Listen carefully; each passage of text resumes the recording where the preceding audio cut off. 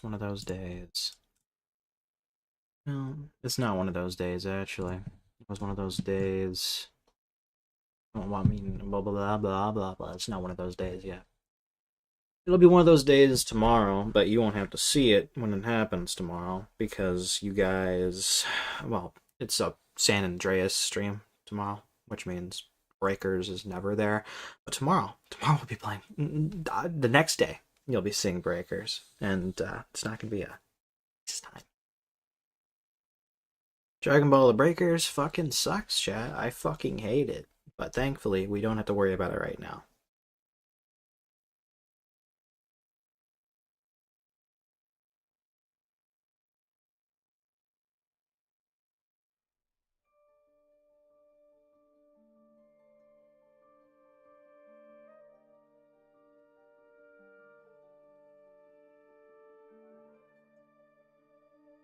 Alright. Stream is promoted. Let's read. Ha! Missed again! That's 4! Now it's my turn to be William Tell. Friday night.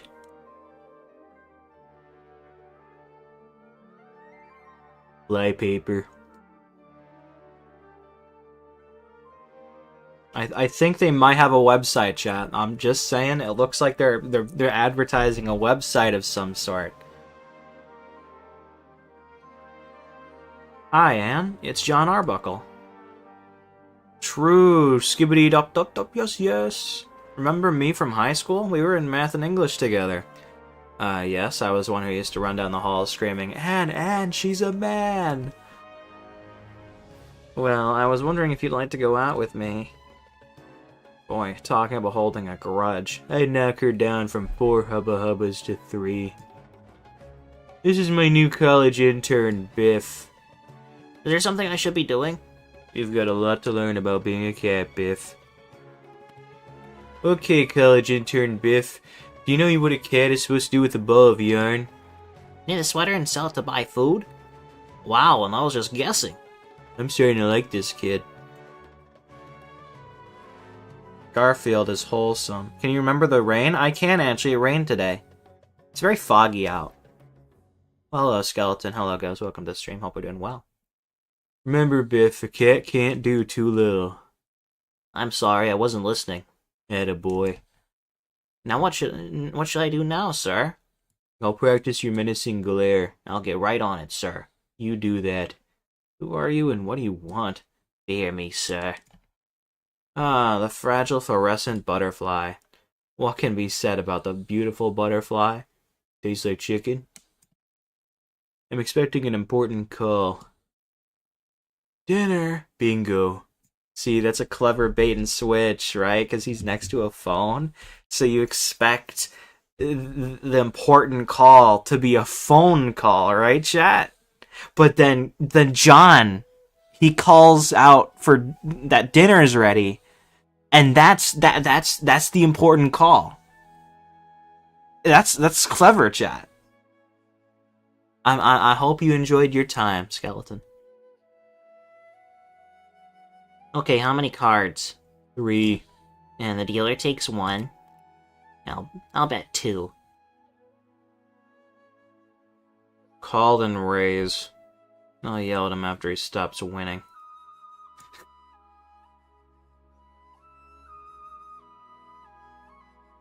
Just how many scoops did you use? Scoops. Alright, chat. It's Genshin in time. We're gonna Genshin all over the place. I'm impacting my Genshin as we speak, chat. This is gonna be a pain in the ass. Some of these quests... there's like a lot of quests on this act. But at least we don't have to play Breakers today. That'll be later.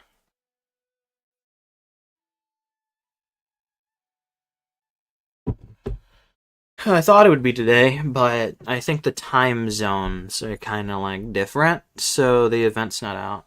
You're impacting the schedule? I'm about to impact my fucking head against a fucking wall once Breakers is back on the menu. I fucking hate Dragon Ball The Breakers, chat. Have I ever said how much I hate Dragon Ball The Breakers? Because I think I need to say it more often.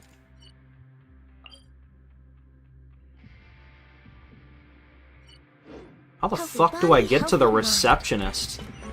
I really just don't understand the layout of this place. I'm gonna be completely honest.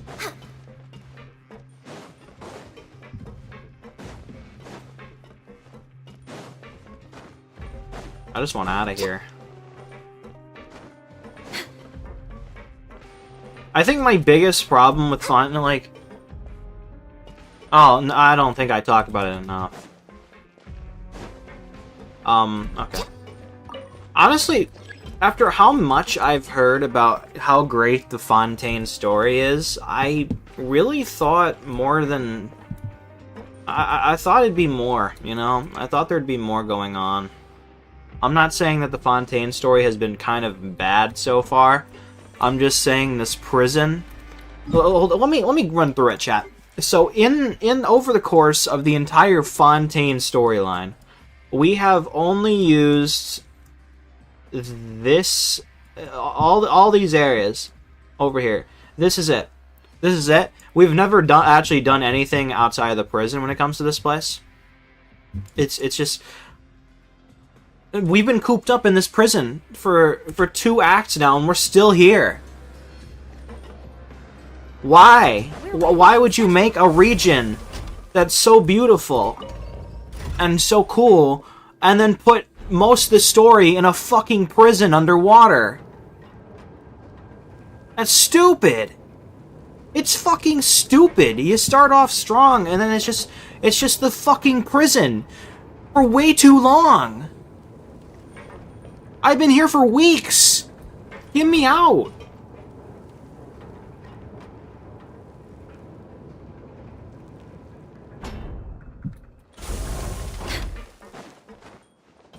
It's just like, damn, dude.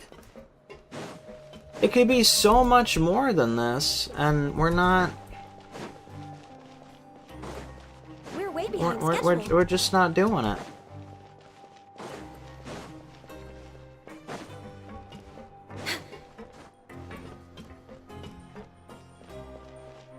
Like, I get the prison is important. You know, it's holding, like, the seal with the primordial sea. But come on, man. One act was fine. Sign here. This document will be effective immediately upon signing, and you two may exit the Fortress of Meripede via the regular channels. It's been so long since we've been to the surface. Let's hurry up and... Huh? We're not leaving, are we? What's happening?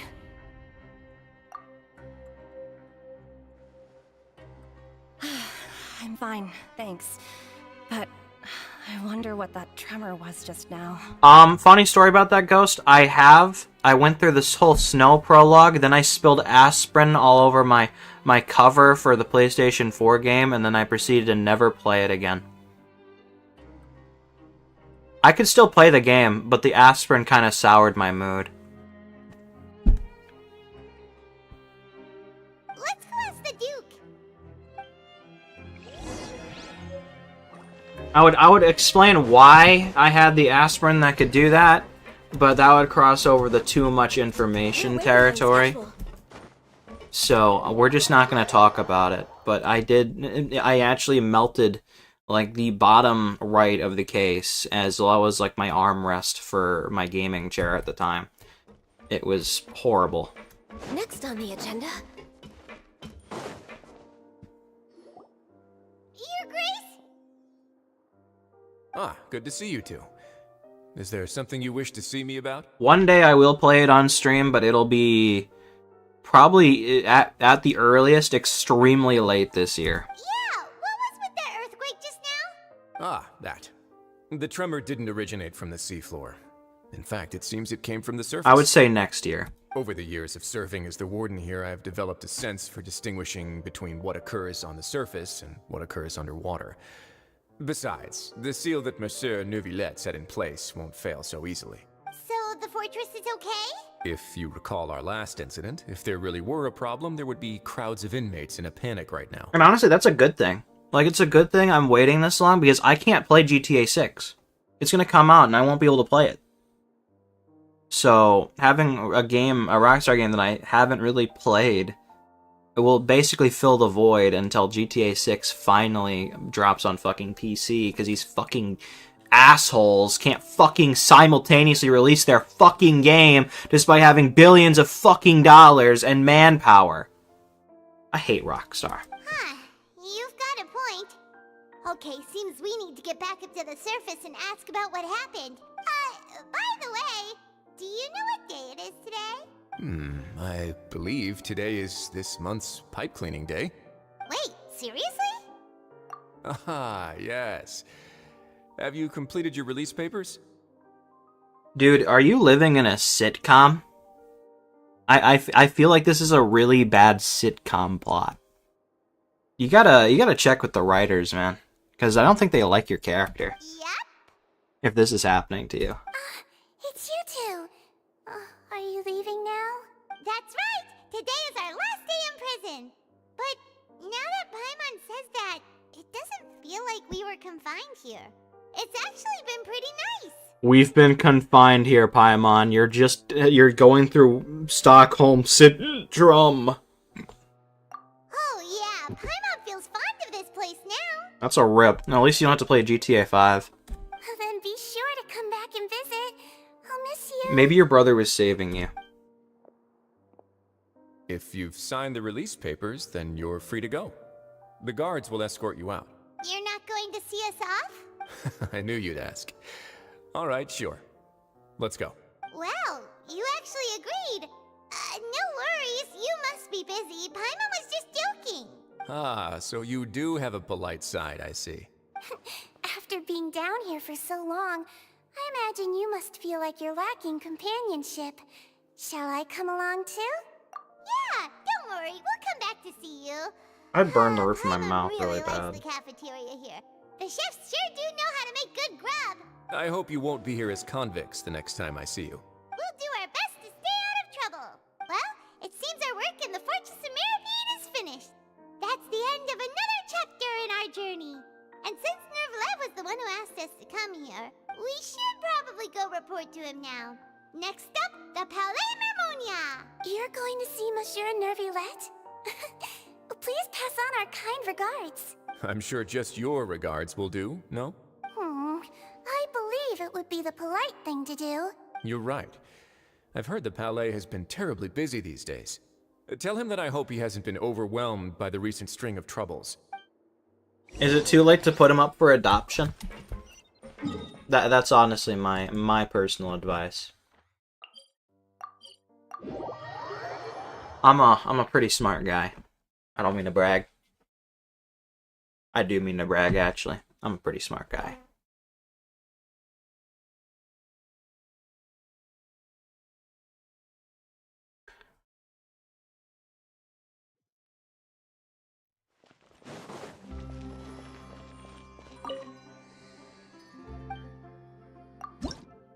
I will offer all that, thank you.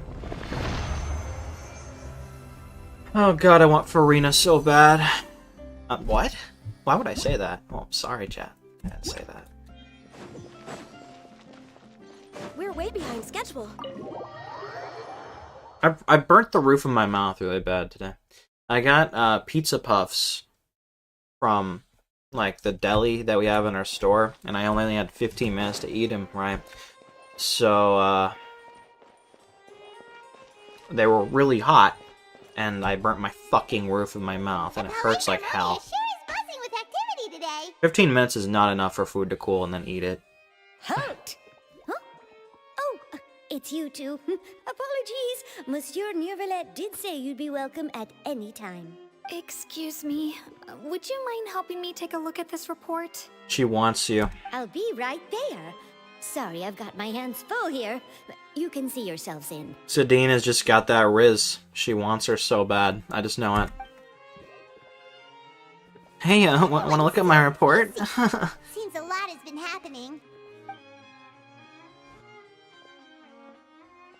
That Melocine's getting that Gok 9000. I'm okay, I need to stop. I'm losing it. I'm losing it. Hello. You've come at the right time, but you'll have to wait for just a moment, as there are some urgent matters I must tend to first. In the meantime, please, have a seat. If you'd like to have something to drink, let the Melusine outside know. That's all right. We just Very well then.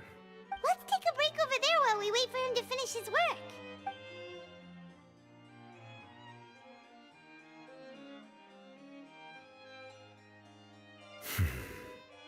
All right.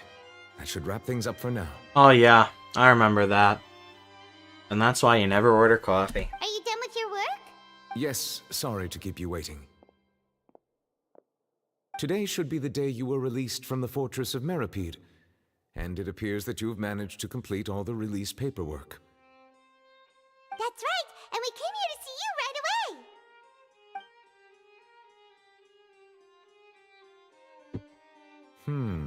A massive whale. Your mama! Do you have any idea what that might be? Judging from your description, that cannot have occurred in any ordinary waters, but rather something like the primordial sea. A whale of that size and shape cannot usually be found in the waters of Tevat. Therefore, we can only assume that Child is presently immersed in primordial seawater. Damn, that's really immersive. Bro. Immersed in primordial seawater? What the hell? And is he okay? Most people wouldn't be capable of entering in the first place. I'm not completely sure how he could have gotten there myself. Yes? What is it? Ah, right! Paimon felt it too! We asked the Duke and he said it wasn't from underwater, so we figured you might know something about it. It turns out that I have just received a report about this particular matter. In fact, that's exactly what I was busy with a moment ago. The source of the tremor was here on the surface near Poisson. After the shaking stopped, the water levels in the Poisson area rose at an alarming rate. The water levels rose? Oh no! What about all the people there? They're dead. Fortunately, the water levels only rose for a short period of time and have already returned to normal now. However, I still have a bad feeling about the whole phenomenon. If the change in water levels is connected with the leaking primordial seawater, then the situation in Poisson may be much worse than it appears. Navia should be in Poisson, right? We need to go check on her! I would also like to go there as soon as possible, but I'm afraid I can't leave just yet. We must immediately formulate disaster prevention plans for the surrounding coastal areas to avoid potential catastrophes. I'll have to ask you two to go to Poisson first. I'll meet you there to check on the situation once I finish things here. There's no time to lose! Let's get going! There's no time to Please waste. be careful. I want to play Superman 64 Next sometime. That'd be pretty funny. Speaking of funny games, if anyone has been here since the Miami Vice days, there's another game made by the same people that I'll probably be playing eventually. Very horrifying to think about. Beverly Hills Cop, the video game. I'm going to be watching the movies soon. We're way behind I've never schedule. seen them before, but you know how much I like to play games based on things that I have watched. That's gonna be fun. Such a good company.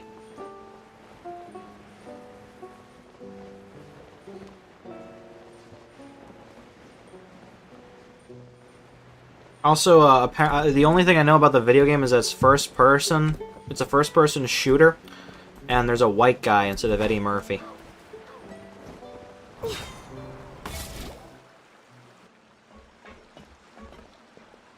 Oh no! What happened here? They all died. No. No. Navia should be around here, right? We need to make sure she's still... Paimon means we need to check on her. I can't believe Navia's dead, guys. Oh no. She's totally dead. She's totally not alive because she's a summonable character. Who the fuck's that guy? We haven't seen a single soul all the way here. Oh, this is getting scary. What will I ever do now? Look, there's someone on the roof over there. Just stay put. We're coming up. Watch your balance. All right, just hurry. My life's a disaster.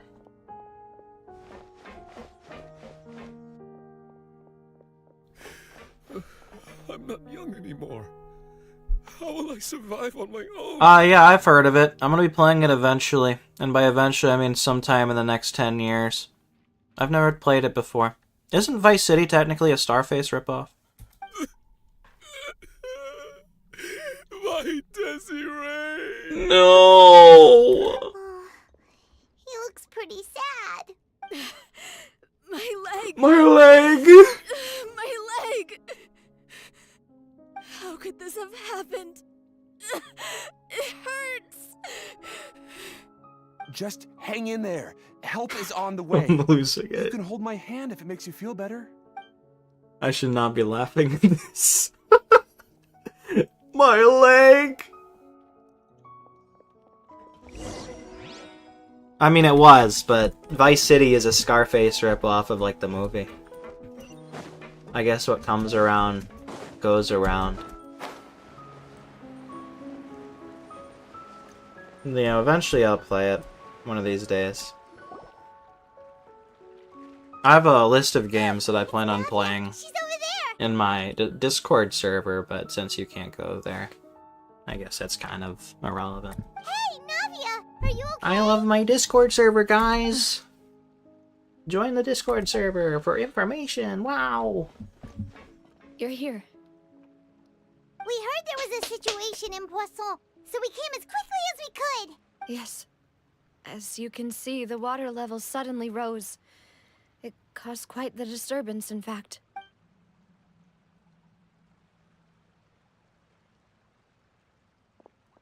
Demoiselle! There was a wounded resident next to a building southeast of here. We've already transported him to safety, but we've run out of medical supplies. He's wounded? How badly? He fell, so it's probably a broken leg. He's pretty shaken up. When the water level rose, he desperately climbed up to the roof. Once the water receded and he saw the ground, he became terrified and eventually... He jumped down then. Find the leader of Squad 1 and tell him to take the wounded resident to see a doctor. He should know where to go. Understood. I'll take over his search and rescue mission in the meantime. All right, you'll be in charge. I'm sorry. Where were we? The situation in Poisson? Ah, right. Allow me to explain. A little earlier, we suddenly heard a loud noise. At first, everyone thought that something might have exploded on an aquabus. But before we knew it, water started pouring out from everywhere. Not Navia, that wasn't your line. You were supposed to say in the waterways.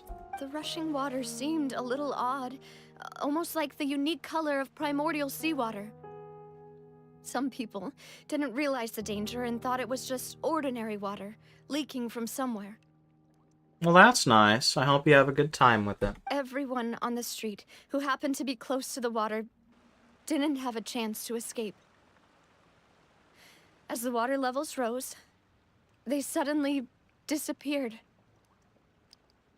They were all dissolved. Those who realized what was happening started to flee in a panic, desperately trying to get to higher ground.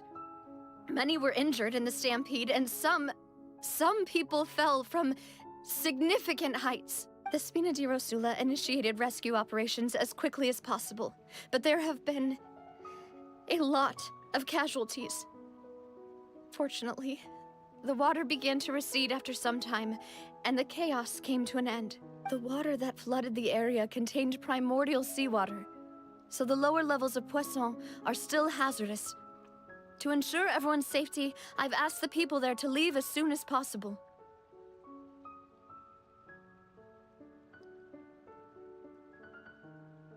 Well, I gotta remove that message because I can't publicly condone piracy. But yeah. That's nice. I hope you have fun. No one knows if this could happen again. All we can do for now is try our best to help evacuate the residents. We still haven't completed the head count, but we'll have some numbers soon. How awful. And all of this just came out of nowhere. It was quite frightening. You're fine. Indeed. I only wish that everything that just happened was a bad dream. Is there any way we can help, Navia? Thank you for being so willing to help in a moment of crisis like this. You don't know how much it means to me. I really can't express how grateful I am.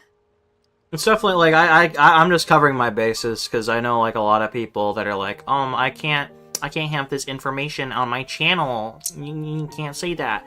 So I feel like there might be like a community rule or something on YouTube saying you can't like have that stuff. I don't know.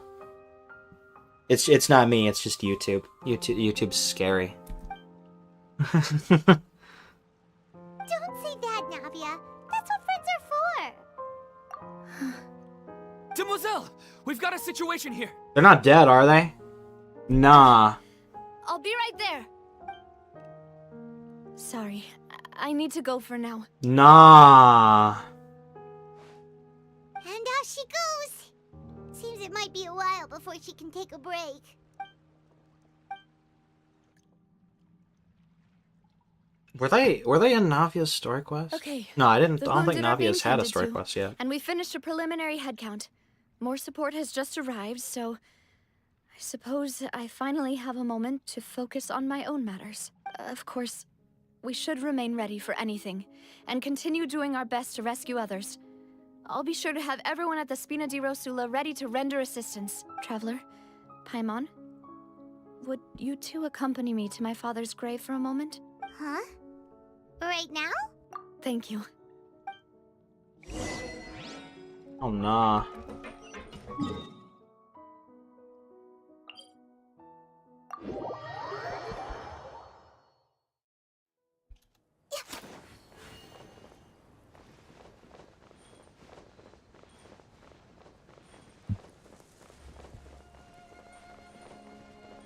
It's not looking good.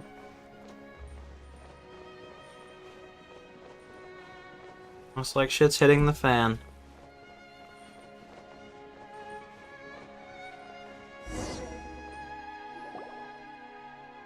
Yeah. So don't worry, I'm not mad. I'm just covering my bases. And yours.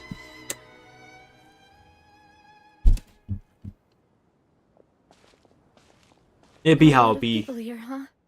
Yeah, because he died like a long time ago, Navia. You gotta get over it, man.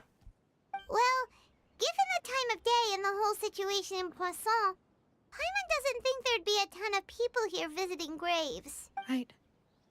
That's how things are now.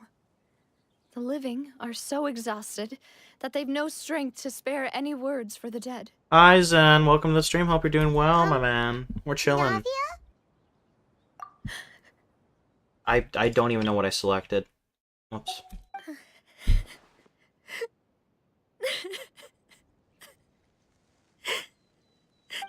what's wrong? I am well. Navia doesn't seem to be, though.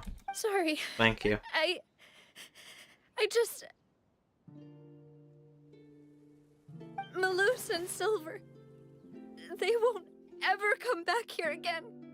Aw, man, they are dead. Oh, that actually kind of gets me a little bit. I thought they were funny. What should I do, Papa? Jeez, what's with these sus? I don't think they're very sus. Japanese version might be.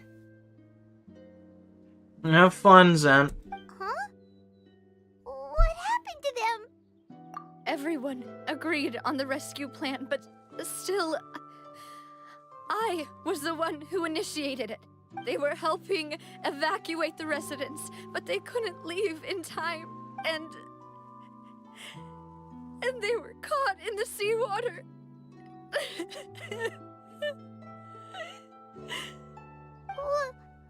What should we do? I've known them for so long. And I know they weren't afraid. But I could at least hold a funeral for my father. And I know where he rests. But as for Malus and Silver, they're just gone. I just can't. Oh man, why am I crying Looks now? so clean after it rains. Even the gravestones. I didn't expect that you'd enjoy a glass of red wine in front of Master Callus's grave. I can understand. Besides, the scenery here isn't half bad. See, it's not just me. I always want to bring something when I visit Papa. Perhaps we might even have a picnic. He wouldn't be angry, would he? How could Master ever be upset with you, Demoiselle? Yet the cemetery is the home of those who have passed, is it not? Everyone ends up here sooner or later, no matter who you are. Buying yourself a plot in advance, are you? No need yet. But when I do, I hope you'll let me be buried beside Master Callus, Demoiselle. Hey, stop joking around. I'm quite serious. That way, it'll save us both the trip to see each other whenever you visit your father's grave. That makes sense. In that case, could I be buried on his other side? After all, besides you, Demoiselle, the two of us could certainly be considered Master's closest companions, no? Personally, I believe we fill those shoes just fine. Why are you bringing this up all of a sudden? Seriously. All right. I'll remember your requests. But I'd really prefer not to talk about this stuff. And what do you mean by saving me a trip? I'd make the journey even if I had to visit you two somewhere else.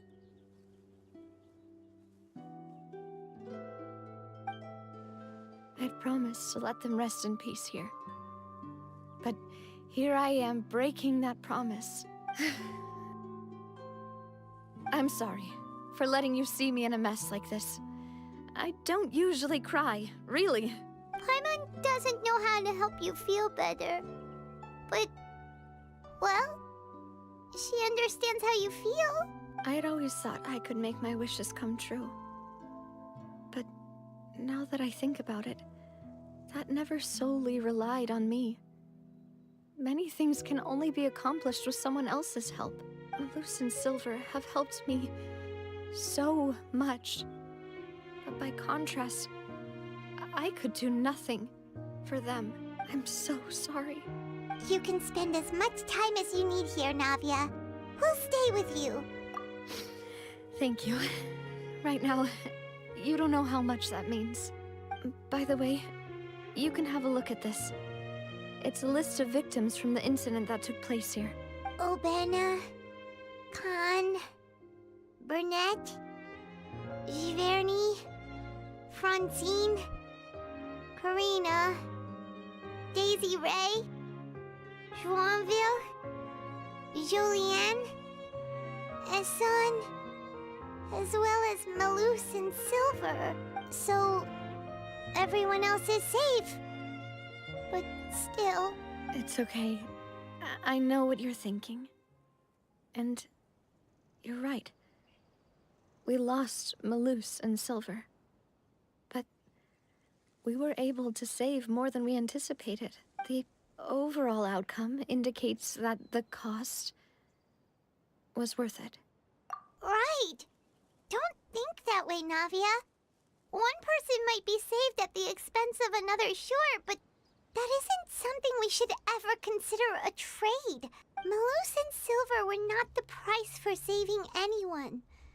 They're heroes. You're right. Thank you, Paimon. What you said just now was pretty amazing, actually. I'll remember your words. Oh, really? Seems you've become more eloquent in the time since we last met. The knave? What are you doing here? Is everything going well on your side? Yes, my people are carrying out the mission according to your request. All the residents of Poisson have been evacuated, and we're preparing to relocate them to higher ground. As for these supplies, we have everything taken care of. There is no need to worry. Thank you very much. Wait, do you two know each other? We just met recently. Right, Miss Navia? Usually, I would call this a coincidental encounter. But that doesn't quite fit this time. Besides, it never even crossed my mind that a Fatui Harbinger would come looking for me. Thanks to the Knave, Spina di Rosula received generous support from the Fatui, which allowed us to complete the rescue and evacuation work so quickly. Mutual aid is essential to fostering positive developments. We were already in the area, in any case, so it was nothing. That said, I must say that you're a lot sharper than you let on. I'm sure you understand what I mean. I apologize for all the ways in which I tested you previously. We've never worked with a Fatui before, and it's extremely important for us to know who we're working with. My subordinates have reported that Fatui soldiers have been observing water levels and taking head counts in various locations. I hear that they've also prepared a large amount of emergency supplies. I'm quite surprised. This is nothing to brag about, nor do I intend to. It is simply the way of powerful organizations to act forcefully, whether they are doing good or ill. You've witnessed that firsthand, in any case. As I've told this traveler before, I know of the prophecy, and I intend to prevent the impending disaster. Lending your organization a hand was a natural first step in accomplishing that. As such, do not be troubled by this token of our sincerity. Perhaps one day, you'll also be able to help me in the same way. Without your help, there would have been many more casualties. I won't forget your kindness. Furthermore, I sincerely regret what happened to Malus and Silver.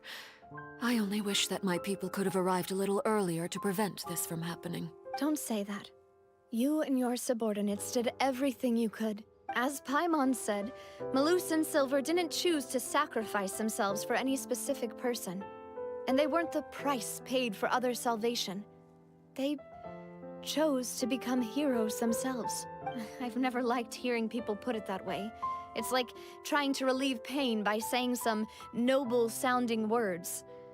But right now, there's nothing more suitable. They really did become heroes. You're right. I'm sorry for your loss, Miss Navia. Water is life to Fontaine's people, and it also spells disaster. It's no wonder that people always say that prophecies represent fate.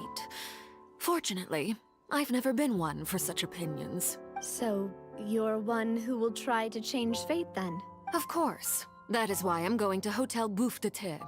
I still have some things to take care of, and the children need my attention.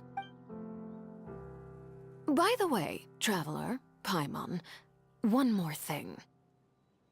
Alright, then we'll just... Huh? This isn't right. Paimon thought you would ask us to walk with you for a moment so you could tell us something in private. That is a clever and useful conversation technique, which I do like to use when necessary. But there's no need today. It would not hurt to have Miss Navia listening in. You know, when you say G-Tag, I think of GTA Goon Line or something. But I'm starting to realize you mean Gorilla Tag. Hopefully you get that fixed. Traveler, I'm sure you remember that I said we could work together when we had the chance. You and I both know that there may be issues with the Primordial Sea. Previously, it was the Fortress of Meripede's sluice gate, and this time it was the water levels in Poisson. These are both signals. What the fuck are you doing to get banned on Gorilla Tag? Are you saying racial slurs? What the fuck? Indeed. Allow me to share the latest intel I've received from the House of the Hearth's intelligence network with you. During some recent investigations, a child claimed to have discovered some ruins near Poisson. The ruins date back to ancient times, and seem to be worth investigating in many ways. Judging by the dating of the ruins, they may be related to the prophecy and the coming crisis. The situation is becoming more urgent, so any pertinent information will prove extremely precious. This Gorilla Tag situation is crazy. My people initially came to prepare for ruin exploration. Unexpectedly, this disaster struck. And at present, we're all busy prioritizing the rescue effort. So that's why the Fatui were already in Poisson. I wanted to take the children along, but unfortunately, Linny, Lynette, and Fremine have all been dispatched to higher ground to assist affected residents. Linny told me that outside of the house, the person they trust most is you, which is why I want to give you this task.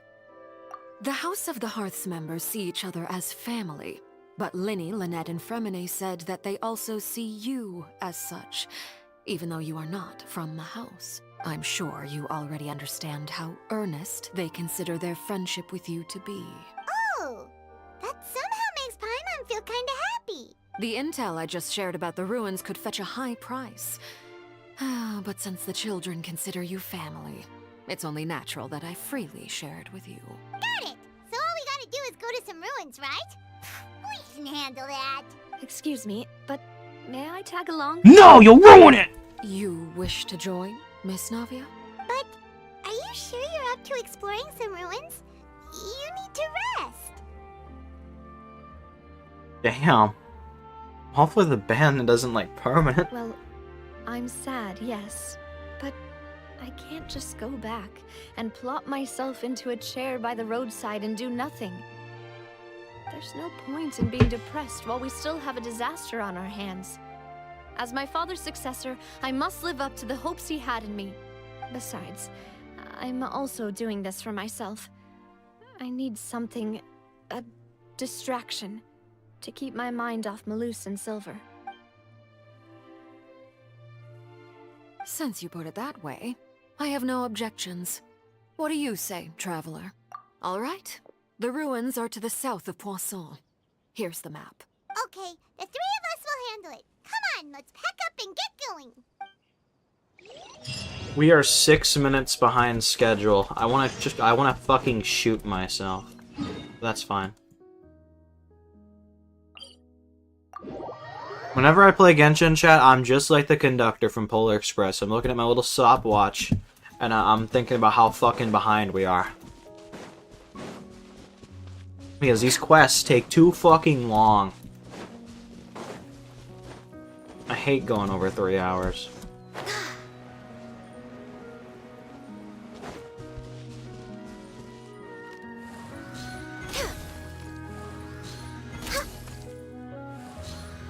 Wait, I just realized I'm in Fontaine. I don't have to do that anymore.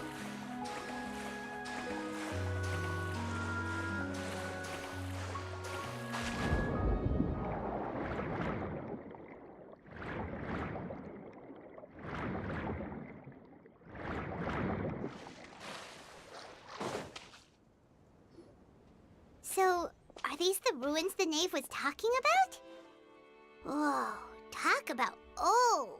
They seem to be pretty ancient, all right. Let's go in and have a look. Just be careful. I'm not gonna be careful. I'm gonna be the opposite.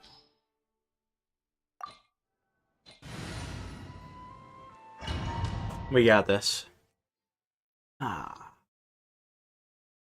Hopefully a nice dungeon crawl will be a quick quest.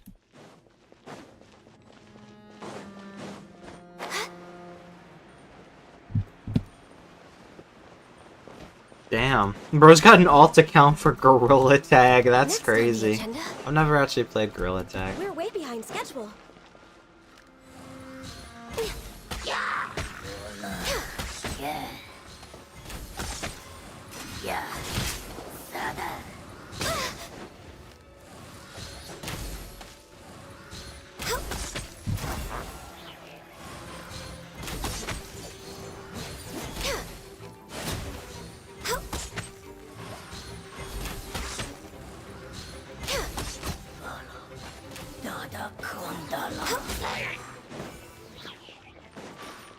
Next on the agenda.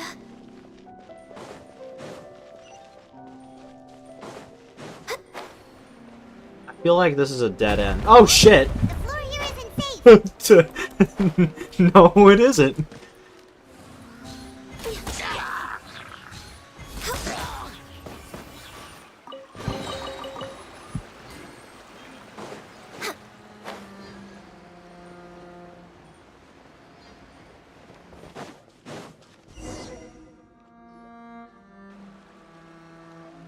This place has also been contaminated by primordial seawater.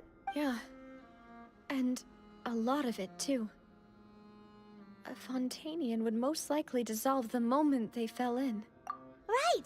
You can't go down if there's primordial seawater. It's too dangerous, and it won't be any help for you to just stay here. Don't get Paimon wrong. We're not saying you're useless. It's just that... No, you're right. I can't do anything in this situation. I'll leave this to you.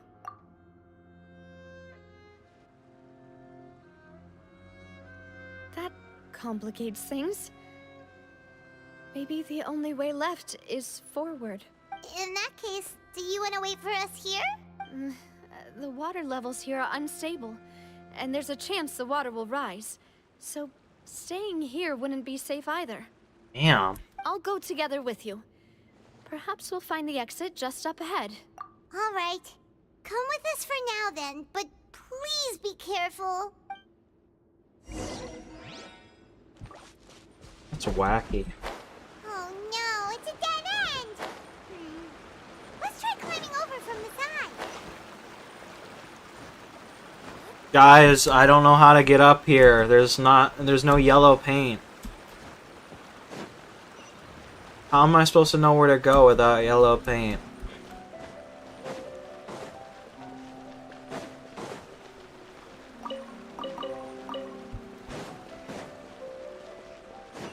Next on the agenda.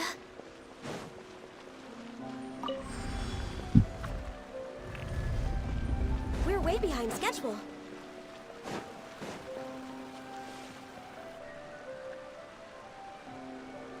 What? What was the teleport for? For going near a railing? Are you fucking kidding me? It's not like I'm falling down. I'm just going near the fucking railing. Are you fucking kidding? Wait, there's something wrong with this bridge. Rah!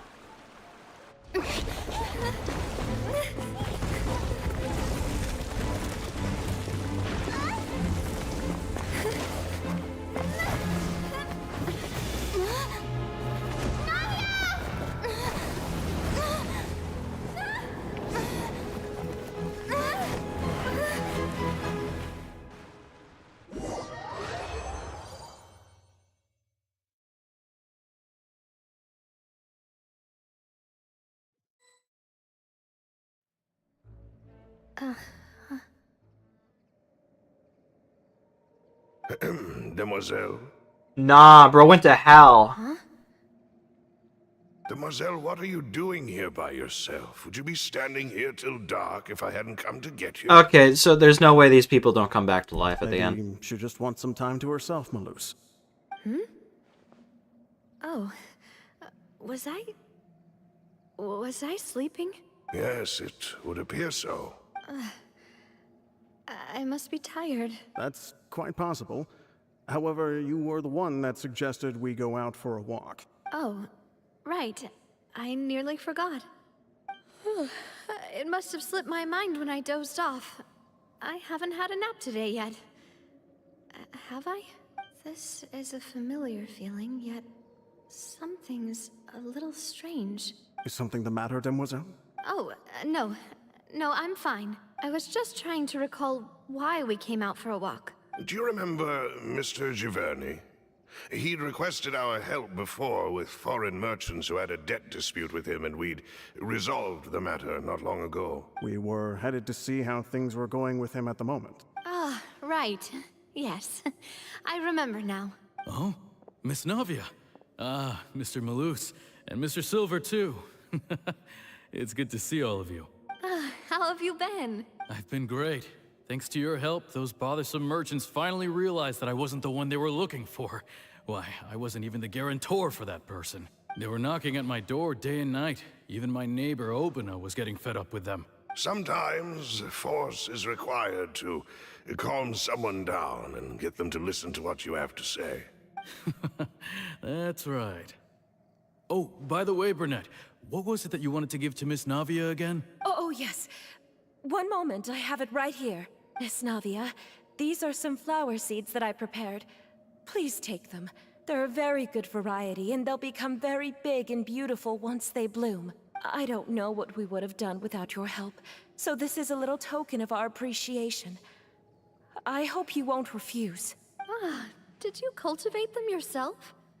Thank you so much. I'll certainly take them. Malus, we do still have some empty flower pots at home, right? Why, we can have as many pots as you'd like, demoiselle. Perfect. In that case, we'll swap out some of the decorative plants for some of Mrs.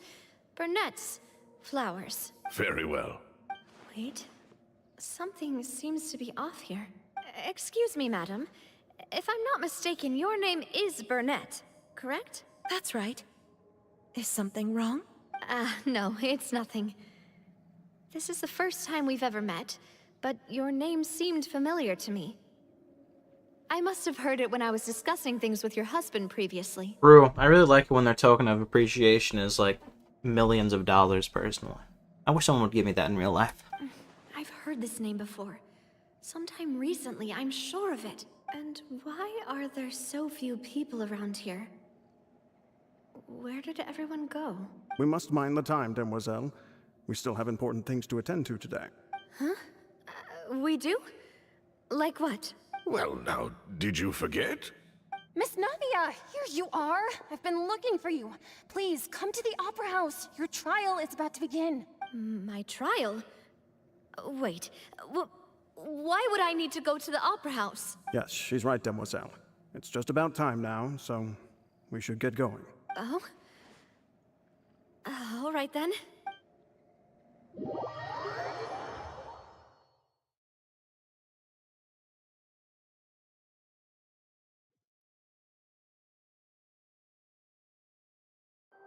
Look, it's Navia. She's here. They're devoting a lot of time to this. And her two attendants are with her. Goodness, everyone's finally here. There sure are a lot of people here to see the trial. And they all seem to be oddly excited about something. I even know some of these people. Karina, Desiree, Joyville, Jolien, Essen. Why are so many people here? And why do I have no recollection of this case? Now you can tag all the gorillas you want. And as for the judge... huh? Where's Monsieur Neuvillette? Please sit in the defendant's seat. Don't worry, Silver and I shall accompany you. All right. But are you sure you can stand behind me? Typically, it wouldn't be allowed, but today is an exception. Hey, what kind of place do they think this is? Come on. Do they have any idea what they're doing? Seriously. Enough with the whispering! Could someone please tell me where Monsieur Neuvillette is? And why I'm standing trial? My dear Miss Navia, have you not yet realized what you've done? In that case, allow me to explain. As all here know, you are Master Callus's successor, the head of the Spina di Rosula, someone held in high regard by every soul in Poisson. After you took over the Spina, you treated all of us just like the late Master Callus had.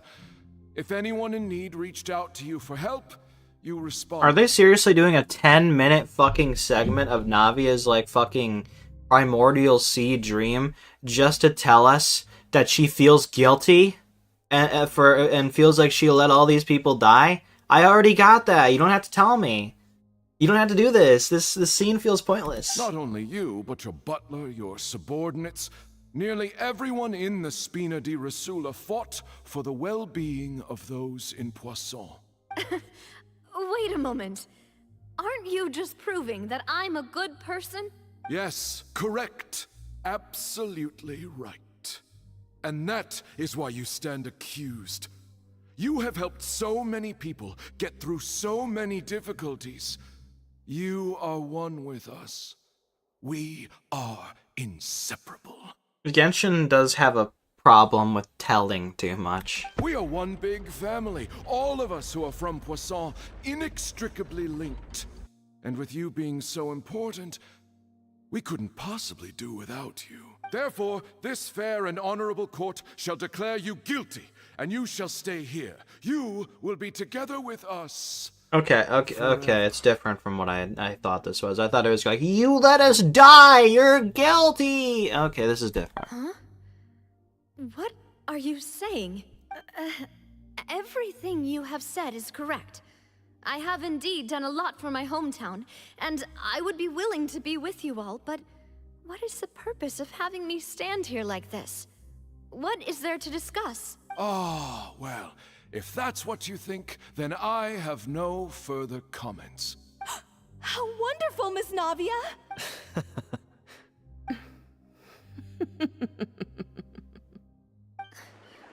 I know all these people. Why are they laughing? I seem to remember now. Yes, I get it. This trial is... Wait just a moment. This isn't right! Malus? What was that, Mr. Malus? Our conclusion is very clear and unanimous. Let the court judge her now. She's guilty! Stay here, Navia! You're one of us! Demoiselle, don't admit guilt. This trial means to keep you here forever. I wish to exercise my right to defend Our Lady. Mr. Joinville, you only know of Navia's goodness, but nothing of her utterly independent mind. She was born a free and independent spirit. She has never been tied down by anything. Indeed, even the death of Master Callus couldn't stop her. Her actions cannot serve as proof that she identifies herself as part of any group. She merely acted as an individual, extending her hand to help others. Please do not mistake her actions as being otherwise. Really? As an individual, you say? Don't forget, we are all Fontainians here. This is the nation of justice, the nation of Hydro. Even if Miss Navia only voluntarily rendered her assistance, that doesn't change the fact that her beautiful soul must return to everyone. Water accepts all, blends with all. It will surely accept her. This is like instrumentality from Evangelion. Oh my god. Everything is measured here in the nation of Hydro, and in the end, everyone shall meld together. Thus, when a unanimous opinion emerges, that opinion represents justice. Now I speak for everyone. Our opinion is consistent. Navia should stay. We and Navia are one. And you would call this justice? Preposterous. You are merely jealous that Demoiselle still has a chance to exist as an individual. Have you forgotten how much you all once longed to become individuals, to become independent? Do you mean to defy our justice? If your justice is flawed, then why should we acknowledge it? As you said, we can also have our own justice. Silver and I shall defend Demoiselle, and that is how we will enforce justice. Ugh, my head... it hurts. Demoiselle! Silver, it hurts. My head is spinning. All I can see is stars swirling in front of me. I remember now. Everything that seemed odd from the very beginning. Karina, Desiree, Joyville, Jolien, Essen, and Mr. Giverny and Mrs. Burnett, who we met earlier. Even Malus and Silver. I don't want to admit it, but they're all dead. Don't be afraid, and don't admit guilt. We will protect you to the very end. Absurd! Who are you to say that she cannot be judged? We are the majority, and in the nation of trials, the majority is absolute justice. We are the will of all. Don't let them escape! We shall keep Navia here with us! Mr. Malus and Mr. Silver, must you be so stubborn? How could the two of you possibly hope to stand against the collective? Do not resist. This judgment is fair and just. Navia belongs to us. After all that happened, she should not be left alone in Poisson. What are you saying? No more excuses! She says we're jealous. Jealous? How could she possibly be an independent individual? What's with these people? Who's jealous of her? She belongs to us! Miss Navia, she... Silence! That's... Monsieur Neuvillette! Such commotion is prohibited in the court. The accusations you just presented are nonsense and cannot constitute a proper trial. The court will adjourn for the rest of the day. In this, I shall hear no objections from any unauthorized party. Our thanks, Monsieur Neuvillette. Please leave with me, Miss Navia, while there is still time. But... Go on now, demoiselle. This is your only chance to leave this place. What, can't bear to leave us behind or something? Malus. My apologies. I couldn't resist making one little joke once I realized that this shall be our last goodbye. Malus... Silver... Quickly! You must come now! Goodbye, demoiselle. Farewell.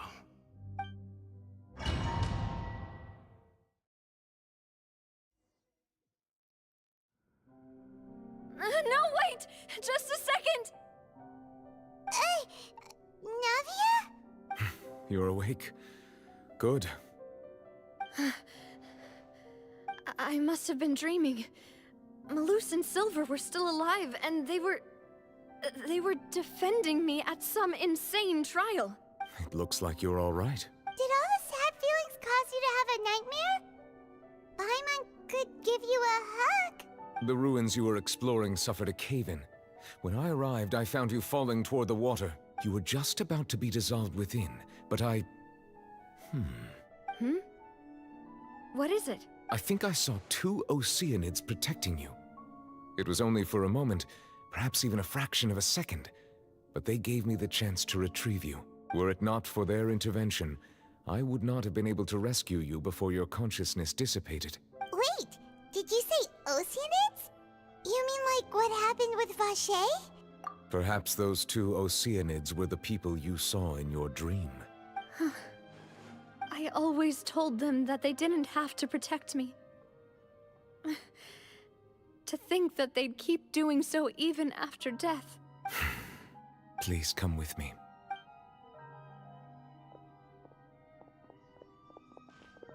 Neuvillette, are you okay? Oh, I am quite all right. Perhaps there's something we could chat about? Why do you look so stiff all of a sudden? Hey, yo! Oh, Paimon knows. You're the type who feels awkward when there's nothing to talk about, right? I merely thought that we should give Navia some time to herself. Huh? Why didn't you just say so then? Don't you think it's even more awkward to call us over like this and then have nothing to talk about? I suppose so. Ah, Sigewinne. I hope all is well with her these days. Her work in the Fortress of Meropide has not been too much for her, has it? No way! Don't worry. She's doing fine down there. She's an amazing head nurse. I see. Well, that is good. I have always worried that Sigewinne would need a lot of time to understand the world of humanity, just as I have. Oh, and the Duke also says hi. Even though Sigewinne made him do that. He hopes that you haven't been overwhelmed by all that's happened lately. Thank you. I have indeed been busy lately, and I also hope that everything is going well in the Fortress of Meropide. He still doesn't know what to talk about. Let's chat about something else then. So, Neuvillette, you're probably quite the swimmer, huh? Yes, of course. This isn't going anywhere. Let's try something else. How did you find these ruins? Did the knave tell you? Yes, in fact. I had arranged to meet you in Poisson, but when I arrived, I discovered that the Fatui were helping the residents evacuate. They had even transported a large quantity of supplies to the area. Amid my astonishment, I ran into the knave, and we had a chat. She informed me that she had asked you to investigate the ancient ruins here. Yeah, we originally planned to meet up with you, but we thought you might still be busy with all those official documents. We didn't think exploring the ruins would take very long, and who would have thought you'd wrap things up so quickly?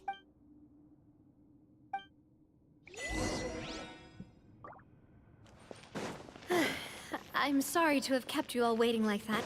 I'm feeling much better now. I guess we should get going again. Will you come with us, Monsieur Neuvillette? Yes, if you wouldn't mind my company. All right! Another one joins the party! Let's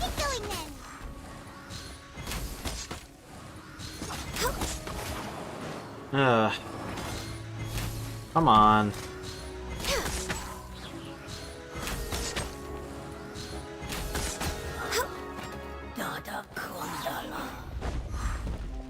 Next on the agenda. Next on the agenda. Hopefully we're close to the end of this quest. Because we're still 5 minutes behind at this point.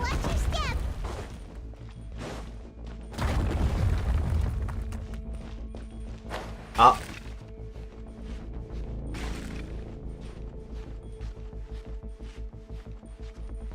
Our stamina is a little low.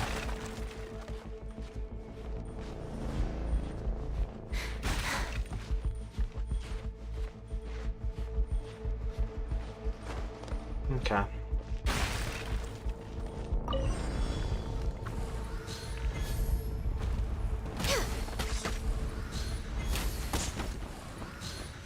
Access denied.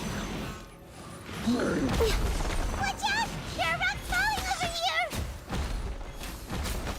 I love Ganyu Chop. He has never fallen off for me.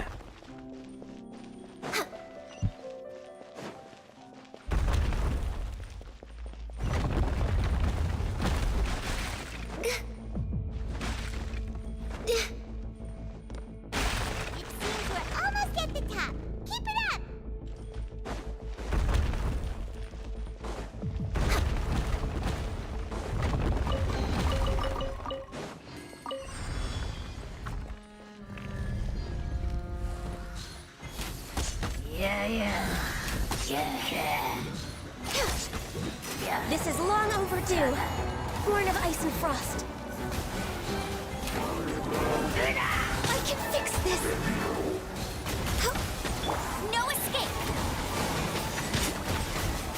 Get him. Come on.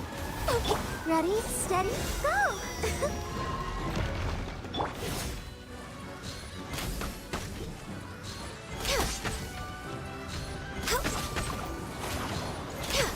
Access denied.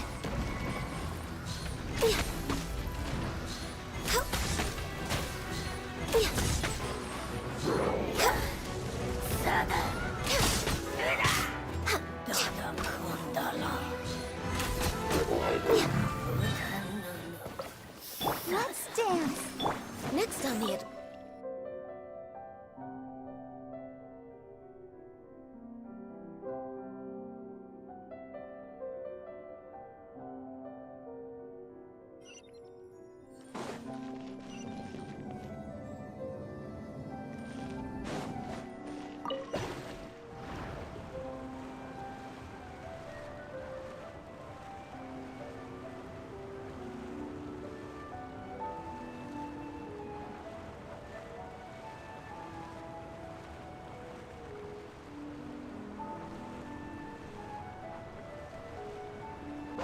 We're way behind schedule.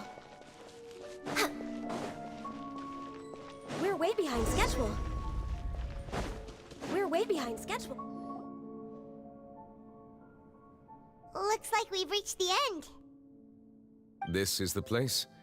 There should not be any other hidden spaces in the vicinity. The path sure had some twists and turns, but it turns out that this place isn't actually that big.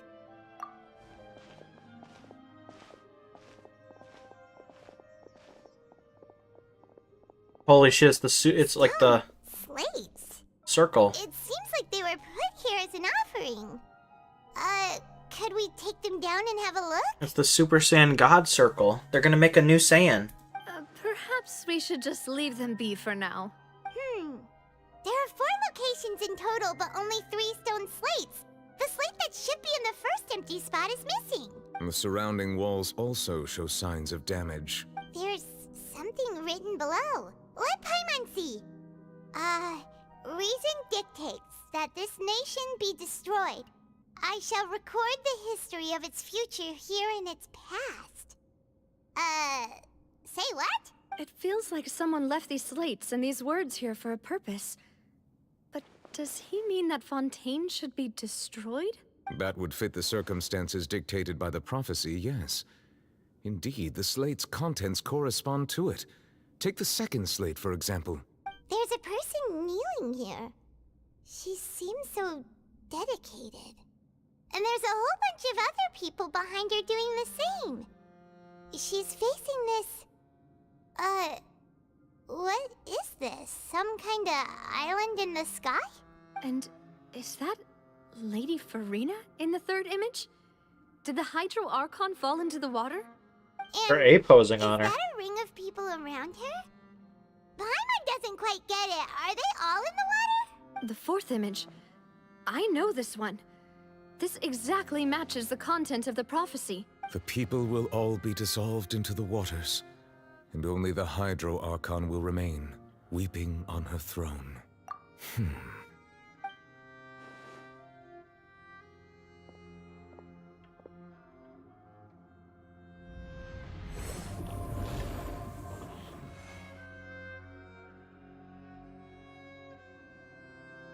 More information should be hidden in these slates, but I fear I cannot easily uncover it, most likely due to us missing the first slate. I am very sorry.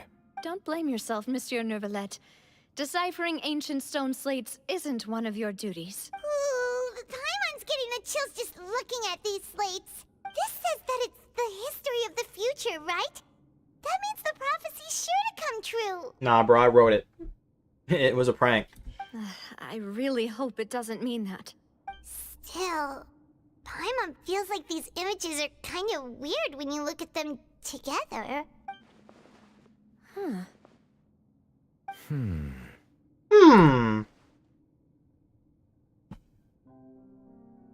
That's right! If the images are in chronological order, shouldn't the fourth, the waters drowning Fontaine, come before the third, where the Hydro Archon herself falls into the water? And yet the order is reversed here.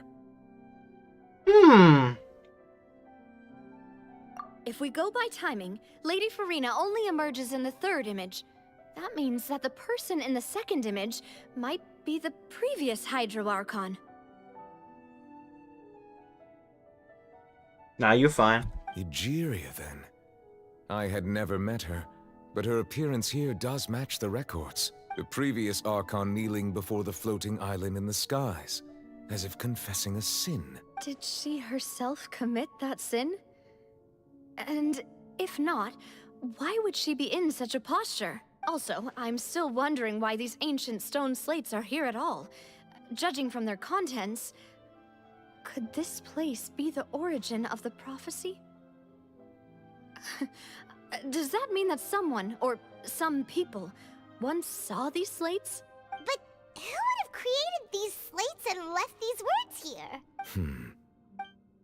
It seems that any further clues will have to come from Farina. In that case, there's no time to lose. There's nothing else to be gained here, so let's head back first. Yeah, we better get somewhere safe for now.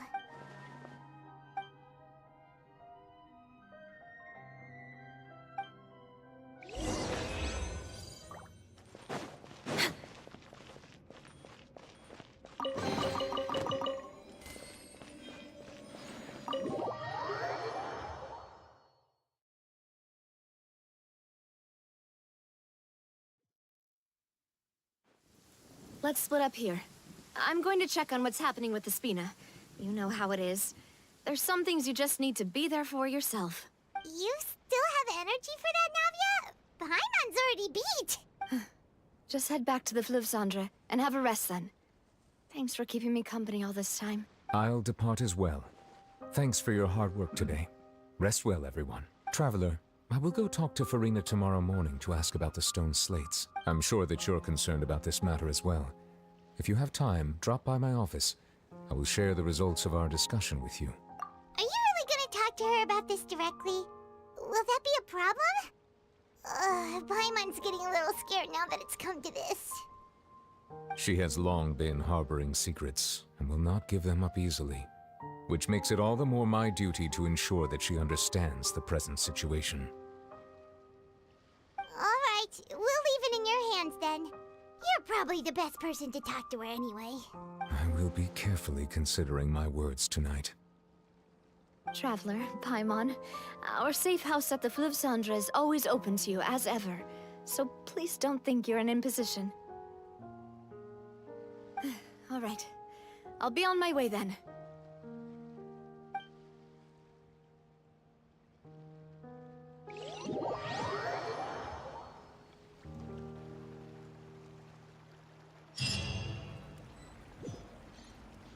We are 10 minutes behind schedule now.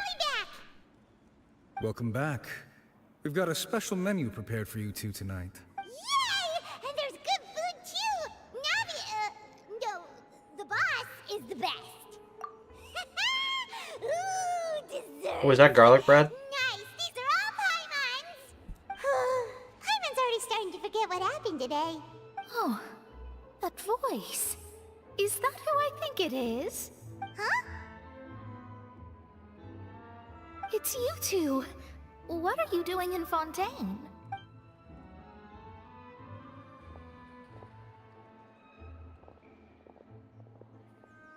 Mona?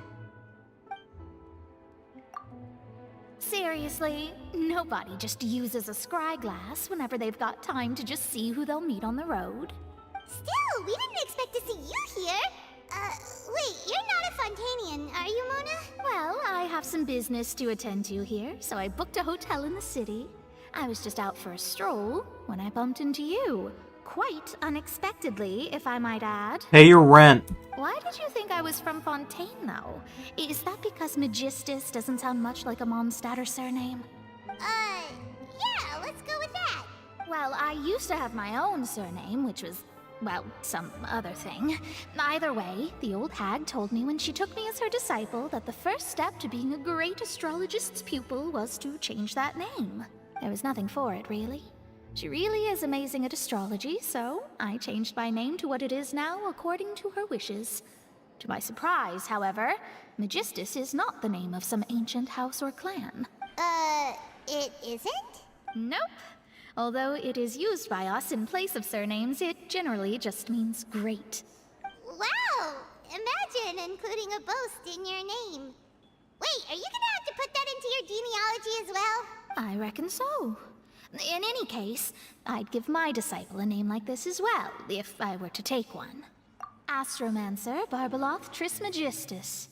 Whoa, that's a long one. Does it also mean great or something? My name means Mona the Great Astrologist. As for the old hag, hers is, in plain speech, the thrice-as-great Scholar of the Stars. Just take it as a title specific to astrologists. Thrice as great? That's so petty. I know, right? That's just how she is. She used to call herself Magistus, actually, but when she took me in, she changed her name to Trismegistus. Talk about excessive. Magistus is thus the calling card of our school, so to speak, which makes it about the same as a surname. It's all right if you don't get it. You can look into it further should you need to study astrology more deeply. That sounds terrible! But anyway, you're not Fontainian, are you, Mona? You're from Mondstadt, right? Well, I was born in Mondstadt, yes. My parents migrated to Dorman Port, and I traveled with the old hag for a while, after which I settled down in Mondstadt City. Oh, that's a good thing then. At least we know you won't be dissolved by Fontaine's waters. Speaking of that, I'm sure you're aware that a bunch of things have happened here in Fontaine, right? I know you're not a local, but I'd avoid getting too close to any water that looks strange all the same. There's something ominous about it. Well, the water, I mean. They put something in the water. It makes you forget. That was the main reason, yes. Just a while back, the Steambird invited me to take part in a panel and speak about the circulation of the prophecy as an astrologist. The invitation was sent quite early on. I don't think anyone expected Fontaine to be in this much trouble. What do you make of that prophecy, Mona? Just tell us what you think as an astrologist. Your word would go a long way to make things more certain and less scary. What I can tell you is that I'm an astrologist. Wow. And that this prophecy concerns the fate of Fontaine, even that of all Tevat. Ascertaining this is akin to reading the fortune of the whole world. I'm afraid that this is not something that just anyone can do. If I could do it, you would no longer call me an astrologist, but a visionary. But on the flip side, the prophecy is so huge and powerful that it must surely come from a powerful visionary. Its contents involve the fate of the world. Disregarding it would be a mistake. A visionary? Sounds really powerful and all, but does such a person really exist? Of course. The old hag could do it. And I'd bet there are others amongst those Hexenzirkel colleagues of hers who could do something similar. Huh? Are you sure? All right, I'll help you. It isn't often that I see you with such a serious look on your face. I'll tell you once I hear back from her. Thanks, Mona. You're amazing as always. Oh, well, this is something only I can do after all. So yes, your praises are quite welcome. That's the greatest of astrologists for you! Of all the people we know, you know the star's the best! Indeed, indeed. That's the spirit. Oh, sorry. I came to see what all the commotion was about. If there's anything you need, do not hesitate to inform the Spina di Rosula. Oh, whoops. Guess we were getting a little too carried away there. Well, I'll go tend to my own business now. If I receive any news, I'll be sure to come find you two again. And there she goes, quick as rushing water. And here we are with the Spina guy giving us suspicious looks. Right, but we were able to recruit Mona's help, didn't we? Our Fontainian friends will thank us someday.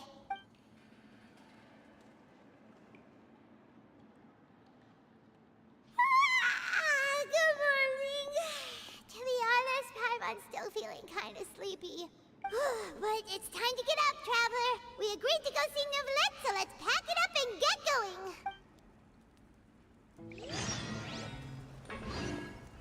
Aren't we already? Okay. Neuvillette's office. Got him.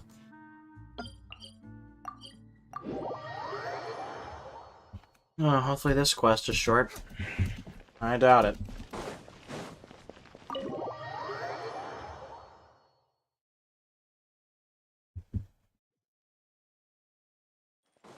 We're way behind schedule.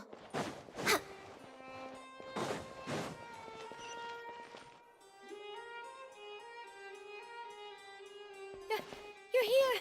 Finally! Is something wrong? Monsieur Neuvillette and Lady Farina, they seem to have gotten into a dispute. Please go see for yourself.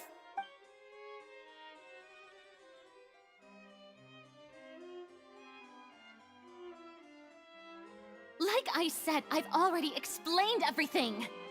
And yet the problem has not been properly solved. There is little space for excuses between us. It is not my intention to offend you, but please, tell me where you stand. You are the Hydro Archon Focalor, are you not? Look at this. This is a list of the victims from the recent Poisson incident.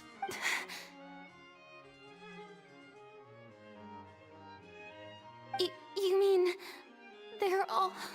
We did not arrive in time to avert this disaster, and I will not have it happen again. I will say this once more. You must tell me everything you know. Yesterday, I found 3 stone slates in some ancient ruins near Poisson. Do you know anything about those? Seriously? You're questioning me like this is a court case now. I don't know anything about that. But you found them in some ancient ruins, you say?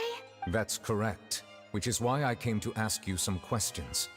There should have been 4 slates, but one of them was missing. The other 3 feature different images that seem to correlate to the prophecy. The prophecy? The second of these slates depicts the previous Hydro Archon Egeria kneeling before a floating island in the sky, as if confessing something.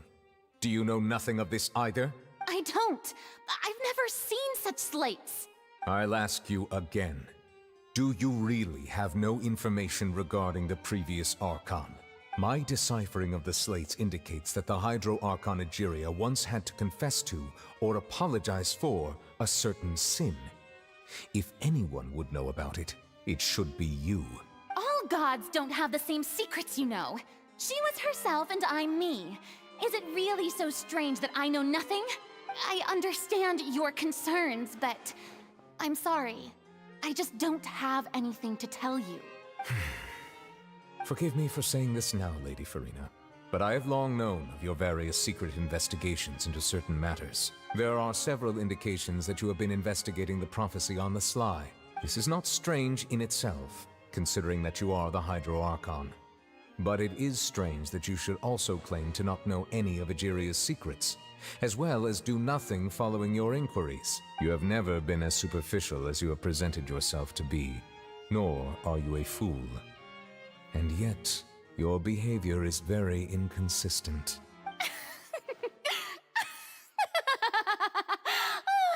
So you've been watching me all this time, have you? I didn't think you were that type. You... Well, since you know about my secret investigations, then you should know I'm actually working to take care of it. There's no point questioning or suspecting me. You're the Eudix, but you're still my subordinate. You should be following my lead. Just trust in me, your Archon, and do as I say. Never mind whether you can truly convince yourself to or not. It'll all turn out fine. That's all I have to say. We do not discuss this matter again. Oh, the opera's about to start. Toodles!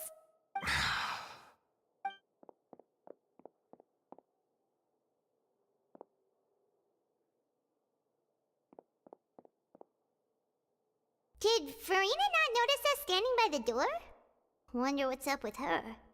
She was smiling. Huh. She didn't seem in the mood to care if we were listening in or not. I assume you've been outside for a while now? Oh! You noticed! Seems Farina didn't even realize we were here. She was in a great panic, though I cannot discern the reason. Our discussion reached impasses time and again, a state of affairs that we cannot allow to continue. Still, I do not understand. Dialogue is the basis for understanding, so why did she keep refusing to engage? Everyone in her inner circle has noticed that she is hiding some secret. The issue is her attitude. I fear that she will not reveal anything unless absolutely forced to. We may have to create a situation in which she will have no choice but to speak. Oh? Like what? Normally, people will only reveal the truth when standing trial.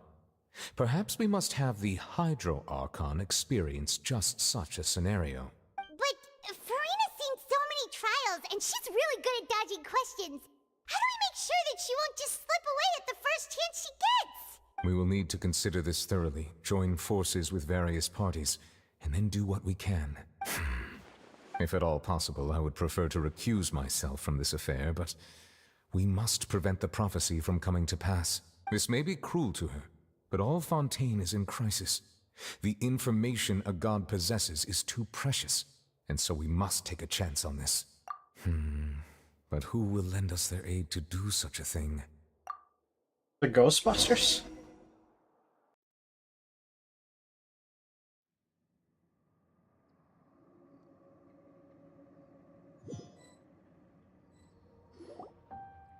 Well, that's everyone, huh?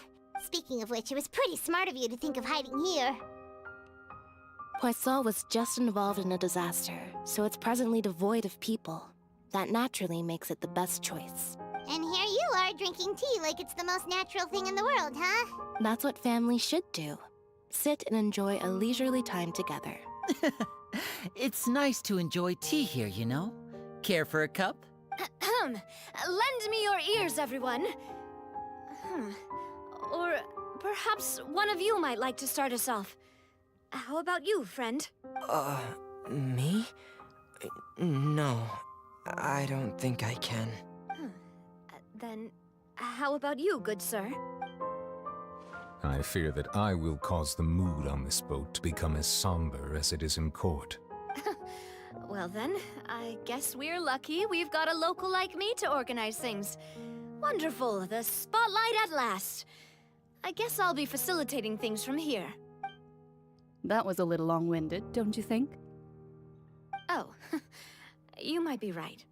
Anyway, to cut to the chase, our friend here, the Traveler, has brought us together to discuss something. As for what that is, well, let's start by saying that we'll be pooling our efforts together to create a series of traps. Oh, how intriguing. Well, it's just an expression, really. One that I just learned from Chlorand, and used on the spot. So, let's invite her to explain in detail. A round of applause, please. Huh? Didn't you say that you would be facilitating this? Oh, come now. Your work doesn't involve much public speaking, right? This is a good chance to practice. You might even pick up some fancy oratory tricks to impress your boss with in the future. We're definitely going overtime. I see. And what does my boss say? He is glad that you consider him your boss. Do go on.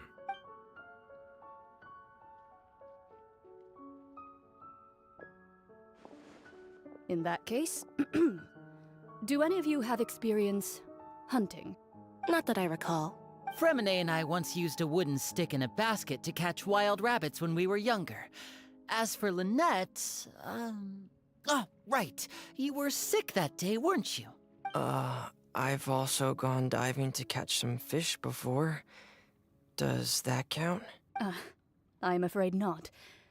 You may or may not have heard, but Fontaine once played host to a group known as the Marechaussee Hunters. Though that was their name, they did not hunt animals, but rather various monsters left behind by the ancient dynasty of King Remus. Today, Fontaine's monster population has already thinned greatly, so the hunters have blended back into society, taking up arms in other lines of work.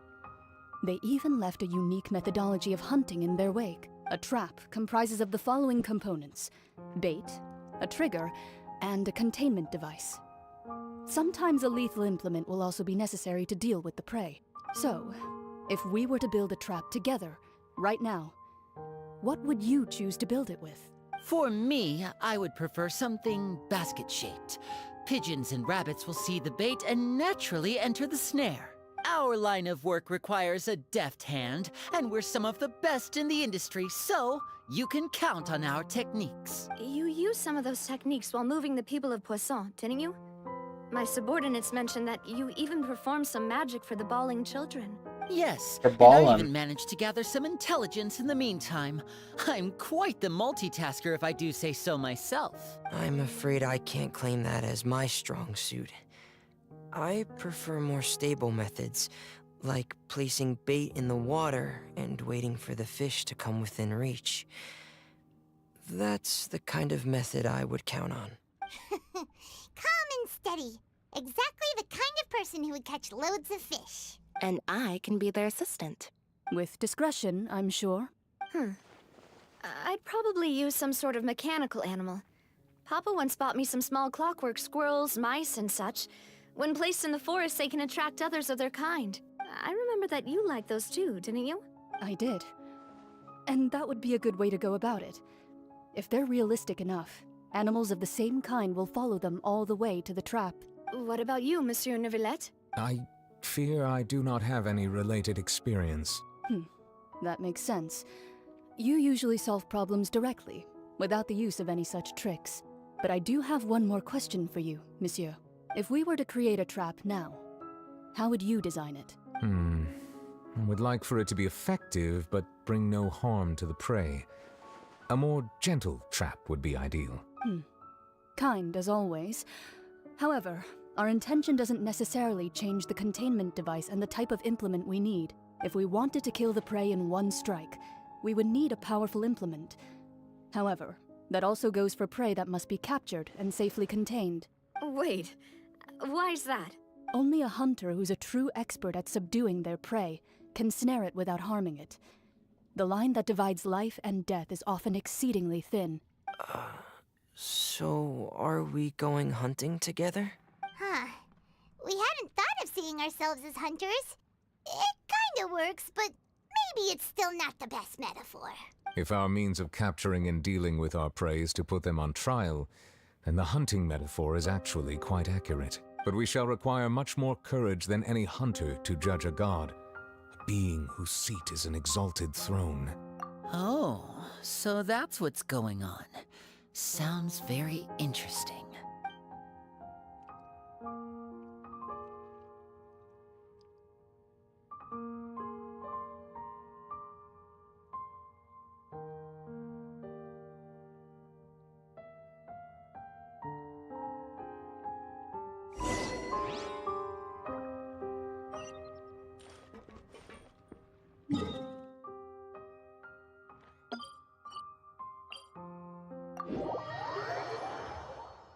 Ugh. Yeah, we're definitely going overtime. Welcome back.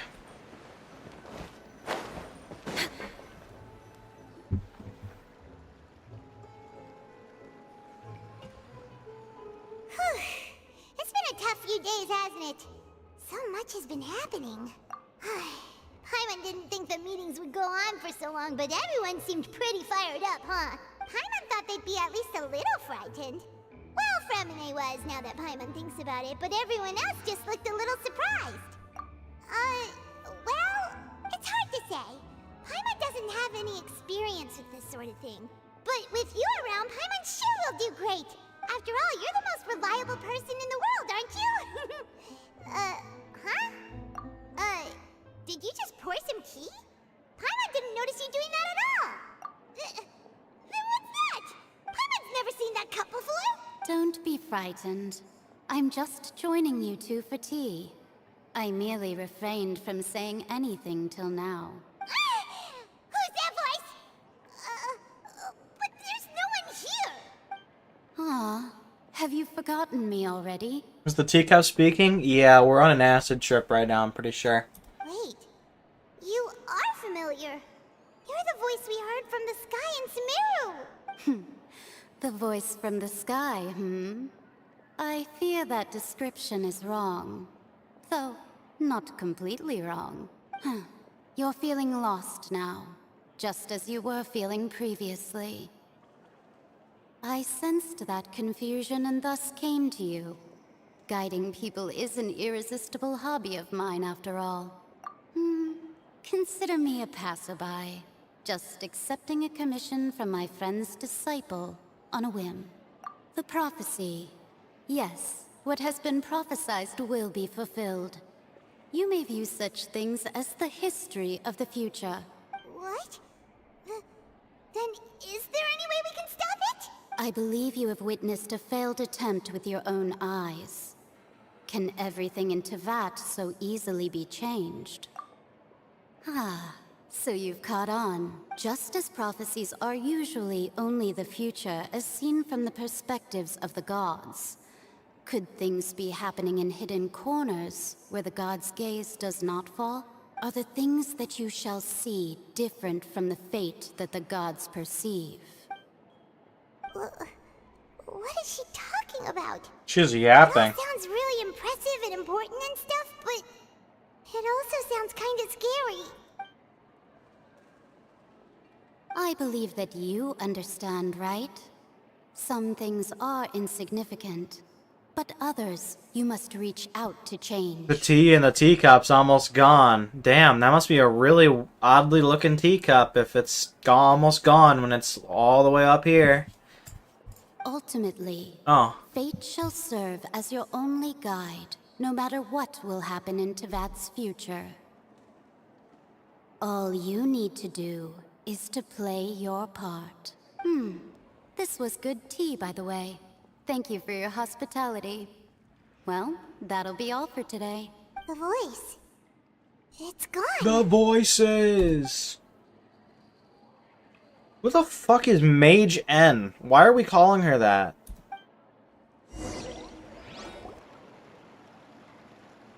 I'm gonna be honest, I don't remember a voice from Sumeru, not gonna lie. Either it's been too long, or it's...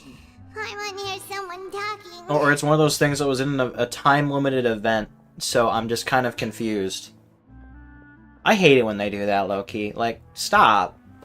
If you're not gonna let me play old events, stop referencing them and pretending like I have any idea what's going on. Alright, coming. There are a lot of demons inside me, it makes sense. Hey, it's you who's getting lazy, okay? Well, I see I've walked in on some lively banter. Fine, just fine. I went to take part in that Steambird panel. It turned out to be more interesting than I expected. Not all Fontainians are pessimistic about this. One journalist mentioned that sitting around and waiting for the end to come would be wrong, and that they should make their own rescue preparations. I agreed, so we had a brief chat with her. Well, I can hardly chat either, considering This is like heavily dialogue heavy, so that's fine. Oh, they were in an actual quest. I simply forgot about them. That's a shame. Did she have pink hair by any chance? I hope so.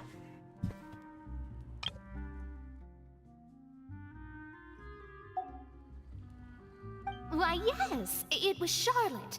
I assume you've heard of her, no? That daredevil journalist? I'm in full support of her view. Prophecies are very important, but how can people allow their lives to be commandeered by just a few words? That's right! Paimon's glad to hear something sensible for once. Ah, yes. About what we had discussed before. I did try, but I'm afraid I couldn't reach the old hag. I'll try again tonight, but I wouldn't get your hopes up. Huh?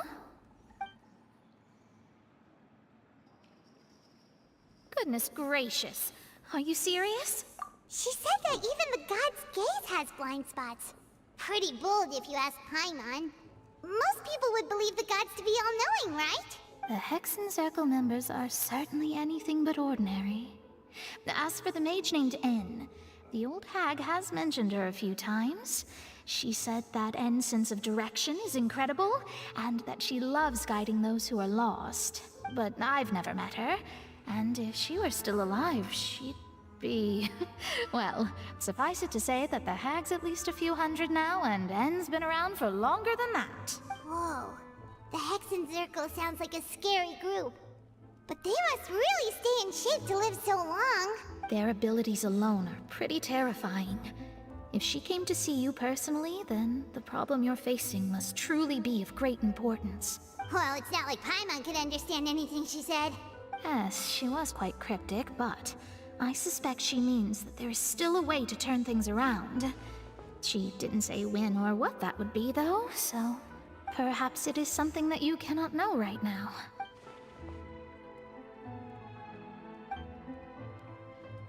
Traveler, Paimon, are you two all right? Oh, we're fine. We're just a little down right now. It kind of feels like the end is coming, you know? I see. I feel that same sense of desperation, too. I guess you could consider me someone who has often witnessed fate. So far as I have seen, it cannot be swayed. But even so, I still hope for, and believe in, miracles. Astrology is eternal and rational, but fate may not be. It is cruel, but it can also be beautiful. Perhaps that's what En was trying to tell you. Not to lose heart, and to believe that what you are seeing playing out before you is not yet set in stone. I did originally think of steering clear of all this, but I couldn't. Even if this is all futile, I still wish to help everyone. If we don't struggle to the last, then how can we face the end when it comes? Huh. You do have a point. There I go, talking about astrological principles again. Sorry about that. The moment I start talking about work-related stuff... I need to get going. It was worth trying to comfort you, even if only a little. I believe that you'll help those who are struggling in the same way I did. I suppose that might be why we always seem to meet by coincidence. Paimon feels kind of moved by what Mona said, but also kind of sad too. Hello, welcome to the stream. Hope you're doing well. Hey, Traveler. Paimon suddenly feels like going outside for a walk. Let's go. Let's walk around the city, shall we? There's a few spots we always like to walk by. We are definitely going overtime on this one, chat. There's like 6 quests in this act, that's all I know. And we're on the 3rd. And we're like an hour from where I'd like to end. I got this crazy feeling we are not going to be finishing before the 3-hour mark. Blah.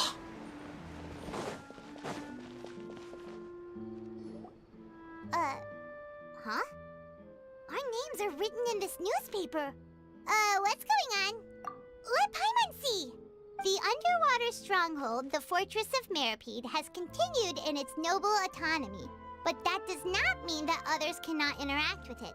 My recent attempts to enter the fortress bore little fruit. Huh. Guess Charlotte still hasn't given up on that. Thus, did an Outlander friend become the focus of this report, a blind adventurer with their white fairy legends trailing in their wake. It is said that this mysterious traveler once visited the underwater fortress. So while the fortress's interior remains a mystery behind closed doors, do not fear, for the tales of the traveler contain surprises in spades. Journalist Charlotte's biggest scoop yet, the Traveler's Trail, World Walker. Huh. Charlotte took so many awesome photos of us and we never even noticed her. She hasn't been able to get a hold of anything at the fortress, so since we're easier to find, she's using us as the subject matter instead? Ugh, seriously? Well, fine. Those headlines and photos do look cool, so Paimon will forgive her this time. Keep moving forward! Hold back!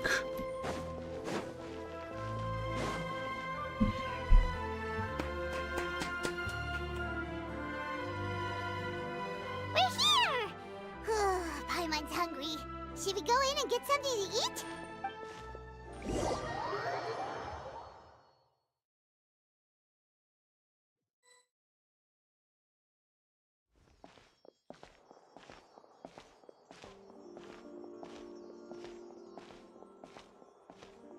Hey, quick! Look! That's the limited edition only 16 slices a day cake! It was so delicious the last time we tried it! Despite the tense situation we were in, let's give it another go. I'm sure it'll be great! 1 slice of cake, please. Someone showed up after all! Oh, wait, you're the one from the Palais Mermonia. Oh, are you here to buy cake too? It seems Monsieur Nervalette was right. You really can eat. Wait, did he really say something like that? That's right. Even he has his own preferences when it comes to food. As for me, I love the cake and coffee here. Do you come here often? Usually every day. Are you trying to riz her up, Paimon? Every day? It's part of my daily schedule, apart from work. I shall have my cake and coffee. Then what if someone told you one day that this place would be closing soon, and you wouldn't get to eat cake here anymore? What would you think? But why would it close? Well, Paimon doesn't know either, but maybe the waters will rise tomorrow. You know, like in the prophecy. Oh, the prophecy. To be honest, I haven't paid much attention to that. No, still, even if there'd be no more cake tomorrow, that wouldn't keep me from having some today. No, it's the same for eating in general. You might not be able to eat tomorrow, but if you can do so today, then you should carry on. That's what people call living, you know. Huh. Don't be sad. Excuse me, could I have 2 more slices of cake to go? These 2 slices are for you. Sijuin said that this kind of expression you're making is what humans call being sad. Oh, you know Sijuin? I sure do. She was born before me, and she sometimes comes to the surface to teach us things about humans. She said that humans are creatures that are saddened easily, yes, and you can only lift their spirits by feeding them delicious food. So please try the cakes here. I've got something else to do, so I'll be going now. You two try to stay in a good mood after eating, all right? Bye.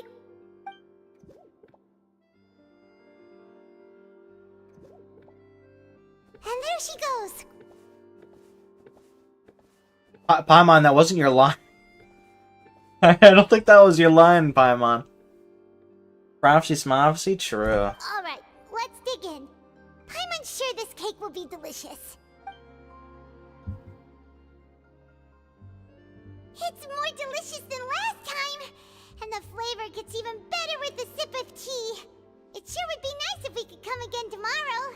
Sure would be nice if we could always eat delicious food here.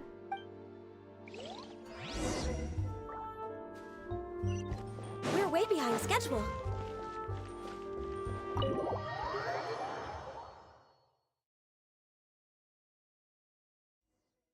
Oh!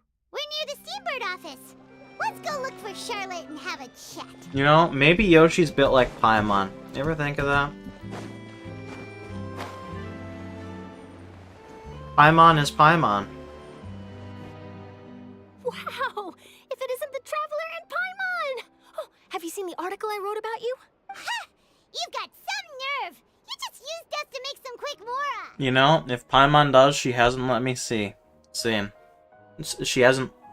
I'm having a stroke. She hasn't let me see it. Yeah.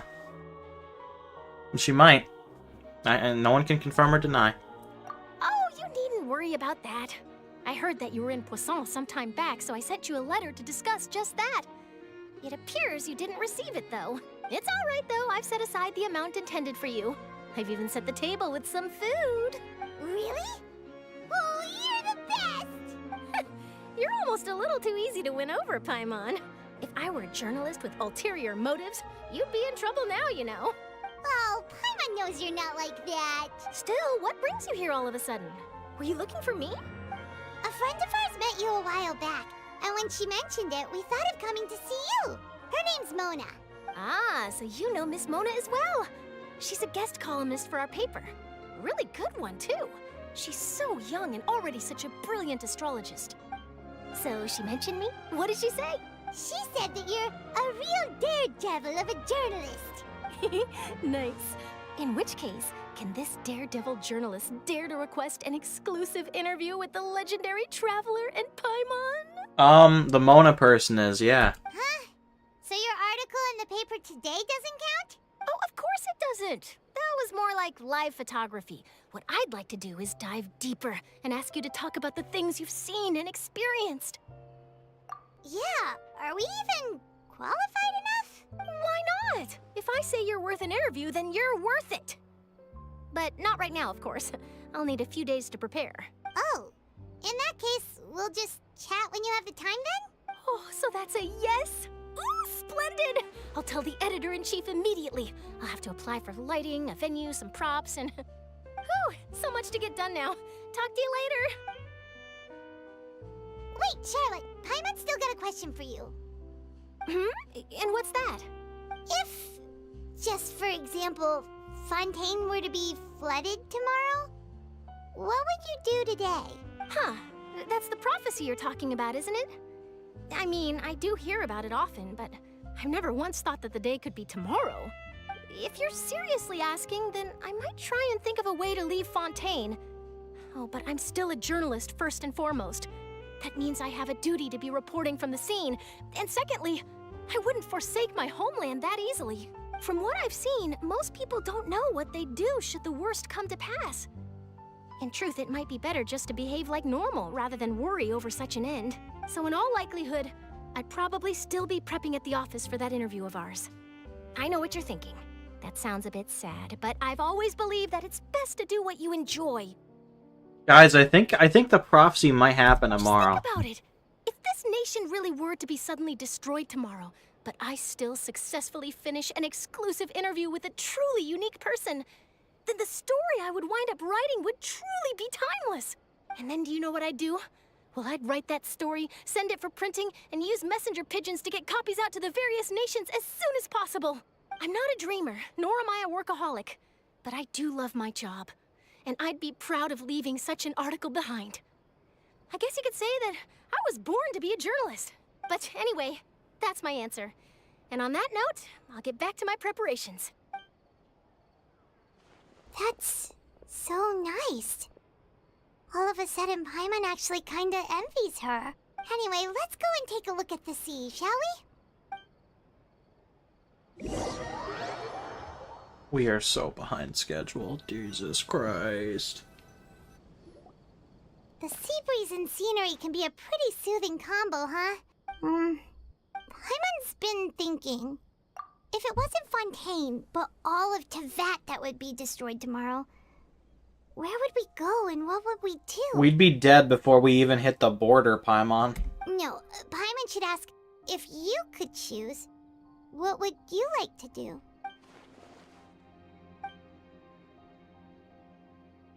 We've always been moving to the next destination, so we haven't spent much time thinking about these kinds of things. We didn't have to either, with us always being on the road and whatnot. Bro, maybe it does feel pretty nice, you know? You mean, still traveling? Huh. Wait, isn't that what we've always been doing?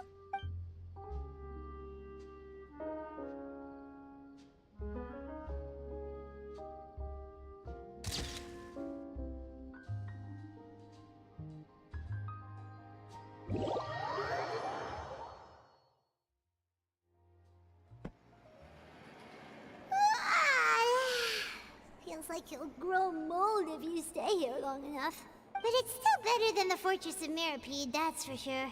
It's not only damp there, but salty too. Ah, so the two of you are still here. Wonderful. Oh, you're from the Palais Mermonia, aren't you? Get this auditor out of here, bruh. Do you have a Nintendo Switch? I only use it for playing Ring Fit. Yes, I'm Isadora. Monsieur Nervillet sent me to look for you two before. I heard that afterward you went to the Fortress of Meripede. I'm not really a Nintendo guy. Not at all. I'm well aware that you're friends of his. Actually, I'm here to pass along a message from him. Yes, inside the Opera House. The Maréchaussée Phantom has declared the incident a small-scale riot. A riot? Well, that said, I don't personally think it was that serious. Lady Farina was watching a performance at the Opera House, and while she was resting during an intermission, some other audience members suddenly started harassing her, loudly accusing her of doing nothing about the prophecy crisis. And before she could respond, others started to join in. The crowd continued to grow, and protests against the Hydro Archon started to break out. So people have started to put the blame on Farina. Guess they finally found an outlet for the pressure they've been under due to the prophecy. I'm not spending $70 for a game, bro. I'm gonna have to decline. I'm never spending $70 for a game. I'd rather shoot myself. No.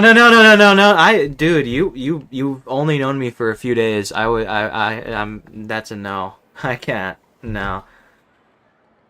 $70 for a game for someone you don't know is, you shouldn't. You really shouldn't. Besides, I'm the type of person that likes to go in order of, like, series progression, so there's no way I'm playing Tears of the Kingdom ever until I beat every single Zelda game that came before it. I agree. People will naturally rely on gods, as is customary.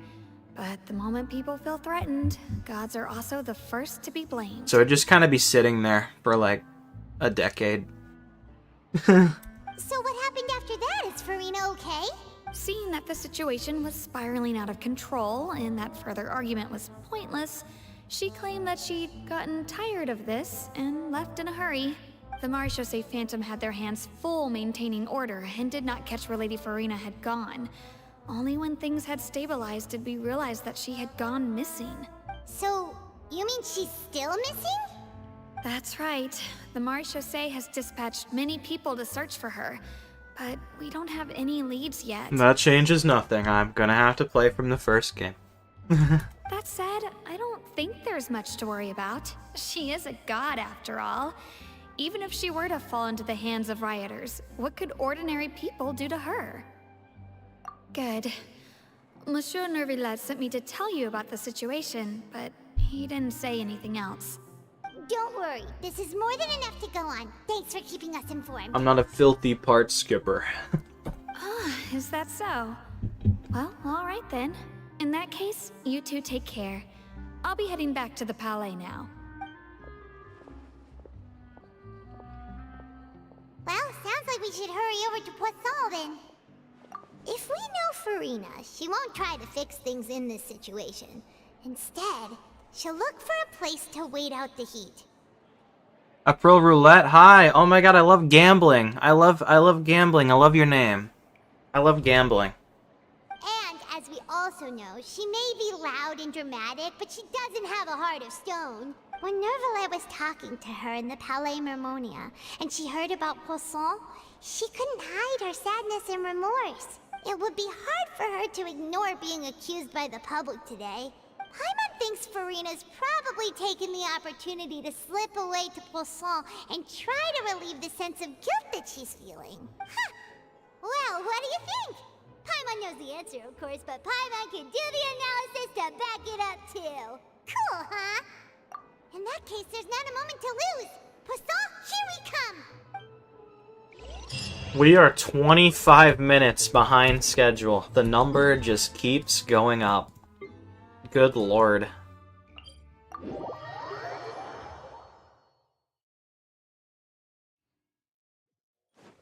This act's long. Wait, shouldn't I be... yeah. This place looks deserted. What do you mean? Vincenzo's right here. All the survivors must have evacuated already. All that's left here are signs of devastation. And Vincenzo. Could Farina really be here? Let's try to find her as soon as possible. Paimon, why do you hate Vincenzo so much? What did he do to you, bro? Is it because he's Italian? Is this anti-Italian discrimination? You fucking racist, Paimon. That's Farina, right over there. She really is here all on her own.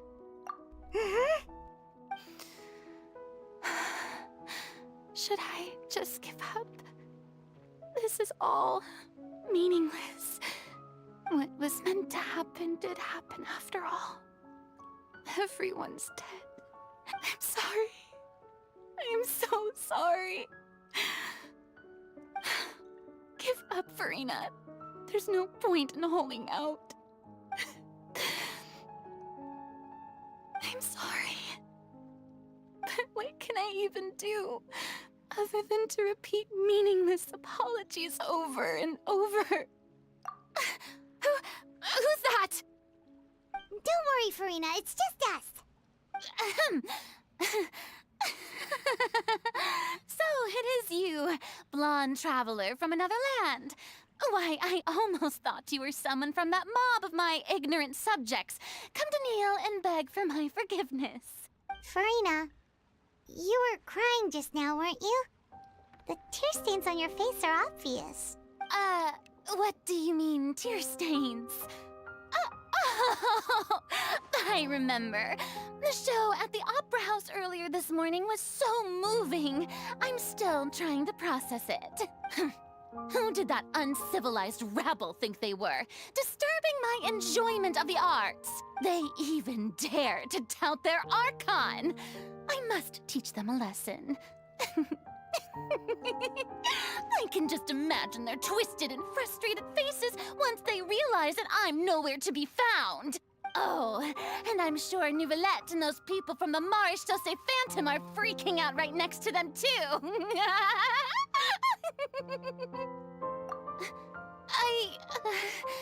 Of course not. Hey, there she is! The Hydro Archon's over there!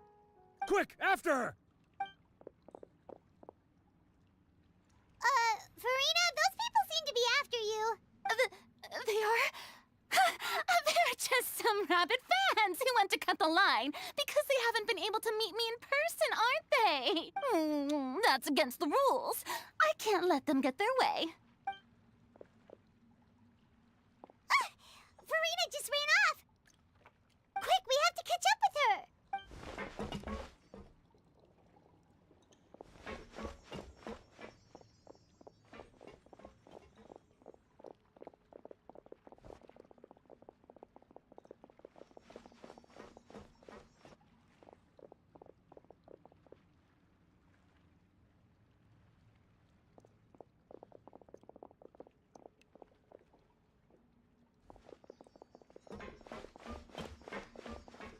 This should be the place, right? Hey, Farina! There's a good hiding spot over here. Quick, come to Paimon before the rest of them catch up to you. What is this place? What is this place? Hurry, they're almost here. Fine. I suppose haste is warranted. Lead the way. What is this place? What is this place? I am grateful. Once again.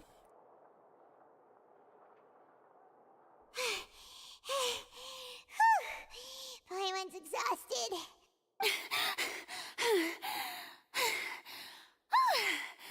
I'm so tired. I totally thought they had caught me. No, I mean, I merely gave in to the sheer enthusiasm they displayed. You're right. Yep, that's a good girl.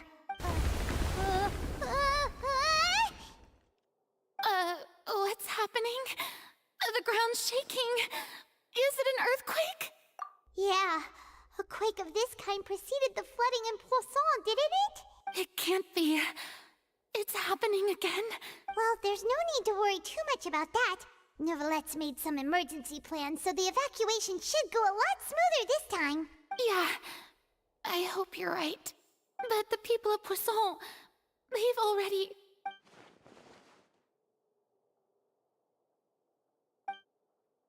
No, she's losing her boner. No. It's true. I've been investigating the prophecy for hundreds of years. I once had informants all over Tevat, searching for clues and feeding information back to me. I've tried all kinds of ways, too, to hold back the sea. Anything to keep the coastline from advancing. But all my efforts proved to be futile in the end. Really, the truth has been clear to me for a very long time. We cannot make an enemy of the divine. No matter what we do, the will of the heavenly principles will have its way, and the prophecy shall be fulfilled. Give up. I do love the sound of that phrase. It would mean finally coming to terms with fate, but also for me to finally be free. Indeed, I've thought about giving up so many times, especially after we almost lost Poisson. Fate is really unreasonable, isn't it? It has no heart and obeys no rules. The prophecy has only just started to come true, and so many people have already lost their lives. But just now, it all became clear to me. I still don't have the right to come to terms with fate on behalf of everyone else. As long as the final moment hasn't come, it's still not too late. Don't worry. I will keep hope alive for everyone until the very end. Well, that's enough for now. I got the impulse to play the stricken maiden, but honestly, considering my rank and station, that wasn't a good fit at all. Have a good night. Don't take any of what I just said seriously. How could I possibly let Fontaine fall to the whims of trivial prophecy? Come on! Paimon could have sworn you were actually being honest just now.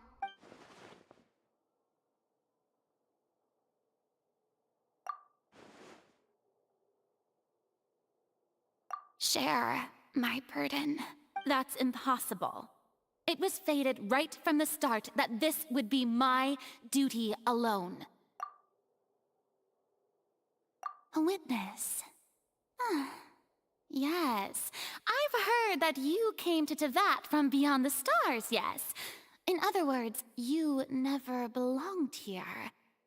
And if Tevat is, in its entirety, a show on a stage, then you're just a spectator, aren't you? If that's the case...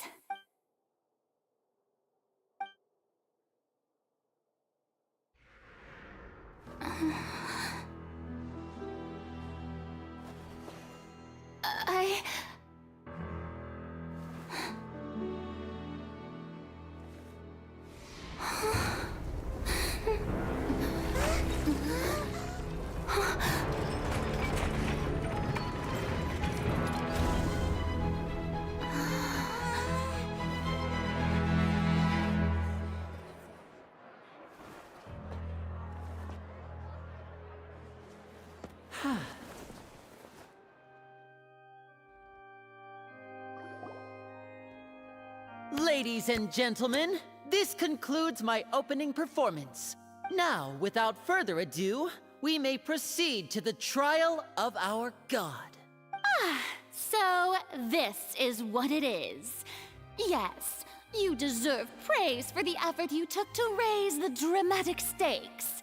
Do not forget, however, that I am Focalor, the god of justice, the embodiment of justice itself. Does it not strike you as even the least bit absurd to bring the very concept of justice to trial? May I interpret these words as your refusal to stand trial? In that case, you will have the opportunity to defend your honor through a duel. You would draw your blade against a god? I see. It seems like you have made up your mind.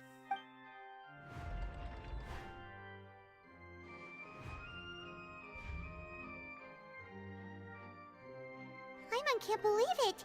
She just surrendered. What the heck is going on? Did I just see an Archon surrender to a human? Wow, how utterly humiliating. Lady Farina, what is the meaning of this? It would seem that there has been a misunderstanding.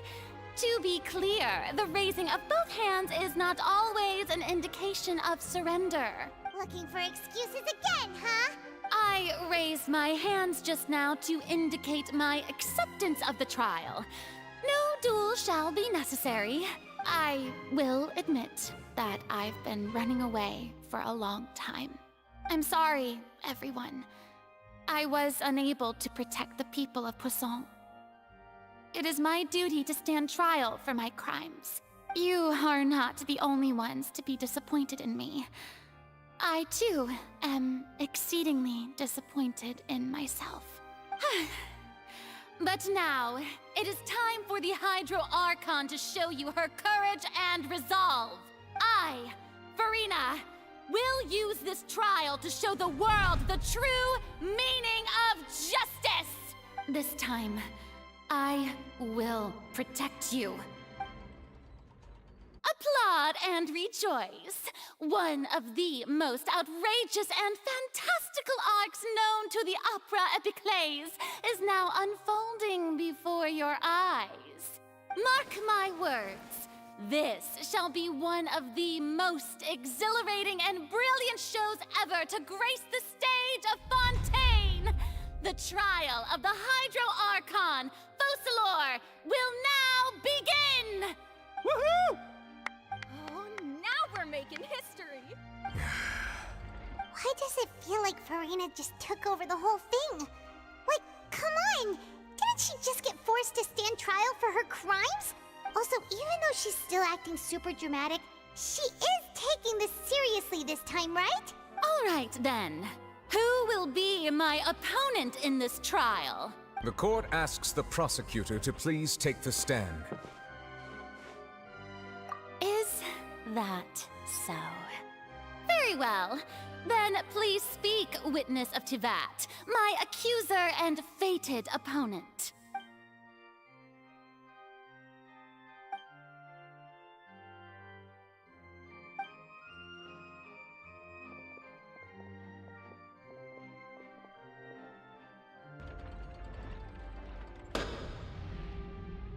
Also, please allow me to ask, as a final question before the trial begins, just how much work did you do to force me onto this stage? Well, we did do a lot of prep after the meeting that day.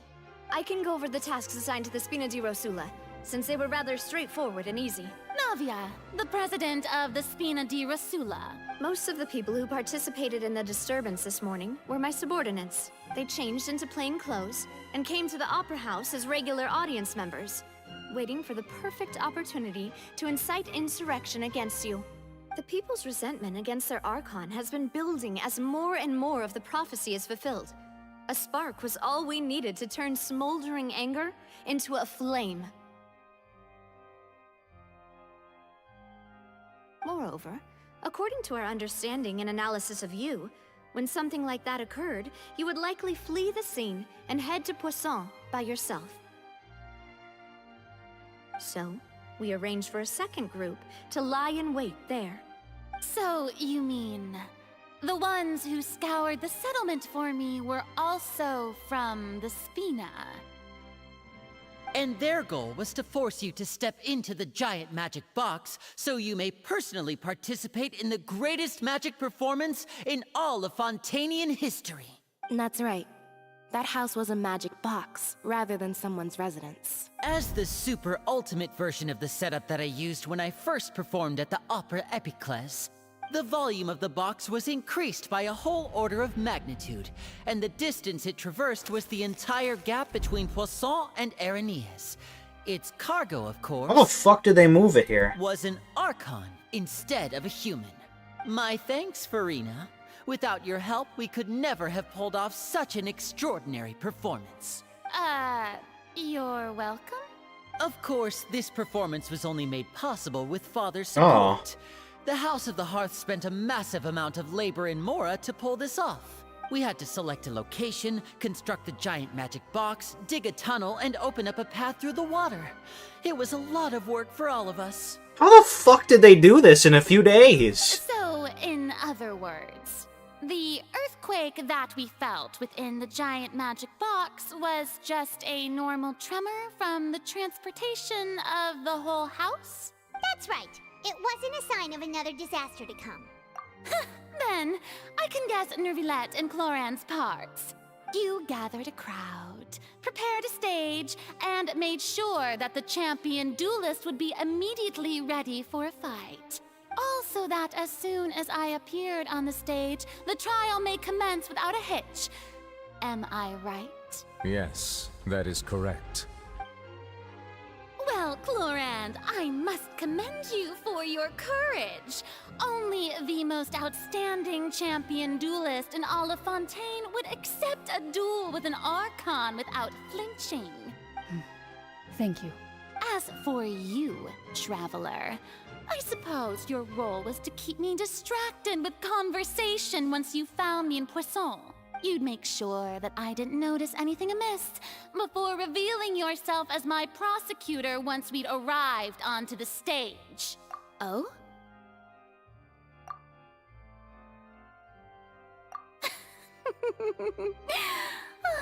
Is that so? Then I suppose I must have missed my final chance. It's fine. It matters not. What's done is done. The stage is already set, so there's no reason to disappoint the audience. Let's see this trial through to the very end.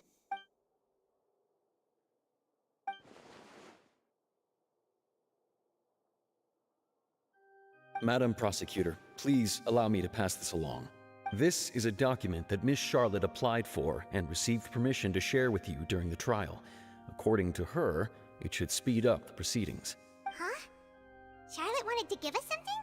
Oh, so she's here too! Hey, Charlotte! Oh, let Paimon see. Isn't this the exclusive interview that she did with us before? So she's already finished it, huh? Wait, then that means this document is a perfect timeline of everything that's happened ever since we stepped foot in Fontaine! So in other words, we can refer to this anthology of evidence every time we want to use something from our journey as evidence for an argument! Let's quickly confirm the information in it. Just think of it as a refresher, alright? We're definitely going overtime. You defeated the Hydro Archon in the very first duel you took part in at the Opera House. That's one for the history books, alright. I didn't think that you'd wind up getting to the bottom of the case I'd been following all this time. I guess you could also see this as a happy coincidence. This is the first time Monsieur Nervilette had a difference of opinion with the Oratrice. Even the Hydro Archon can't figure it out. A Fatui Harbinger. She's an extraordinary person. Her instinct must mean something.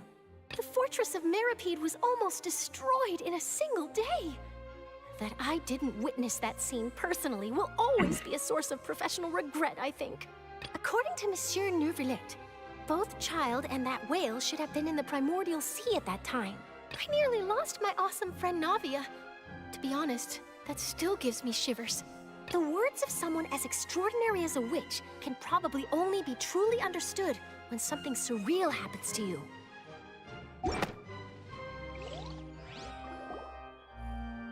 The prosecution and the defense are both in position. The trial shall now begin. happen in Nervilette. There's no need to repeat all the unimportant legalese. Just fast forward to the part where the prosecution lays out my offenses. As the defendant and the lead actress of this performance, I still haven't even been informed of my supposed guilt in all of this. Of course, it is only natural for humans to struggle to understand the actions of a god. However, you will need more than that to convict me of a crime. That's true, but my charge here is unrelated to your conduct as an Archon. Instead, I would like to charge you as a fraud, who's never been the Archon in the first place. Wait, what was that? Lady Farina's a fraud? Hey, I came here thinking that we were going to try the Hydro Archon for forsaking our duty, but did I hear that right? She's not our Archon at all? Charge accepted. Lady Farina, do you plead guilty to the charge? Lady Farina. I plead not guilty. How can I be guilty?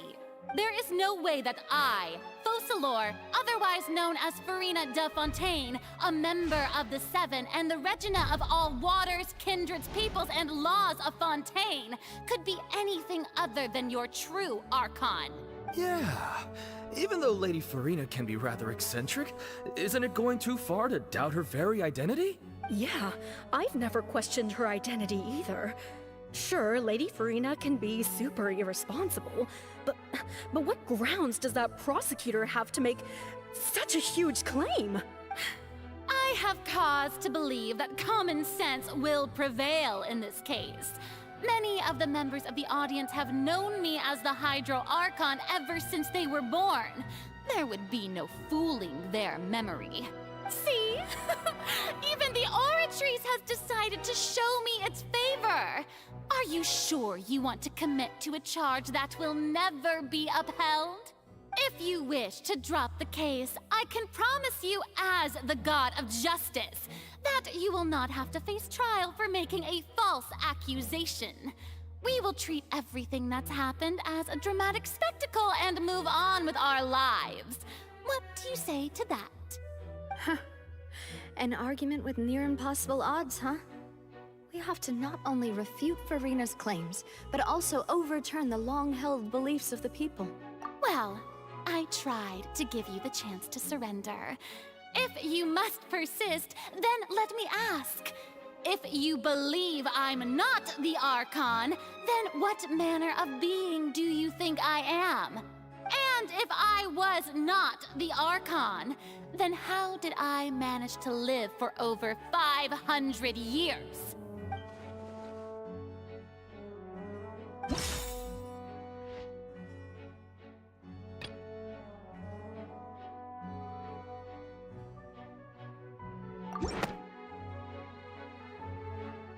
First of all, you may be a member of another long-lived race, which would allow you to naturally possess an extended lifespan. And second of all, even if that wasn't the case, there could be other ways to extend your life. Who gave you that idea? Was it the knave? You'd sink so low as to use a harbinger's words against me. A curse? I once thought it possible that the aura of an Archon might naturally resemble a type of curse. But in light of this claim, perhaps what I sensed was not your divinity, but a curse after all. Neverlet sensed it too, huh? Lady Farina is actually a human? Well, it is true that it's extremely difficult to tell humans and gods apart just by looking at them. It's not impossible.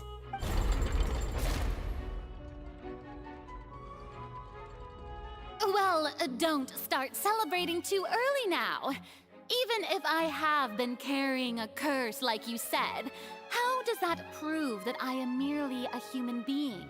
Besides, everyone knows that the main difference between a human and a god is the possession of authority. Gods can do what humans cannot. That's why they're worshipped as gods. For centuries, manifestations of my authority have served the nation of Fontaine. One need only to turn their eyes towards the Oratrice Mécanique d'Analyse Cardinal in this very opera house, or consider the indemnitium that is used in every aspect of life.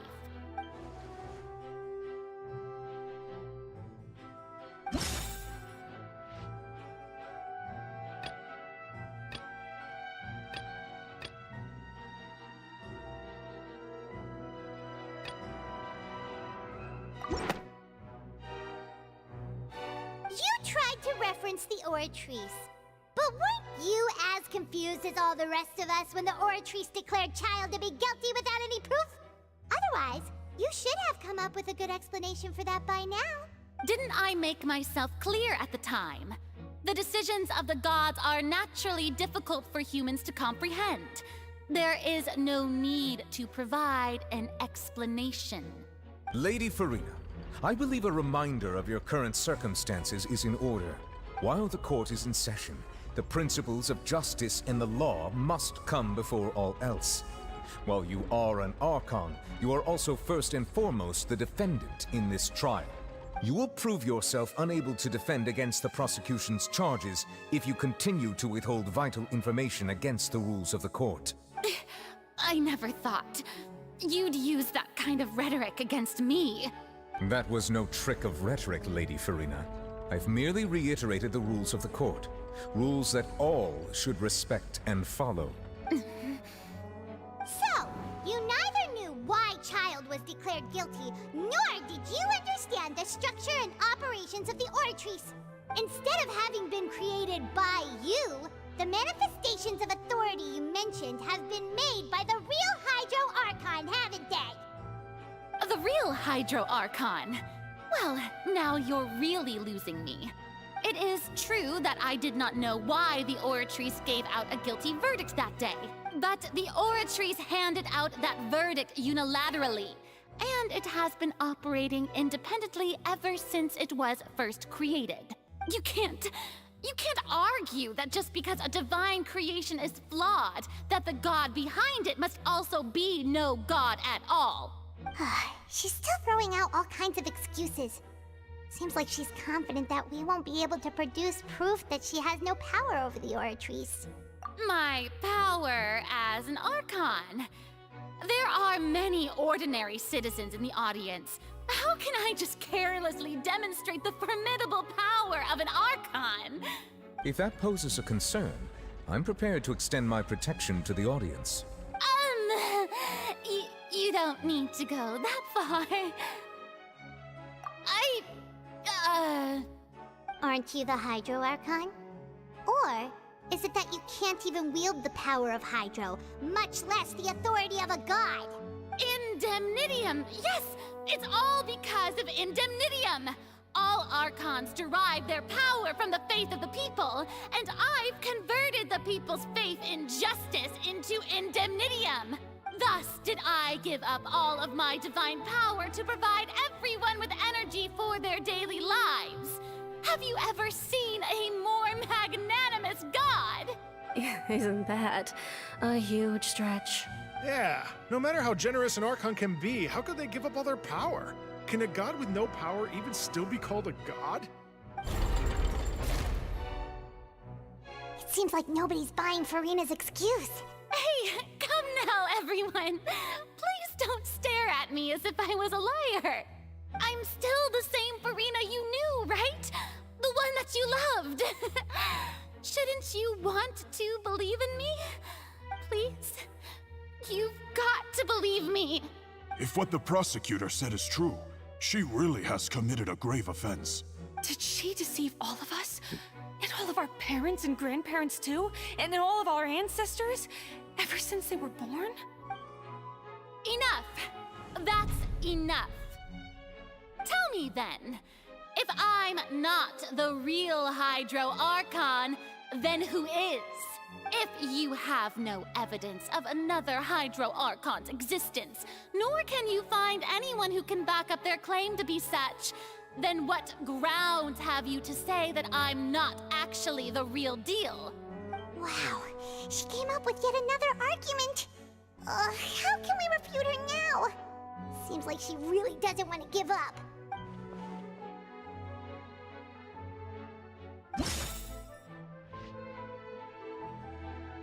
Hmm.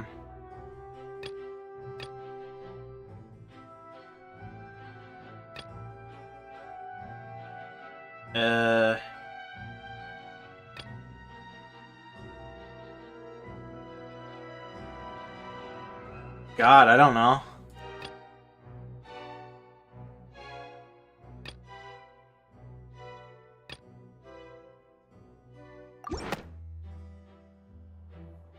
That doesn't sound right.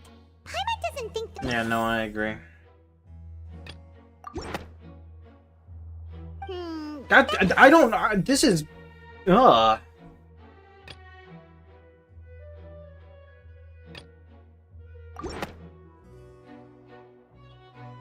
It has been established that all Okay. Fontaines can dissolve in water from the primordial sea.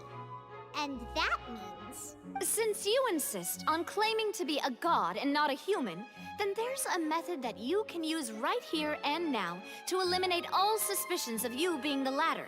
Miss Navia, please apply to serve as a temporary attorney for the prosecution before addressing the court. Though you act in partnership with the prosecutor, you must still adhere to proper procedure. Super sorry, Monsieur Chief Justice.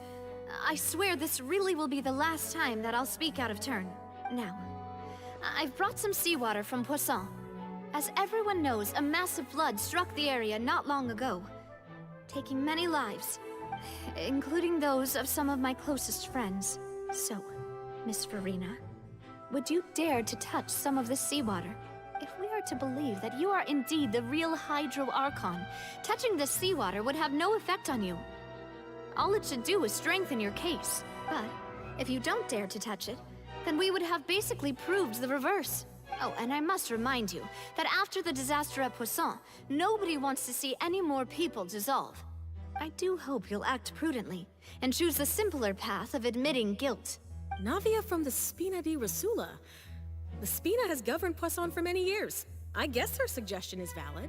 If Lady Farina is indeed just a human, she's probably Fontainian like all the rest of us.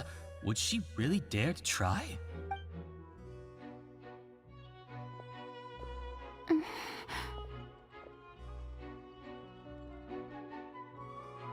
Lady Farina, this test has been unilaterally proposed by the prosecution. As it falls outside the realm of standard court proceedings, you possess the right to decline participation. Well, of course he had to tell her that. But refusing to participate is basically the same as a confession of guilt. She's just staring at the water without saying a single word. It really does seem like she's quite terrified of it. That could only mean... What's going on? Is she really planning to... that's not what we thought she would... Due to the inherent risk of the test, Lady Farina, you may... Hey!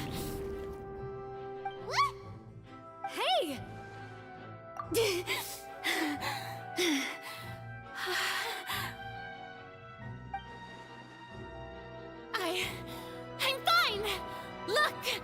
Look at me, everyone! My hand is still here! I haven't been dissolved! Will you believe me now? I really am your Archon! I'm nothing like a normal human who would fall apart as soon as they touch this water! Really? Was this not the most obvious thing in the world? Miss Siegewin? If you are present, Miss Siegewin, please come forward and attend to the defendant. Siegewin? Don't be nervous. It'll just take a few seconds. Let me see. That should be enough. Please announce the results of your evaluation to the court, Miss Siegewin.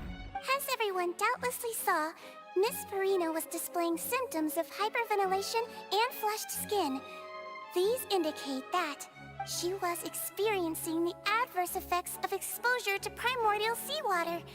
The extent to which she was affected is the same as other humans when exposed to primordial seawater of a similar concentration. Thank you, Miss Siegewin. Lady Farina, you may return to the defendant's stand.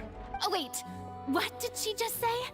I didn't get dissolved! Shouldn't that be enough to prove my innocence? Well, considering your tendency to run from your problems, we did originally prepare a direct sample of the seawater around Poisson. However, after extensive discussion, we exchanged it for a sample that is not concentrated enough to dissolve an actual human. After all, on the off chance that something entirely unexpected might occur, we don't want anyone else to lose their life to the sea. Yeah, so out of regard for Farina's life, you secured a low-concentration sample and asked the head nurse to serve as an expert witness.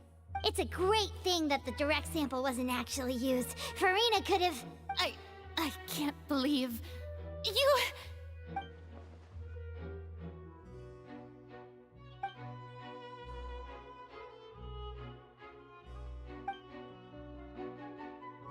Listen to me, everyone! Please don't give me such cold and disdainful looks! What happened just now didn't prove a single thing! Think about it! How can you conclusively prove that an Archon can't also be affected by the primordial seawater? Hold on, guys, I'm grooming my cat.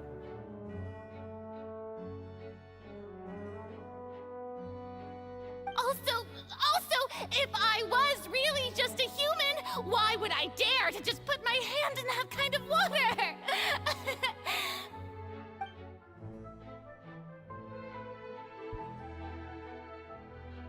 Please, everyone, anyone, just listen to me. I swear, I really am your Archon.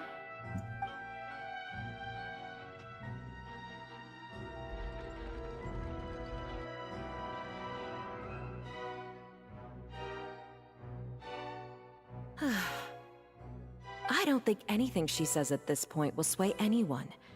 The odds are just too stacked against her now. With all the things that have been said, Paimon doesn't think there's any way left for Farina to win. I believe the time for arguments and presentation of evidence has come to an end. If there are no objections, we will move on to the final judgment.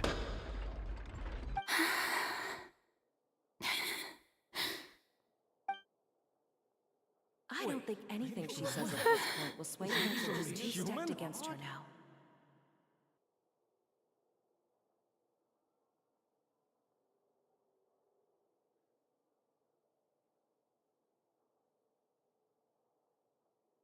In my capacity as Chief Justice, I shall now render judgment on Farina's misrepresentation of herself as the Archon of Fontaine. As a human who knowingly deceived her fellow citizens, Farina is... guilty.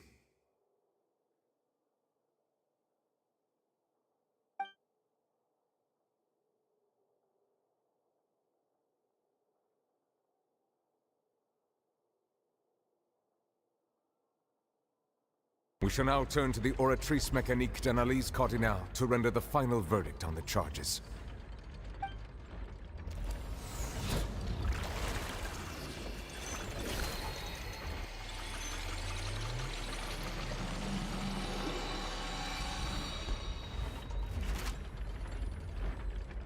According to the judgment of the Oratrice Mécanique d'Analyse Cardinale, Farina is... Well, what's wrong? What's the Oratrice's verdict? No, the Oratrice also displays a guilty verdict. Isn't that correct then? However, the exact wording of the verdict is thus. The Hydro Archon, guilty to be punished via the death sentence. Damn! The death sentence?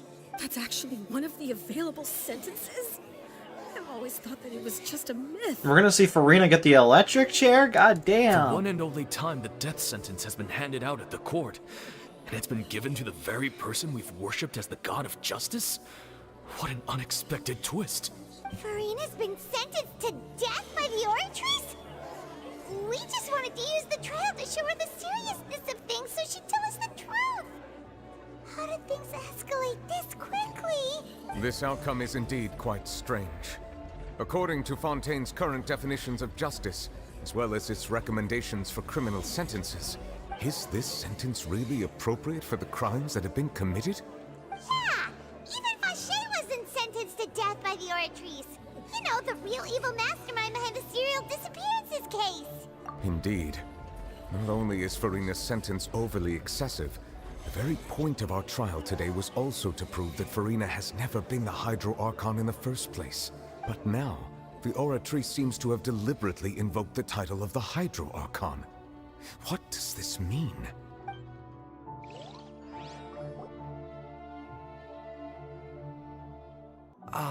Excuse me, if I may interrupt.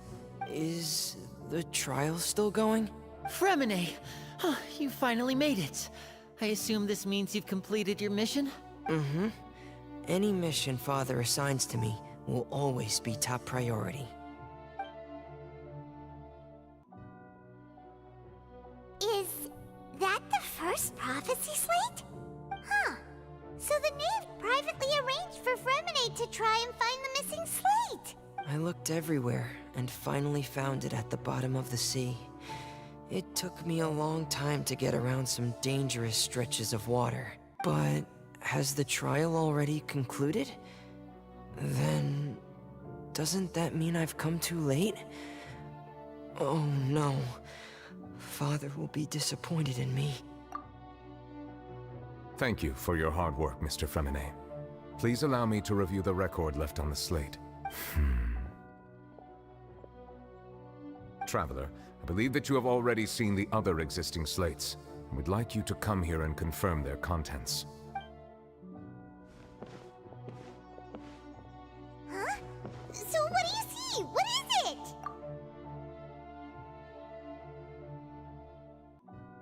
I believe I've now made sense of the Hydro Archon's crime. It has to do with Fontaine's lost history. Huh? Isn't the Hydro Archon just guilty of deceiving her people?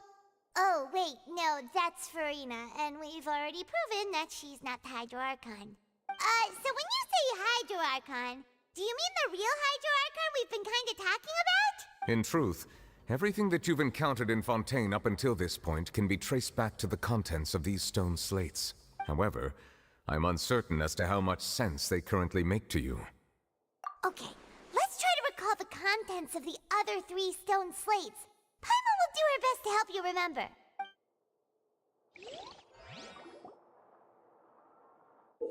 Okay.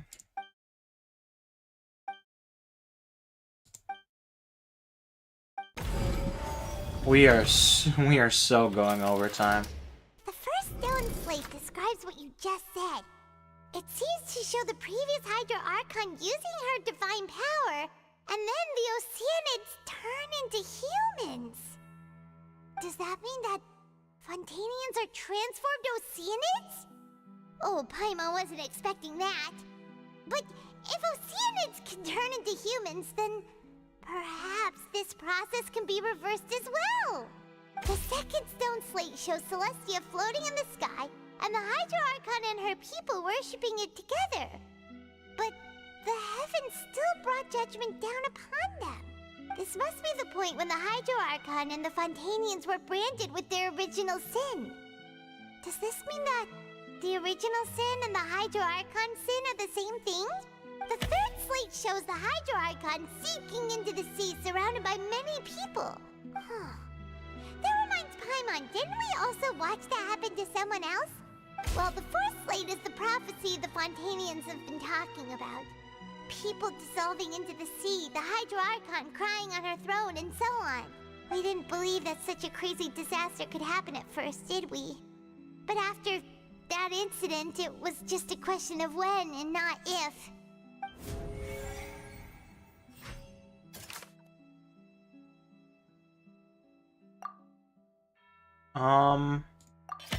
We know from the case of the serial disappearances of young women that Fontainians can be dissolved in primordial seawater. And this might be the reason that Fontainians can dissolve.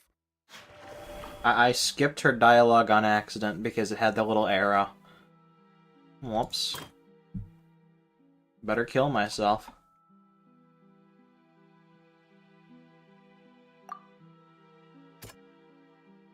That doesn't sound cool. Shut up.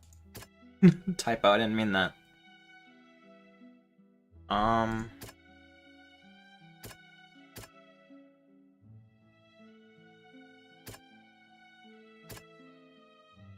Is it not?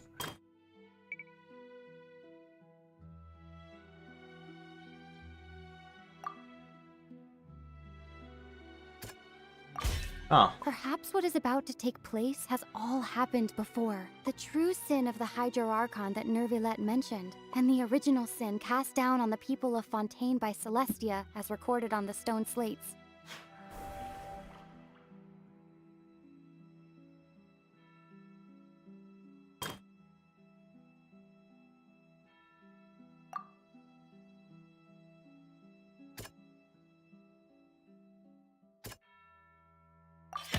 It's not as simple as falling into the sea. When Navia fell into the sea, her consciousness was subjected to judgment. The stone slates show the people gathered around the Hydro Archon in the sea.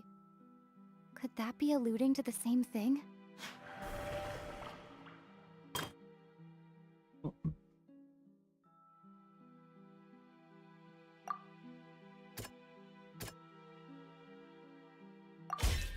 Prophecy from the stone slates found its way into society, but not many people believed it at first. The fortress of Meropide was nearly flooded with primordial seawater, which we know can cause Fontainians to dissolve. It seems increasingly likely that the prophecy may come true. If we hadn't dealt with it in time, things could have gone very badly. They'll dissolve into the primordial sea but won't cease to exist. Their essence will flow in the seawater, converge, and take the form of an oceanid. The Hydro Archon was sentenced to death in court, shocking everyone present. Perhaps this means that her sin was actually Fontaine's original sin. Navia fell into the water inside those ruins, and she nearly dissolved. She was surrounded by the people of Poisson in a court within her consciousness, and was forced to take part in a trial meant to make her stay. The eruption of the primordial sea at the fortress of Meropide was the surest sign that the prophecy was about to come to pass no matter what. The stone slate's content can all be verified by recent events. If we combine what we know together, loads of truths should come to light. What the fuck? Timmy's gonna be hanged right alongside Farina. That's so sad. Nah, give that kid the electric chair. And lethal injection at the same time.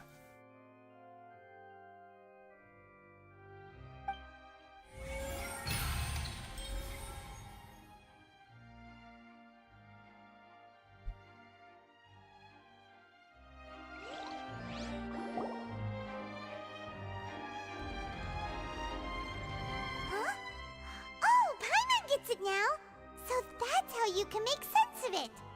But then it feels like we're going to have to share some truly shocking revelations. Let's hear them. Incredible. Linny, did you hear that? YouTube blocked your message. Oh. We're not real humans. All Fontainians were originally created by the late previous Hydro Archon, with oceanids as their basis. This stream's gonna be long. The evidence for that can be found in how only Fontainians could dissolve in primordial seawater, and how all the girls Vacher dissolved were also turned into oceanids. Oh, and according to Navia, when she was about to get dissolved, she also saw everyone gathered around for a trial. All of them in the shape of oceanids. I see, a squad of people with projectile-based gear. I agree with this. Indeed. Yeah, and it follows from the content of the first slate that she probably angered Celestia by creating humans without prior permission. That could also explain why the Oratrice judged the Hydro Archon to be guilty. It's to account for that ancient sin. The Hydro Archon's true sin was creating us? And yet, after many hundreds of years, the Hydro Archon's creations have turned around to try to judge the Archon within the Opera Epiclese. The twists of history are often the most unexpected of all. Yeah, isn't the image here just like when Navia fell into the sea? So wouldn't it be trying to show the image of the Hydro Archon also falling into the sea once the prophecy has been fulfilled in the fourth slate? In the end, the people will all be dissolved into the waters, and only the Hydro Archon will remain weeping on her throne. Only then will the sins of the people of Fontaine be washed away. Did Paimon get all that right? No. You've made some keen deductions. I must say, given how much you still don't know, it is impressive that you've already managed to connect so many pieces of the truth. I need to play the event. Apparently Hu Tao's like pretty much a main character in it, but she doesn't have a voice because of the voice actor strike. However, while you were able to decode all the information on the slates, they've also been etched with an additional layer of hidden information using a different power source. When we were at the ruins, I tried to decipher the hidden information recorded in the slates. But since we only had 3 slates at the time, I was unable to come to a full conclusion. Yeah, apparently the new Lantern Red event goes really deep into her lore or something. Or like has her do something pretty cool. I don't know. I hear good things about Hu Tao's involvement in it. I don't know exactly what though. Now that the slate collection is complete, I shall make another attempt to decipher the narrative recorded within. If everything goes well, we should finally be informed of the unadulterated truth. Yep, the only Pyro 5-star. None else exist. Well? Did you get it? I believe I should share this truth not only with you, but with all the people of Fontaine as well. I will try to briefly summarize it for you. Your hypotheses regarding the origin of Fontainians and the sin of the Hydro Archon were both correct. In the Fontaine of old, the previous Hydro Archon sensed the yearning of her Oceanid familiars for life on land. Can we get this recap done in like the next 40 minutes?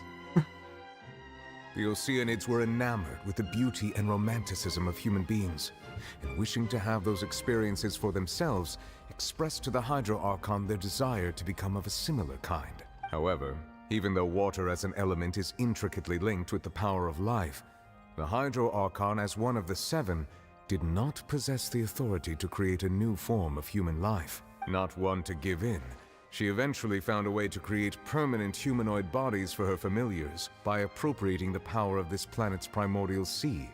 She poured primordial seawater into the Oceanids' blood vessels, creating humanoid mimics in the process.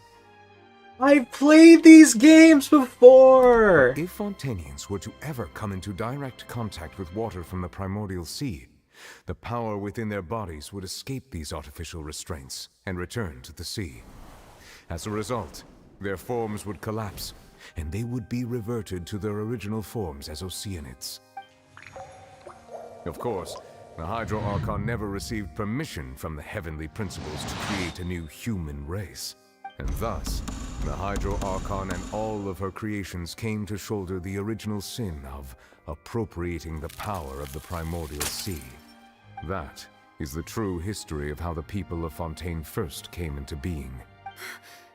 So we were all Oceanids before we turned into human beings? That's way too much information for me. I think I'm just going to pretend that I never heard a single thing. Bro's really out of control. Wait, but if that's the truth, we can't let the Hydro Archon be sentenced to death. After all, her only sin was creating us. This really might be too much information for your regular Fontainian, but it does answer a lot of our questions. Alas, your hypothesis regarding the 3rd and 4th stone slates was inaccurate. The slates' respective positions are, in fact, correct. A key point of the visual on the 3rd slate is how all the individuals depicted in the water are humans rather than Oceanids. They have not been dissolved, which implies that the water depicted in this slate is not water from the primordial sea. The nation of Fontaine is the nation of Hydro, as well as the nation of Trials and Justice. Instead of being the literal element, the water in the scene symbolizes judgment and justice. You may also recall Navia's experience. When she fell into the sea, her consciousness was surrounded by that of many others who intended to hold a trial to determine her fate. Therefore, the meaning of the 3rd slate is... New Ballet. He needs to talk less. Yeah, bro is yapping a little bit. That the people of Fontaine shall try the Hydro Archon at the court of justice. Yes, it refers to our present situation. I think I'm following now. So, what you're saying is, even though we decided to put on this trial to avoid fulfilling the prophecy, in truth, everything we've done has happened exactly as the prophecy foretold. So now, it seems, we're the ones making sure it comes true. What should we do? Huh. No matter what, the prophecy will be fulfilled. Is this what it feels like to be a prisoner of fate? We're 55 minutes behind. If that's the case, does that mean the scene in the fourth slate will also be fulfilled soon? That's her on the electric chair. Traveler, I would like to point out another small fallacy in your deductions. About the fourth slate.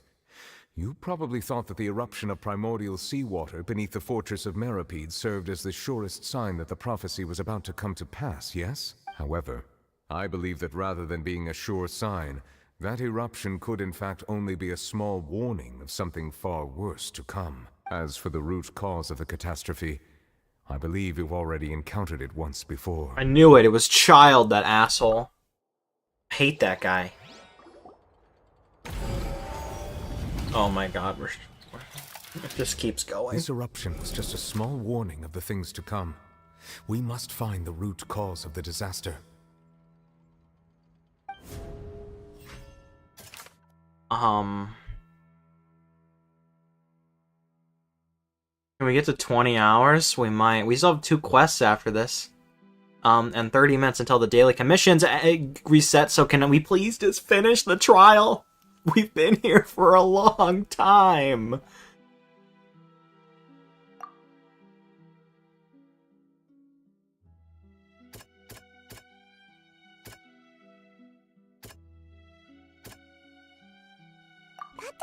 I don't mean we spread from here. It's the whale. Oh, It was both wow. dream and reality. I was guessing. That's crazy. If we're talking about a true culprit, that could only be that thing inside the primordial sea, right? The truth, the original sin, the trial, and the root cause of the disaster.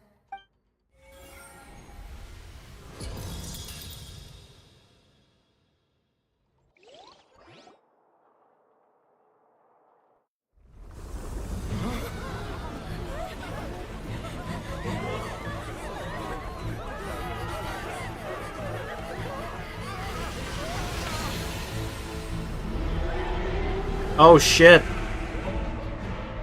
That's a big fish.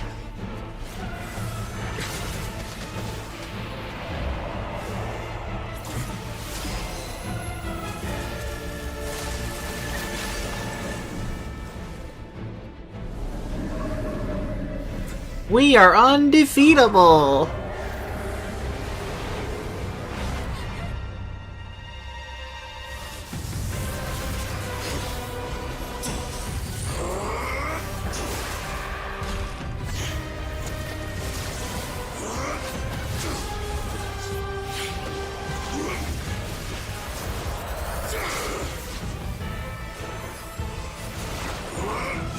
Kamehameha!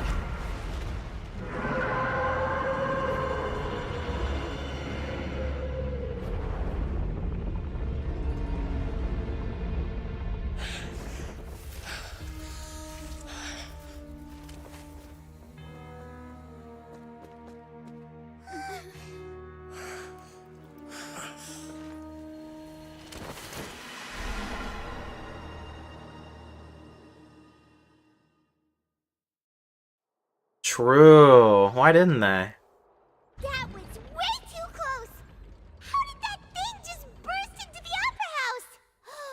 Wait, was that the huge whale you saw in your dream? So we've met it at last. I understand very well why it has chosen to make an appearance here. I wanted to see the opera. That whale does not belong to Tevat. It is a monster that has traversed the stars, weeping all the while. It has been greedily consuming the energy from the planet's primordial sea, using it to grow. That is the main cause for the rising sea levels. And once it has finished consuming all of the energy contained within the sea, its next step will be. You said that when the Hydro Archon first created Fontainians out of Oceanids, she filled their blood vessels with primordial seawater. Precisely. That whale finds the blood of Fontainians nigh impossible to resist. Therefore, when it left the primordial sea, it decided to make its next stop a packed opera house full of food. Food in the form of Fontainians. We just barely managed to push it back, right? In that case, won't it come back to target the people again once it's managed to recover its strength? That is correct. Indeed, it is more accurate to say that we should thank that Harbinger for buying us some time. Without him, the whale would have likely come onto land far sooner. From the way he looked, he must have been fighting the creature for quite a long time.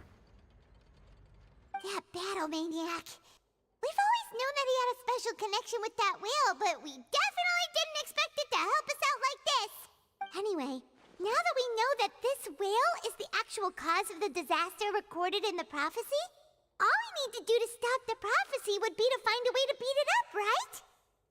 It is too late.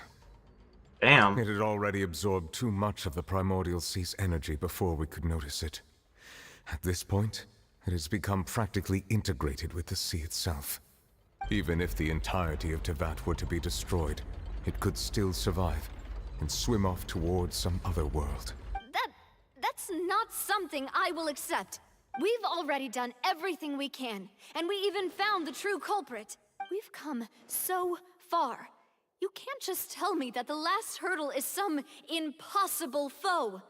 That's just not fair. Indeed, that's not how a grand performance should end. I'll fight it to the end, no matter what. So the prophecy will be fulfilled no matter what, huh?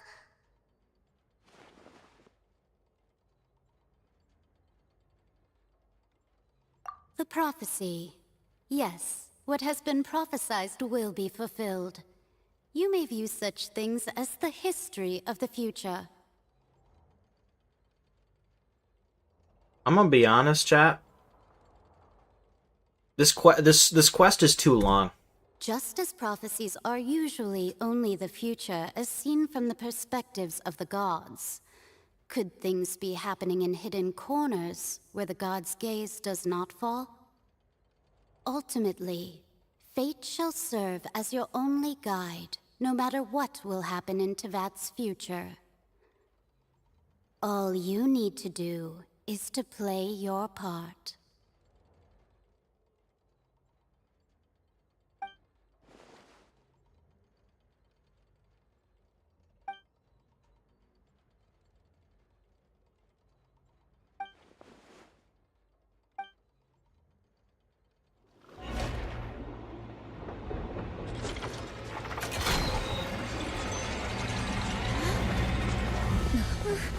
What's happening with the oratories? I have daily commissions to turn in. Preparing to carry out the death sentence.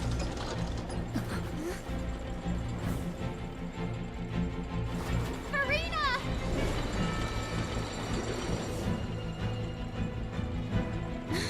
No, I still need answers.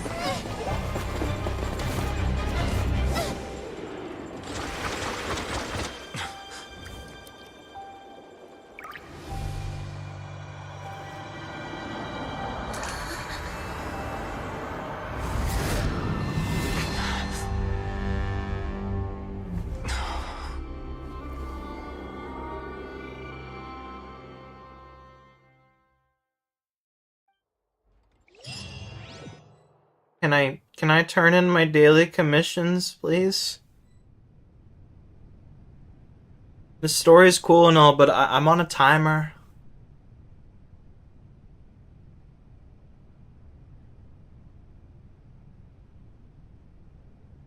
You.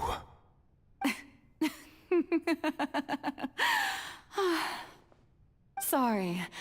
That shocked expression on your face is just too amusing. I couldn't help myself. You are not Farina. Who are you? The sweet sound of bewilderment. Marvelous.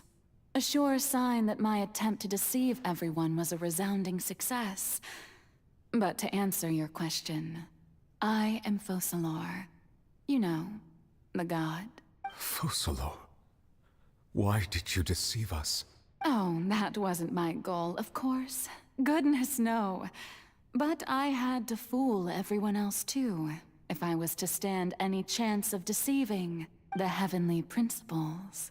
Deceiving the heavenly principles? It's all because of that pernicious prophecy. Dreadful, wasn't it? Everyone doomed to dissolve. Fontaine condemned to be flooded. One was not amused. In fact, one was positively bemused when that problem was thrust upon me by my dearest predecessor. That's the former Hydro Archon Egeria for the uninitiated. It hardly gets more disastrous than a preordained national catastrophe, now does it? She knew full well that the prophecy would surely come to pass. And as one of the seven, she also knew full well that one defies the heavenly principles at one's peril. So yes, as you have no doubt surmised, it was a rather impossible situation that I found myself in. I spent a terribly long time mulling it over, alone on the ocean floor. And I was almost growing barnacles by the time I finally realized there was only one possible solution to this confounding conundrum. I had to outwit the heavenly principles, allow the prophecy to be fulfilled, ostensibly at least, while saving everyone at the same time. I'm a genius, I know. I can only assume that's why Egeria chose me as her successor. Although, looking back now, it was hardly the inheritance one dreams of. Between the task of saving the nation, the quotidian duties of the Hydro Archon, and not to mention the original sin of creating a new race of humans, I dare say she left me quite a colossal mess to clean up. But one can only play the hand one is dealt. I did not choose this, any more than I chose to be one of her Oceanid familiars. I just personally would like them to just stop moving the plot along so I can go to the fucking Adventures Guild. So you were also once one of the Oceanids, transformed into a human by Egeria's... I have been trapped in it for an hour. Yes, I was. I always dreamed of becoming human. And I still do, even now. In my eyes, to be human is to be part of the greatest opera ever known. After becoming a god, I separated my divinity from my body and spirit, leaving behind only a self that was as naive and bewildered as my past self on her first day as a human being. The me you see before you now is that divinity. And the human counterpart I left behind, I named Furina.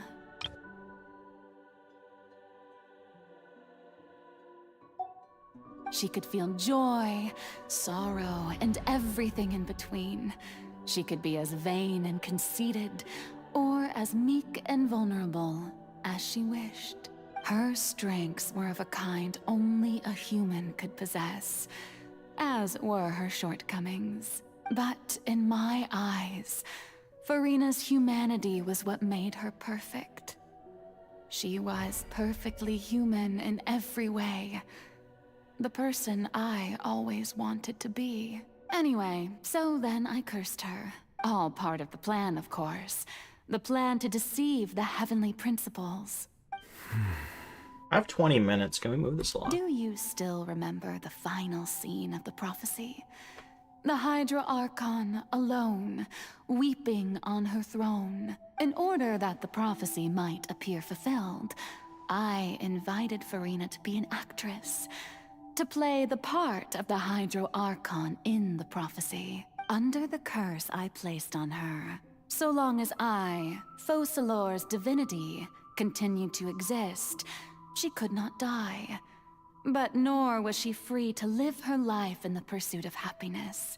Instead, she was forced to take the stage in the opera house, to embrace the role of leading lady, to forever play the part of the god from the prophecy, all to create a deceitful appearance of that prophecy coming to pass. I suppose now you probably understand why your court is called the Opera Epiclese. But Farina is only human, isn't she? Yeah, don't put the blame on her. Even though she has had a long life, her mind is no stronger than that of any other ordinary human being. I cannot begin to fathom what she has had to endure. It must have been torture for her. It has indeed. And although she is, in a sense, me in human form, I most definitely owe her an apology for it. It's been 500 years, and all along, she's been playing her part in the most unimaginably long, unbearably lonely, and agonizingly painful opera of all time.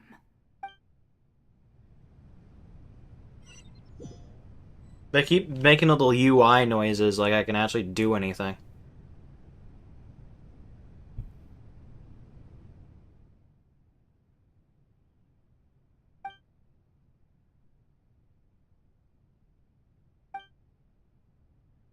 No, please. I have 19 minutes. Let me go to the Adventurers Guild. I've been here for an hour.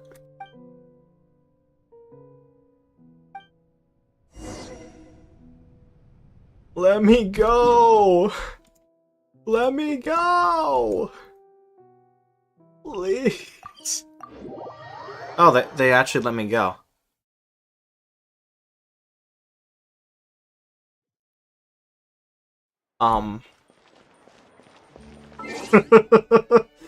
Okay. Okay. To measure the world. I feel like I'm supposed to care about that quest, actually.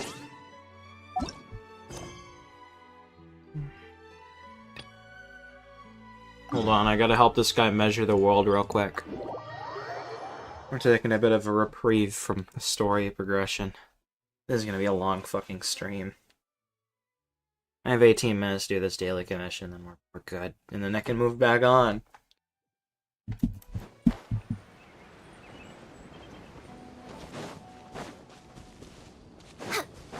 Surely the trial on the agenda? won't mind.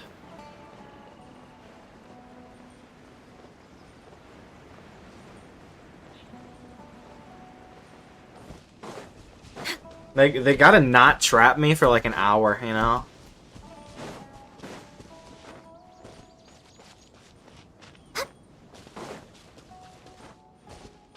This game is not designed for people to play it so close to the daily commission reset.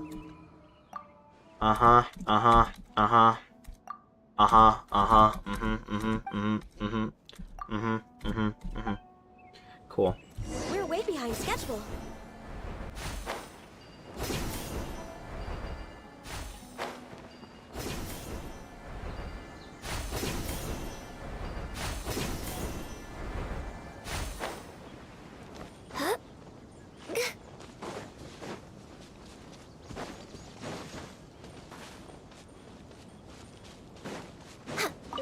Whoa, why are there monsters here? Where?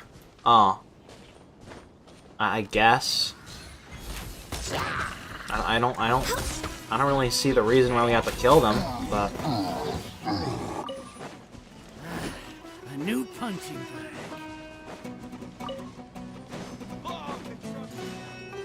those are the most out-of-the-way monsters ever. But we're just so bloodthirsty that we couldn't just let them just vibe up on that mountain. God damn. Alright, bro. Here's your stupid beacons.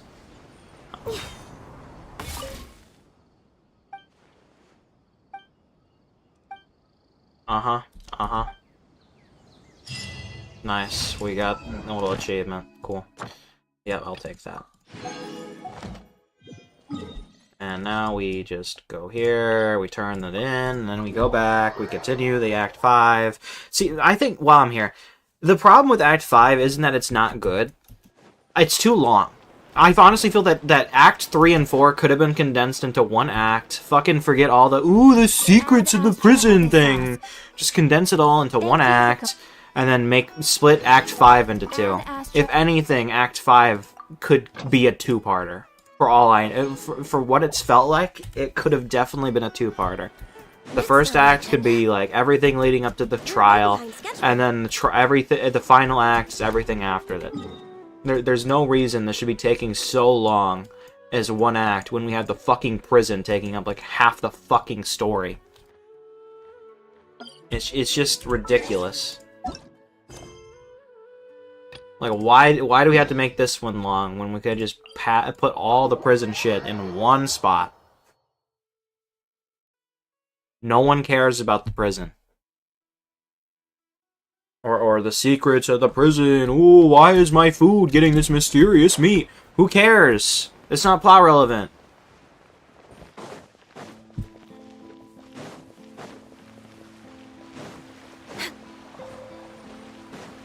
Next on the agenda. Which they honestly could have made that like a fucking world quest or a story quest or something, and just not done it in the main plot. I don't think it was necessary. It makes sense, but amen. It's true. True. The purple meat's gonna come back. We're way behind schedule.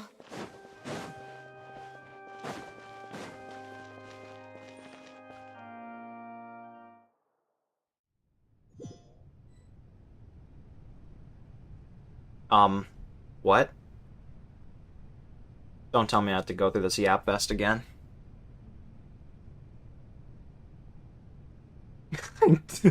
You. Sorry. That shot. Oh, dear God. Oh, that wasn't my Shut goal. up. I just left for a It's all fucking because of that adventurous pernicious film. prophecy. Let Dreadful, me wasn't skip it.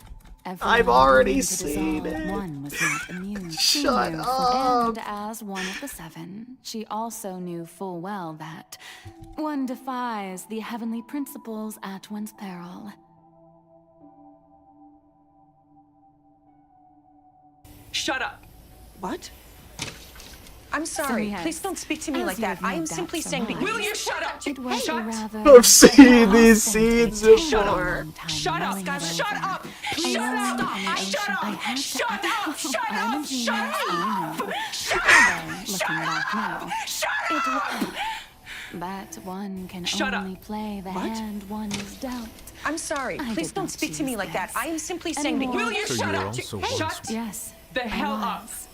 Shut I up! always Shut up, dreamed of Skylar! Shut up! becoming human. Shut up! And Shut I up! still Shut do. up! Shut Even up! now, Shut after up! becoming a god, Shut up! I separated my divinity from my body and spirit, Shut leaving up. behind only a self that was as an I'm sorry. me. Please She don't could speak to feel me like that. I am joy, simply saying. Will you sorrow, shut up? and every Shut strength. But the hell in up. my eyes, Shut up! Farina's Shut up, guys! humanity Shut was up! what made Shut her up! perfect. Shut up! Shut She up! was Shut up! perfectly Shut anyway, up! all part of Shut up! We are not even halfway through this conversation, I don't think. I am mashing every skipping key. So long as I Just shut up, sorry. Please don't speak to please. me like that. I am simply I saying. already have seen these scenes before. but nor I've seen these scenes before. Even though she is. it has its expansion all along. She's been playing her part in the most unimaginably long, Shut up! unbearably lonely. I'm sorry. Please don't speak to me like that. I am simply saying. Will you shut up? Shut the hell up! Shut up! Shut up, guys! Shut up! Shut up! Shut up! Shut up! Shut up! Shut up! Shut up! Shut up! Shut up! I said I played these Shut games up. before. What? I'm sorry. Please don't speak to me like that. I am simply saying. Will you shut up? Shut the hell up! Shut said up! I played these Shut up, games guys! before. Shut up! Shut up! Okay, we're free. We're free. Played these games before. Bro, you're literally player 456? That's crazy, bro. Where's the front man? Oh, who permitted you to come onto the stage? Now, I understand your admiration for my august self, but I must ask you to keep to the rules. Not in the front, actually. What the hell?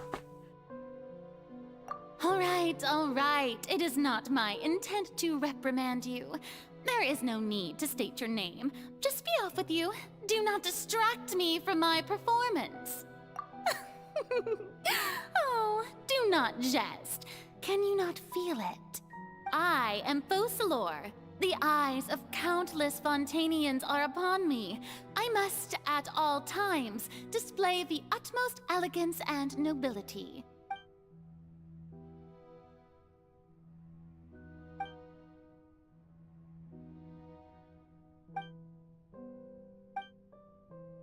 I've played these games before.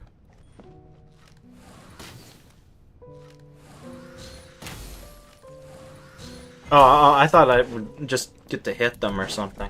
Dear audience, the performance is experiencing a technical difficulty, but worry not. The guards shall resolve it soon enough.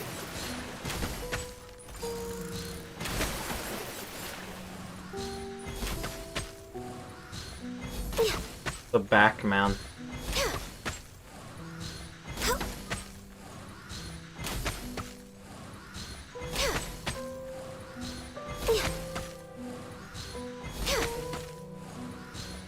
Next on the agenda.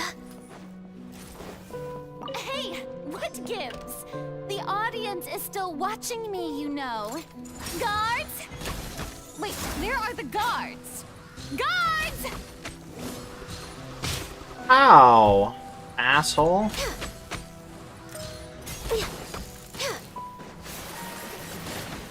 Born of ice and frost.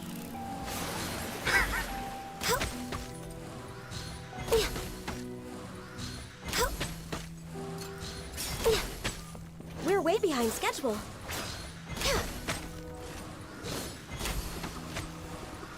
Why is this fucking robot so extra, bruh?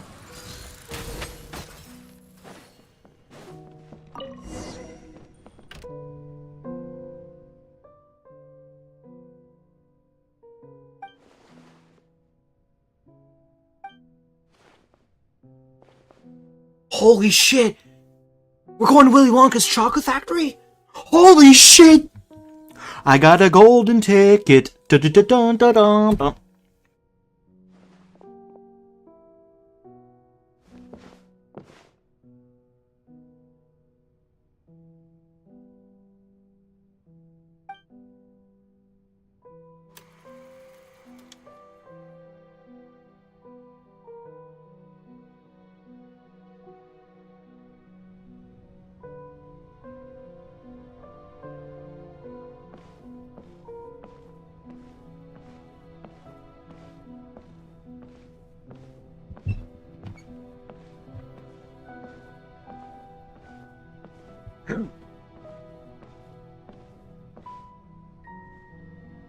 Farina. Farina. Huh? Who's that? Who's calling me? Where are you? Be not nervous. Be not afraid. I am before you. Wait a moment. You're mirror me? How can this be? Mirror you, huh? You know what? That's not bad. Let's go with that. Mirror me. What do you wish to say? The prophecy. Have you heard of it? What prophecy? Wait. I know. I think. I don't know why, but it's in my head somehow. The people will all be dissolved into the waters, and only the Hydro Archon will remain, weeping on her throne. Only then will the sins of the people of Fontaine be washed away. Oh, very good. You know it well. What's going on? I can't seem to remember anything clearly. The only thing I know for sure is this prophecy. Will it really come to pass? Yes, it will. And that is why I've come to you. Disaster will come to Fontaine sooner or later. Things will develop just as the prophecy declared. There is no escaping it. But doesn't that mean everyone will die? I'm a Fontainian just like them. Will I dissolve too? Oh, don't worry. Magical meetings exist in this world precisely to give people a chance to turn things around. It is the reason why you met me today. I will tell you how to save everyone, but you may have to suffer somewhat. Oh, so there's still hope after all. Goodness, you frightened me. You spoke so much and with so much certainty. As for the suffering, well, I will admit that the first thing that came to mind was, why do I have to be the one to suffer? But if the prophecy will come true, I'll also die anyway, right? So if I've already met you as my magical meeting in this world, if there were scales, with all the people of Fontaine on one side, and my pain on the other, is it not obvious where the scales should tilt? You truly are the perfect human. My ideal. I suppose this would also be the justice that belongs to you. Huh? Don't worry, it's nothing. Listen well. Fontaine has just lost its Hydro Archon. I need you to play a role.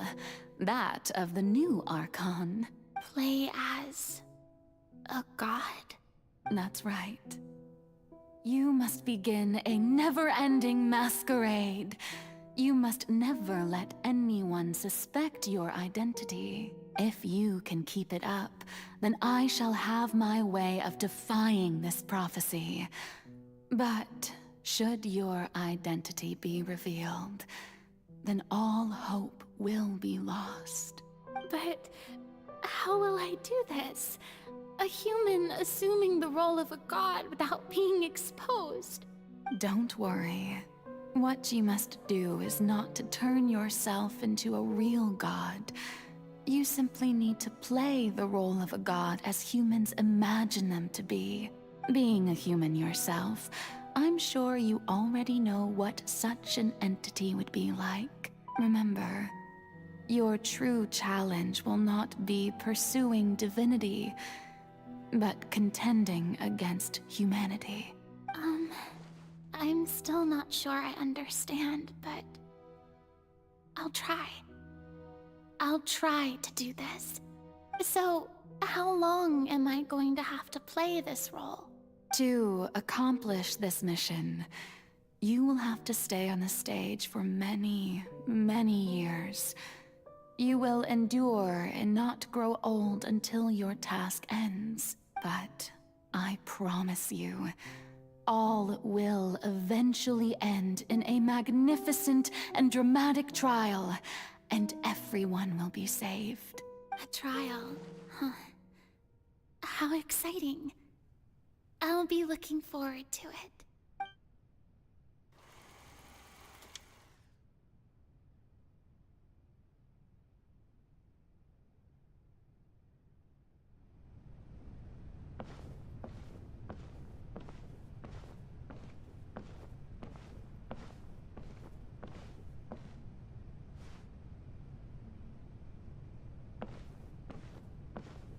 Yo, can Farina know, like, how to jog or something?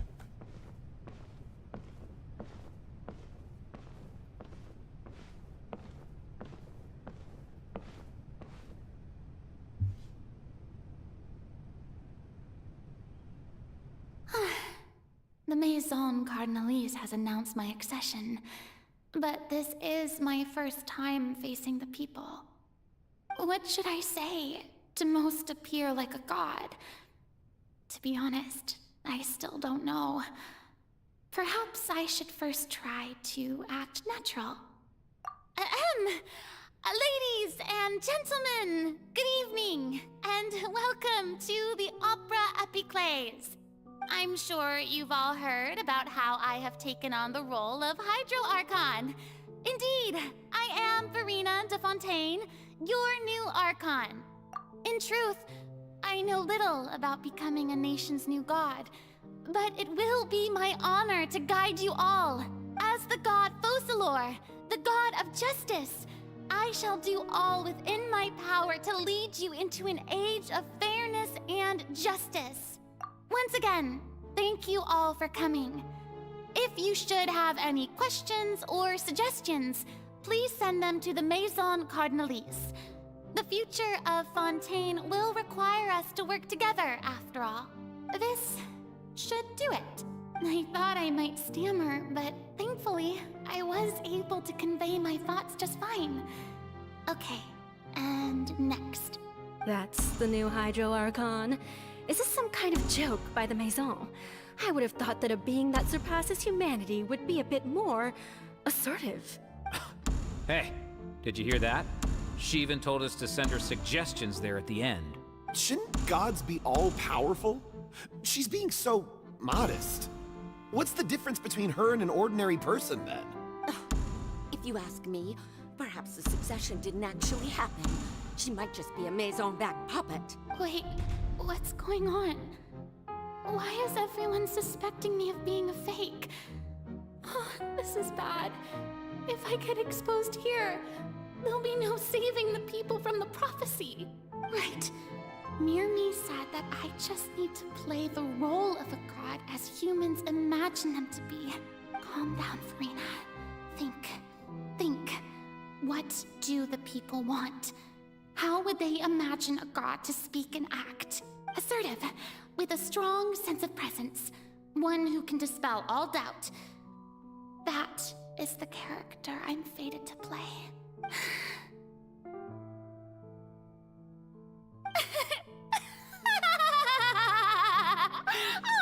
Oh, very good, my people. Only ones such as you are deserving of my rule.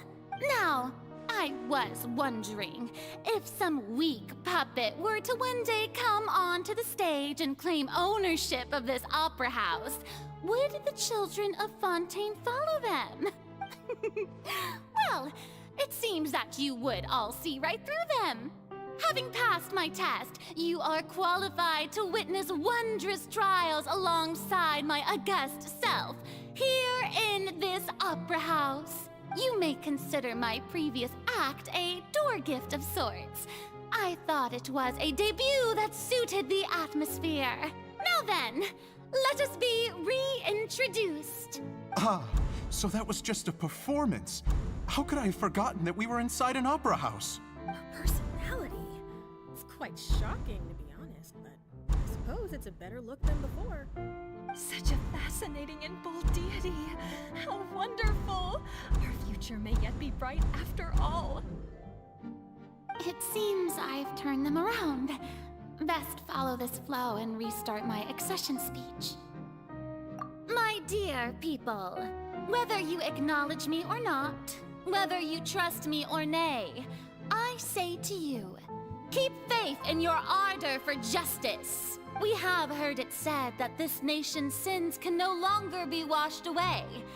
Well, I say that justice is most fragrant when it blooms amid sin. The scales of justice should not weigh heavy in the hands of its God. On one side, it must carry fairness and justice. And on the other, praise and applause. May law be the prayer on our lips. May judgment be our worship. Let us light the fires and drink to the future of Fontaine. There is no trouble in this world that justice cannot solve. All that is needed is for you, my people, to believe in it, heart and soul. So long as I, the Archon Focalor, stand within the Opera Epiclese, so long as I stand before the Oratrice, I shall even judge the gods of this world! Can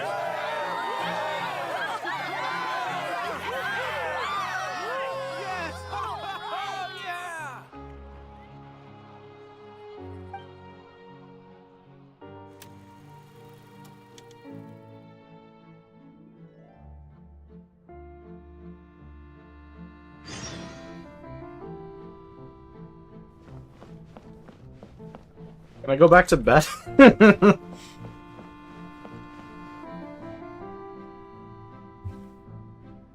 Lady Farina, here are today's case reports, as well as a summary of the follow-up for your perusal. Come now.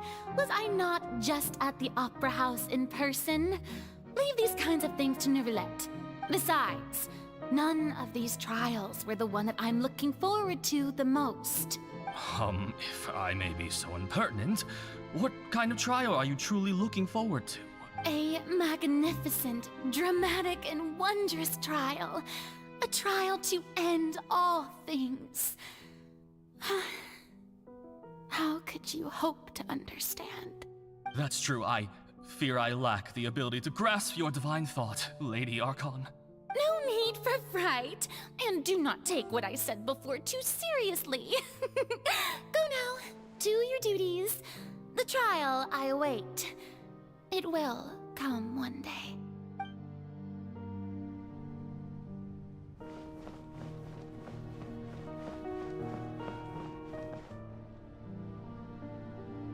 Lady Farina, I don't know what to say. Thank you for agreeing to see me. No need to thank me. Or rather, thank your own sense of perseverance instead. Long have you stood in line to meet me, have you not? Oh, I'm afraid that's just an inevitable consequence of my divine charm. All right. Deoteria, is it? How is your son's illness? You remembered me, and you knew of my family, too. He is doing much better now. In fact, he is far more of an ardent believer than I. He was the one who forced me to seek an audience with you, and to bring your words back to him. Oh, good. Very good. If this should happen again in the future, please do not hesitate to come and tell me. Going down to citizens' homes every so often, while not usual practice, should serve as a fine change of pace. You're such a gentle and wise god. Thank you once again, on behalf of my son.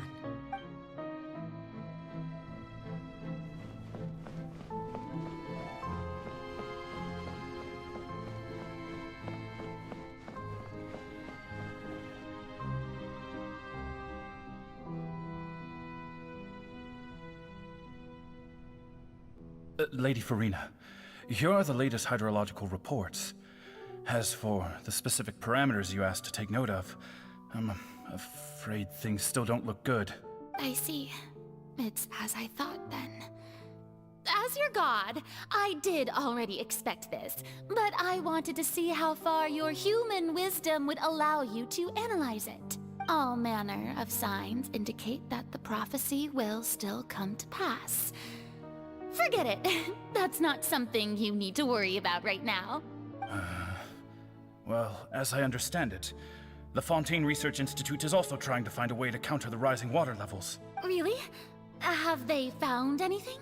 I'm afraid that they haven't found any effective solution thus far. Oh, is that so? Well, no wonder. This issue has reached the realm of the gods, after all. Still, their spirit is praiseworthy.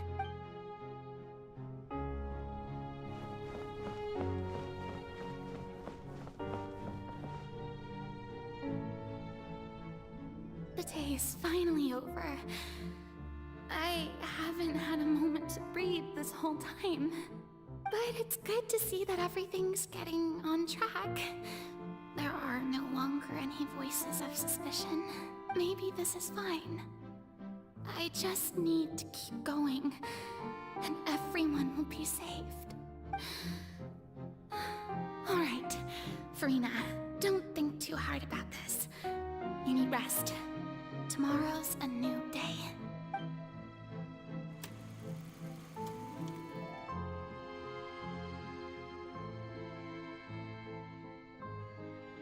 Lady Farina, here are the new trial reports for the latest cases, as well as a summary of the follow-up. There'll be no need for that. I've seen them already. There's no need to go back over scenes I've witnessed in person before.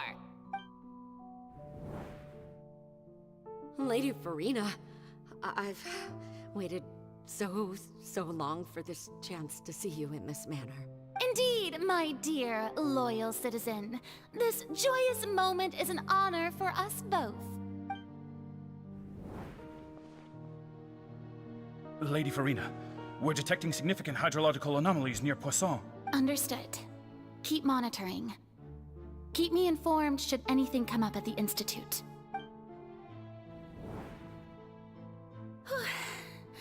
I don't think I let anything slip today. I must show the people that there is nothing to worry about. I just don't know when these days will end. I feel utterly exhausted. Best to rest early today, too.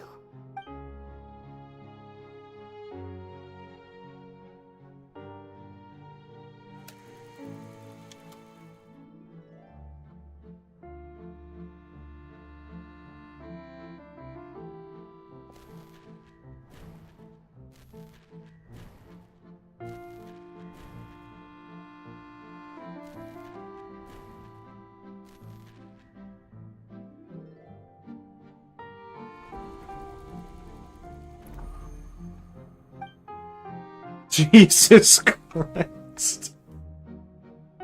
Lady Farina, it's like a dream being able to speak with you up close like this. I've heard that the first member of our family who was honored to receive an audience with you was Madame Dioteria, almost 20 generations ago. And what a fine family yours is indeed. It brings me great joy to meet such a faithful believer, a descendant of a line most ardent. Surely you exaggerate, Lady Farina. My lady? What is it, good citizen? Are you crying? Uh-huh. Really now? I didn't even notice. This must be the overflow of hydro from my person. Well, can't quite help being the god whose dominion is the waters, can I? No wonder. No wonder. A manifestation of your power, then. Oh, Archon, I am honored to have witnessed it. Honored indeed.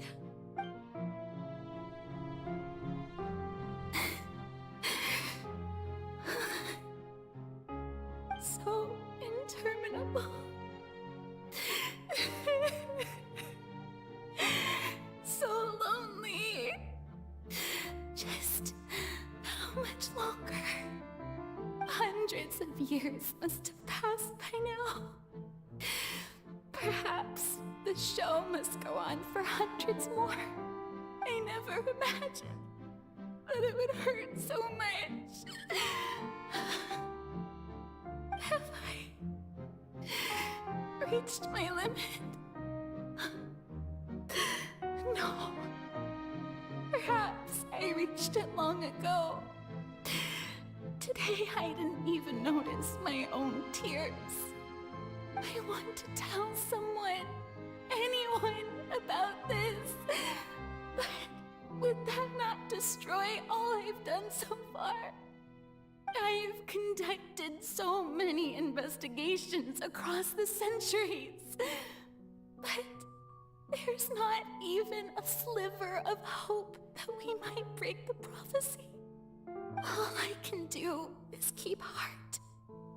I must maintain this act. It is the only way to save Fontaine. Please, mirror me. You have to succeed.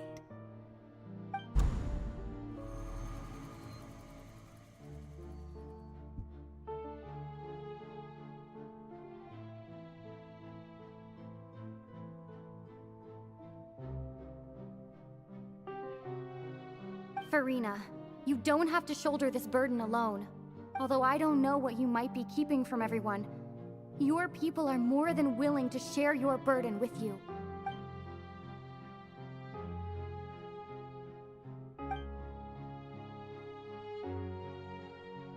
Share my burden. That's impossible. It was fated right from the start that this would be my duty alone. But even if your burden doesn't need to be shared, you can still choose to confide in someone. Just share it with me. I'm what you'd call a witness. A witness? Yes, I've heard that you came to Tevat from beyond the stars, yes. In other words, you never belonged here. And if Tevat is, in its entirety, a show on a stage, then you're just a spectator, aren't you? If that's the case... She's right. I could confide in her, couldn't I? But if things don't play out as expected, the people of Fontaine will be the ones to pay the price. No, Farina. You shouldn't be selfish. But what if it's really alright? Farina, you've worked so hard for so long. Surely it would be okay to put yourself first for once. Just this once. Is it such an outrageous thing to do anyway? To find someone in whom you can confide your frustrations and sorrows? Surely it could not hurt. If you let this opportunity slip through your fingers, it might never come by again. Think about it. Long and hard.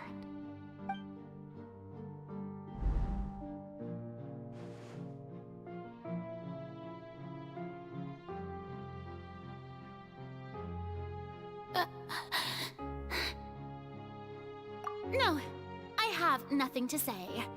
I am Farina, the Archon of Fontaine. Everything will surely get better.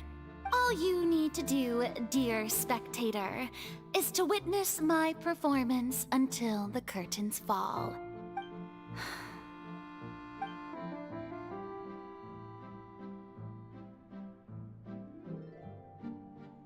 Fine.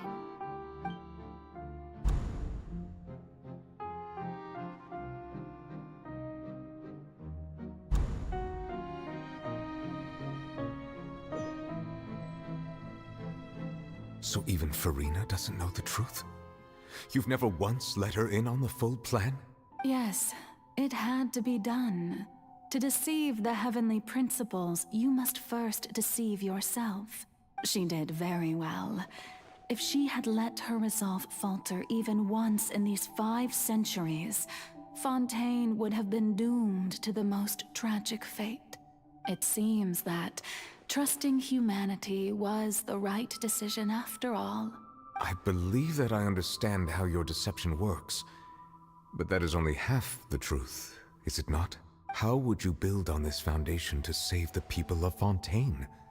That is the most important thing. Ah, good. Of course, the Iudex of Fontaine has pinpointed the crux of the issue. I'm sure you've long sensed that the Oratrice is no simple machine, yes?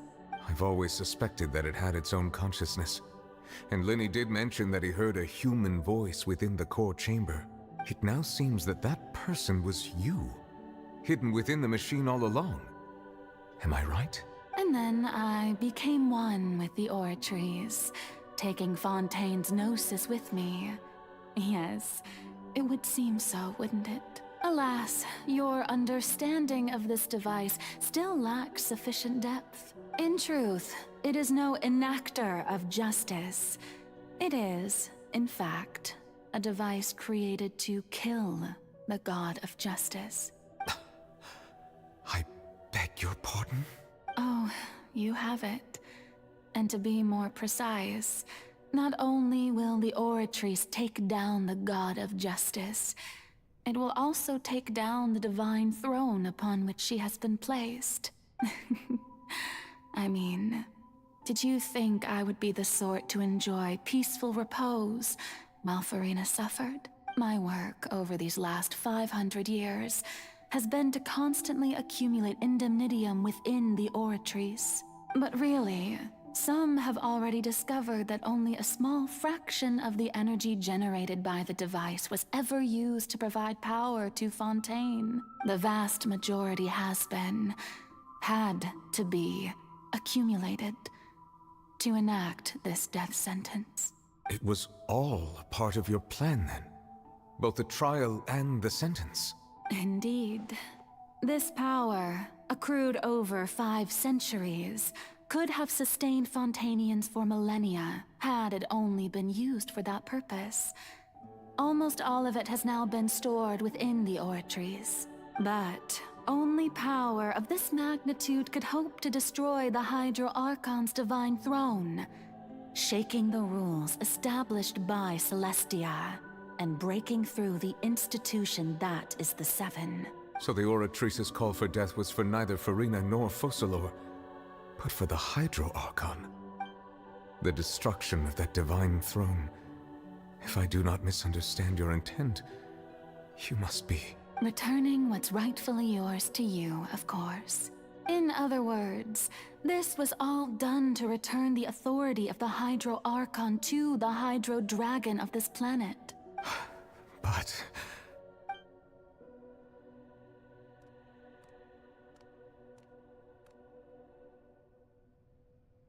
Oh, what?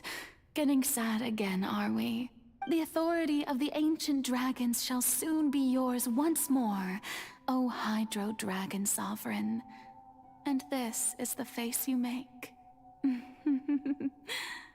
all you've done throughout the years is just so you can sacrifice yourself at the very end. I've never quite seen it that way, you know. Even now, I'm quite pleased at how well my deception worked.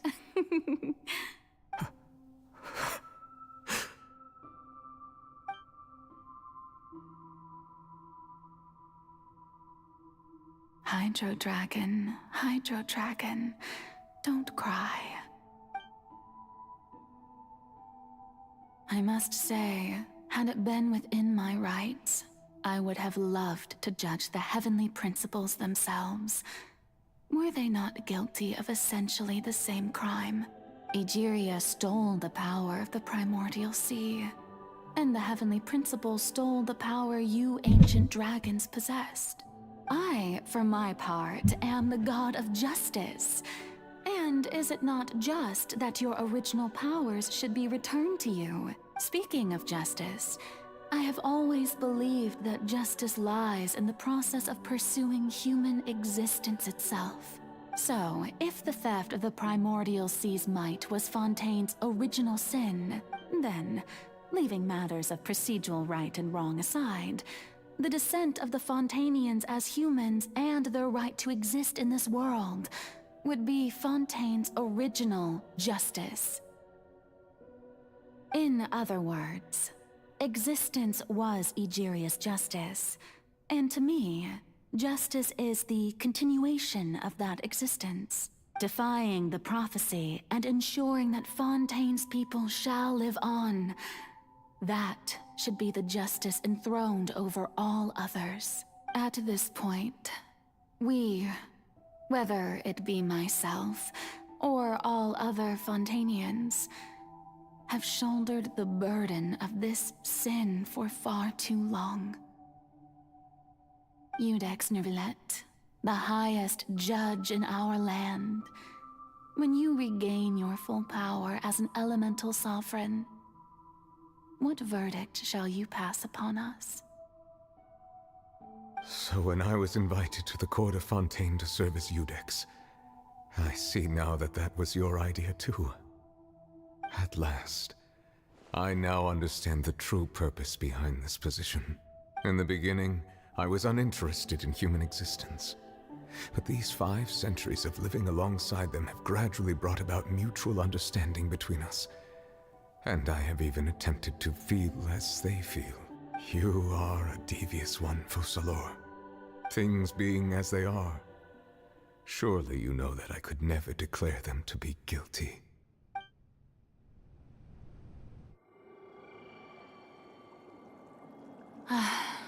The hour of my execution is almost here.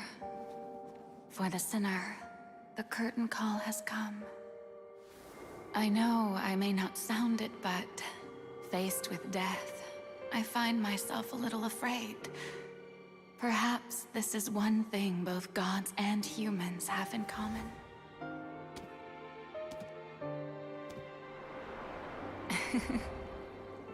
Farewell, Nervalette. I hope you've enjoyed the part you played these 500 years.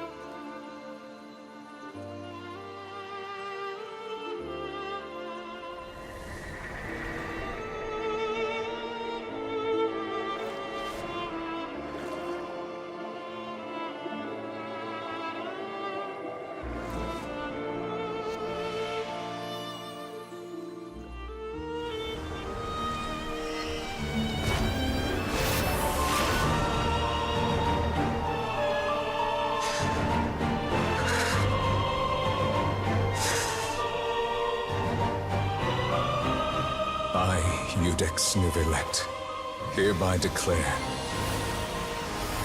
people of Fontaine, your sins are forgiven.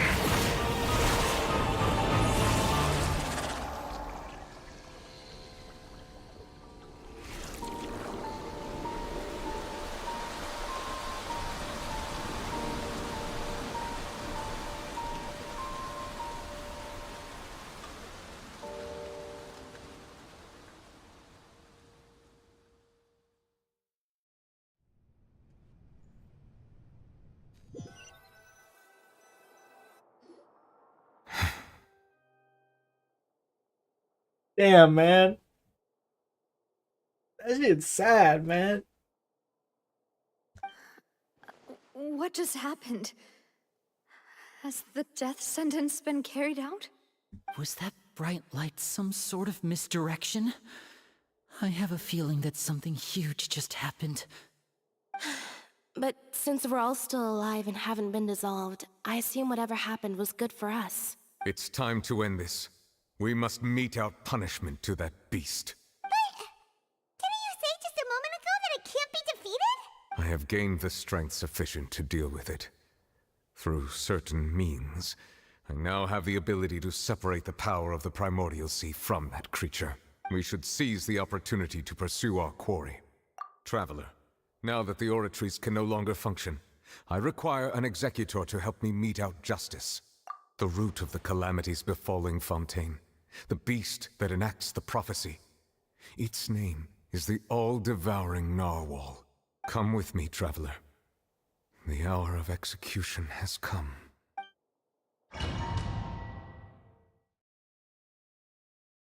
Ah.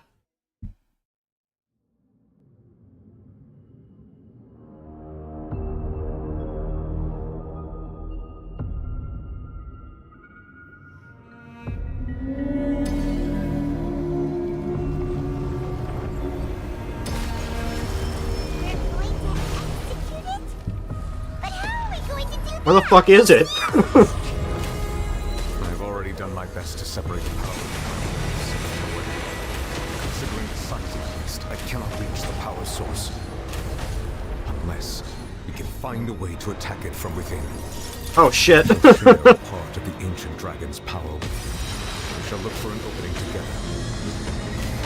Nah, this bitch is slow. He ain't beating me. I got Ganyu. Feel its sorrow turning into hostility.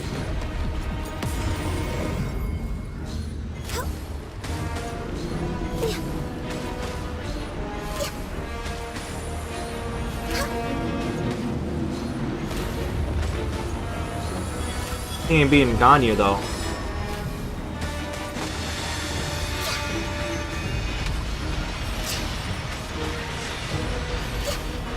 Ow. Devouring narwhal cannot resist its instinct to devour. Continue to trigger its hostility. Chance will present itself.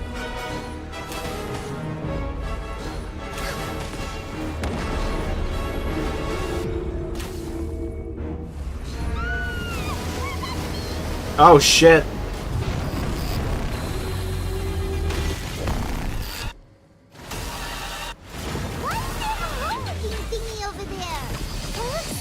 Oh fuck.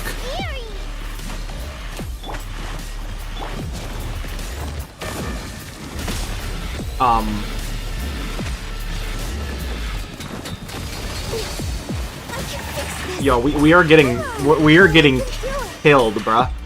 We're way behind schedule. I have granted you my protection. Do not fear. Seize the moment and use my power to suppress its root from within.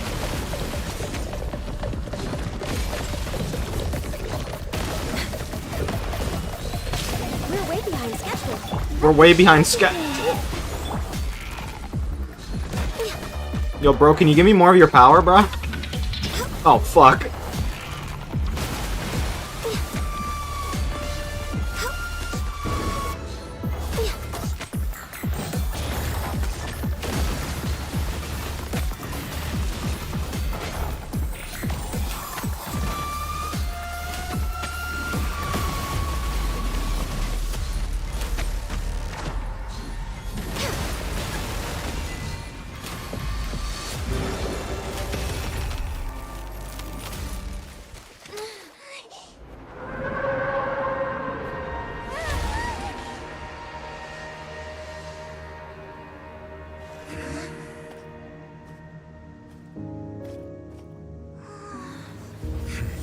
This shit's gonna be 5 hours long.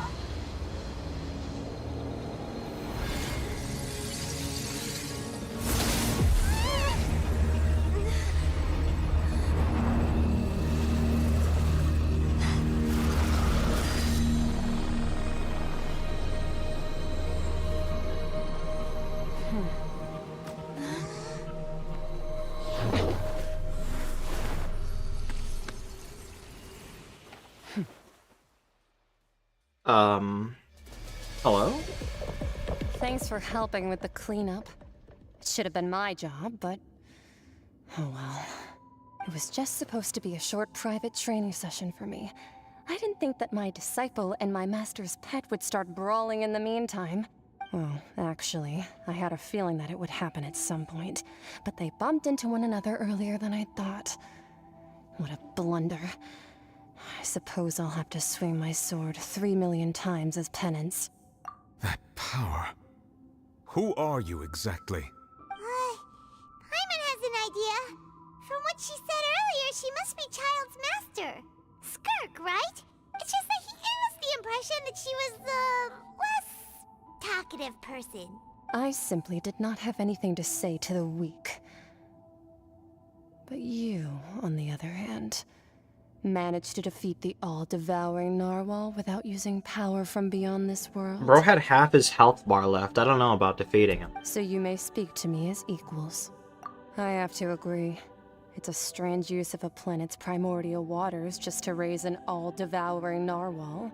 That kind of power is wasted on it. It's not cooperative. It eats too much. And I have more important things to do with my time than pet sitting. The only thing that creature has going for it is its looks. All in all, it fails as a pet. Miss Skirk? I think you might have missed the point. The point being?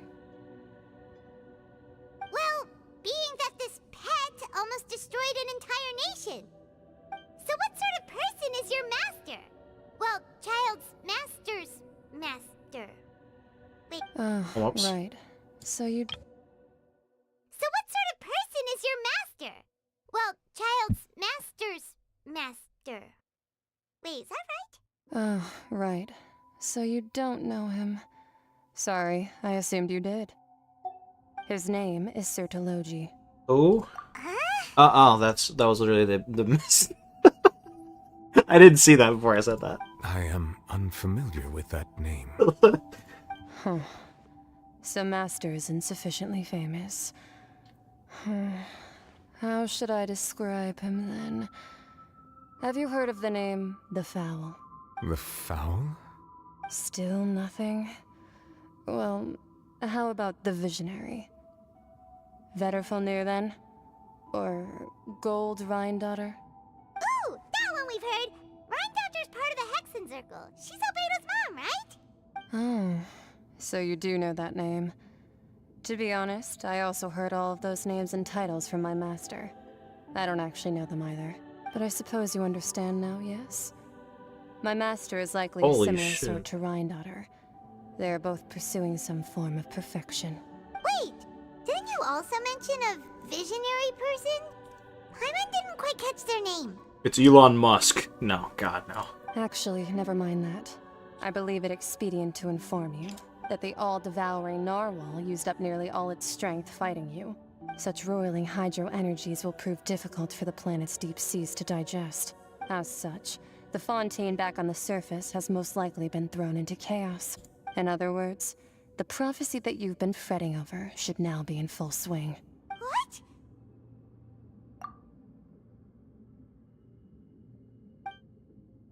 Not to worry. Focalor has already managed to deceive the heavenly principles. In the end, the people will all be dissolved into the waters, and only Farina will remain, weeping on her throne.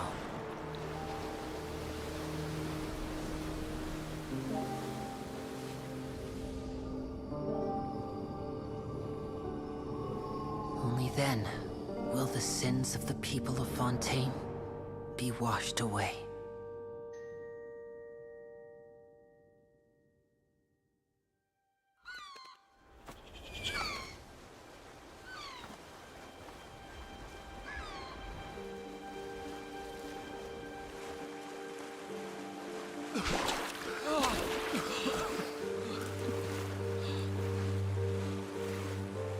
Hey! Help! Over here!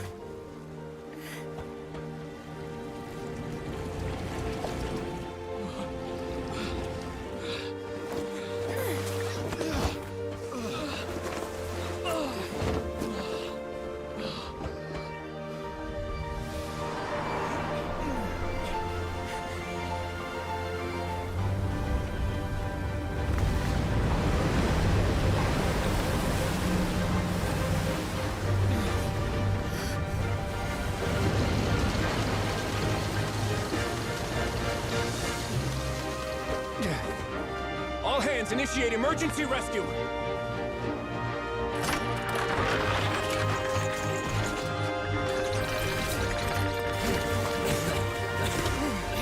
Hurry!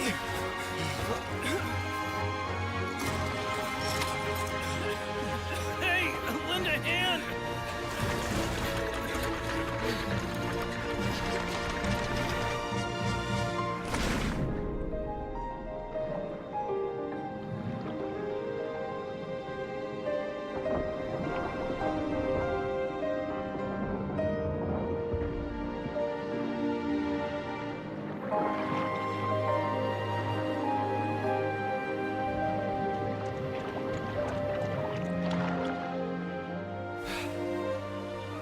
Look! The water's receding!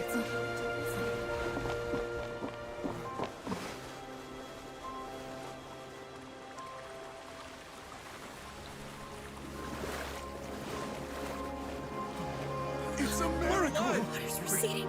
We didn't dissolve. The prophecy was wrong. The prophecy was wrong.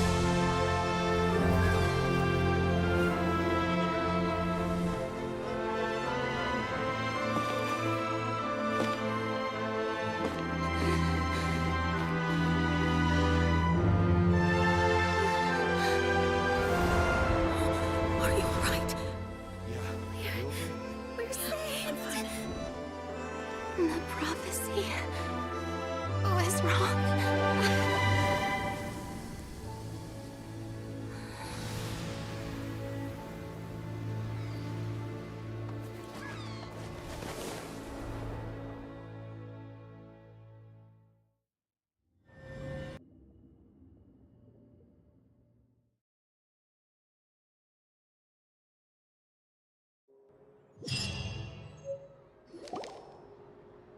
The soil renewed. The Spina di Rosula talks post-disaster rebuilding. I recently visited Poisson to meet with Miss Navia, spokesperson of the Spina di Rosula, and we spoke about Poisson's present and future. Old soil can still give birth to new bloom, Miss Navia stated. Hope is like seeing a small cookie when you're starving late at night. You just need a little of it.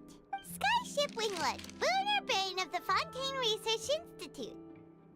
The various disputes that have arisen on account of Mr. Edwin have suddenly become a shield over the Institute, with Jurier turning out to be a once overlooked hidden gem. West! People always call the first researcher mad, but few know what to call the second. And should that latter person achieve a miracle, they would find it all the harder to find a word with which to classify him and his team. Wow! Paimon barely recognizes the people in the reports. Are those really Jurier and Navia?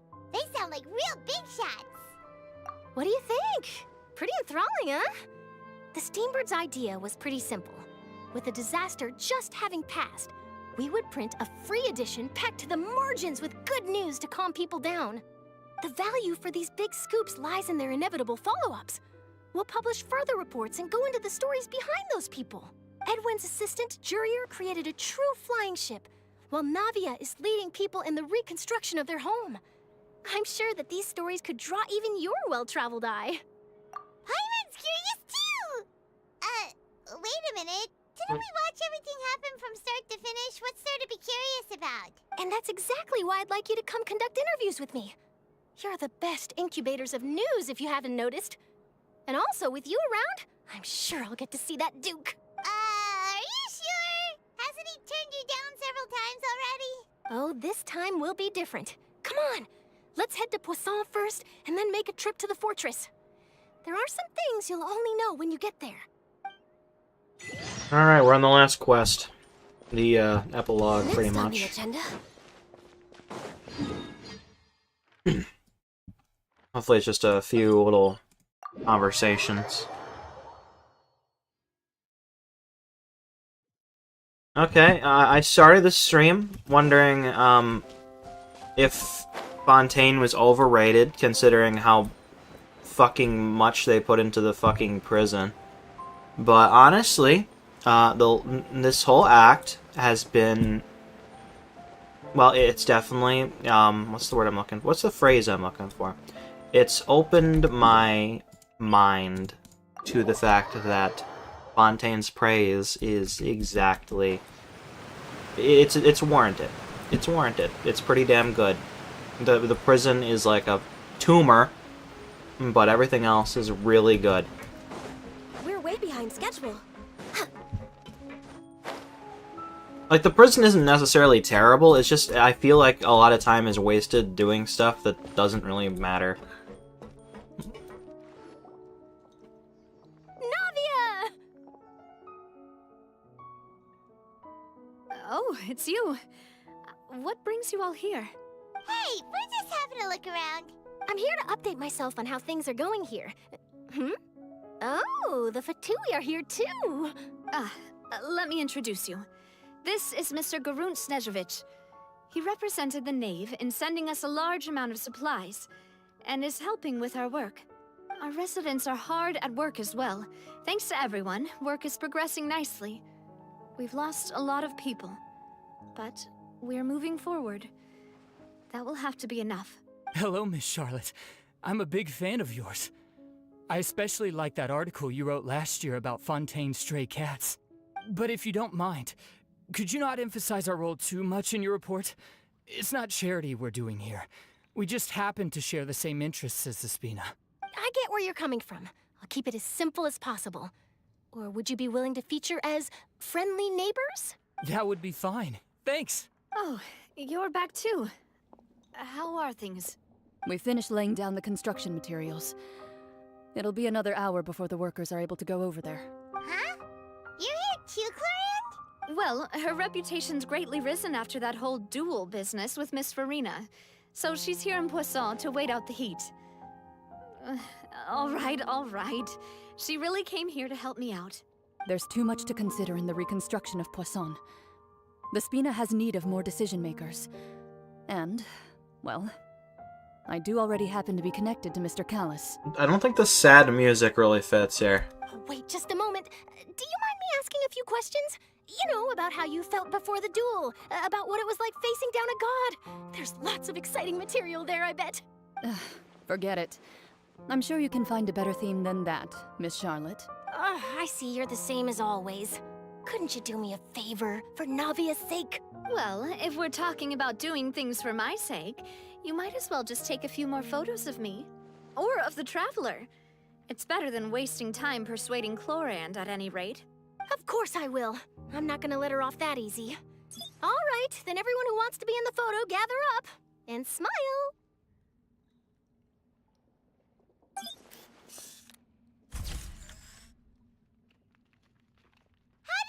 Was it a good shot? Did Paimon look cute in it? Not bad. Your addition really helped the composition of the picture. All right, hang on a moment. Let me snap a few more shots. All right, that should do it. I'll be back here later anyway, so let's call it a day. You're very quick. Speed is of the essence when it comes to the news, and freshness is the key. Also, not to brag, but I'm pretty good at building connections. Who knows? I might eventually get that interview with you after all, Miss Clorand. Wow, you really do have that never say die spirit. I'm impressed. I'll hazard a guess that this is how you got that interview at the Fortress of Meripede. Whoa, you're well informed. Let me make a guess too. I asked Sijuin, who told Monsieur Nervillette, and he told you, right? That's a very complete information chain. In truth, all Monsieur Nervillette asked me was, when did the fortress become so friendly towards the media? I told him that it was best not to speak too soon. There's no guarantee that Ridesley will make a personal appearance. You're right. I've got to treasure every moment I have with them. In which case, I'll be making a move first. Stay safe now. And tell me if you hear anything interesting. I'll treat you to afternoon tea in exchange.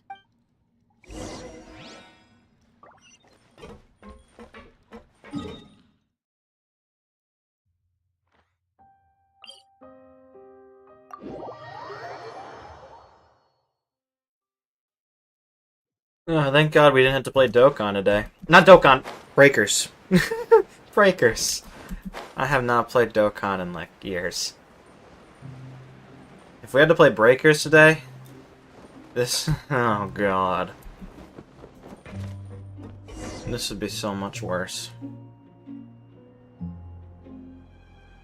Wow, guess we're here again, huh? There's a real nostalgic feeling to this place. Looks like you've been missing us. Duke! Did you come all the way to the entrance to greet us? Of course. I'm here to welcome you and our dear Miss Charlotte, whom our good head nurse recommended to me. It's an honor to finally meet the much-rumored Duke. Thank you for consenting to my visit to the fortress, sir. No need to thank me. But that said, I shouldn't be the focus of your interview. I trust you recall our agreement? Of course, of course. All right then, this way.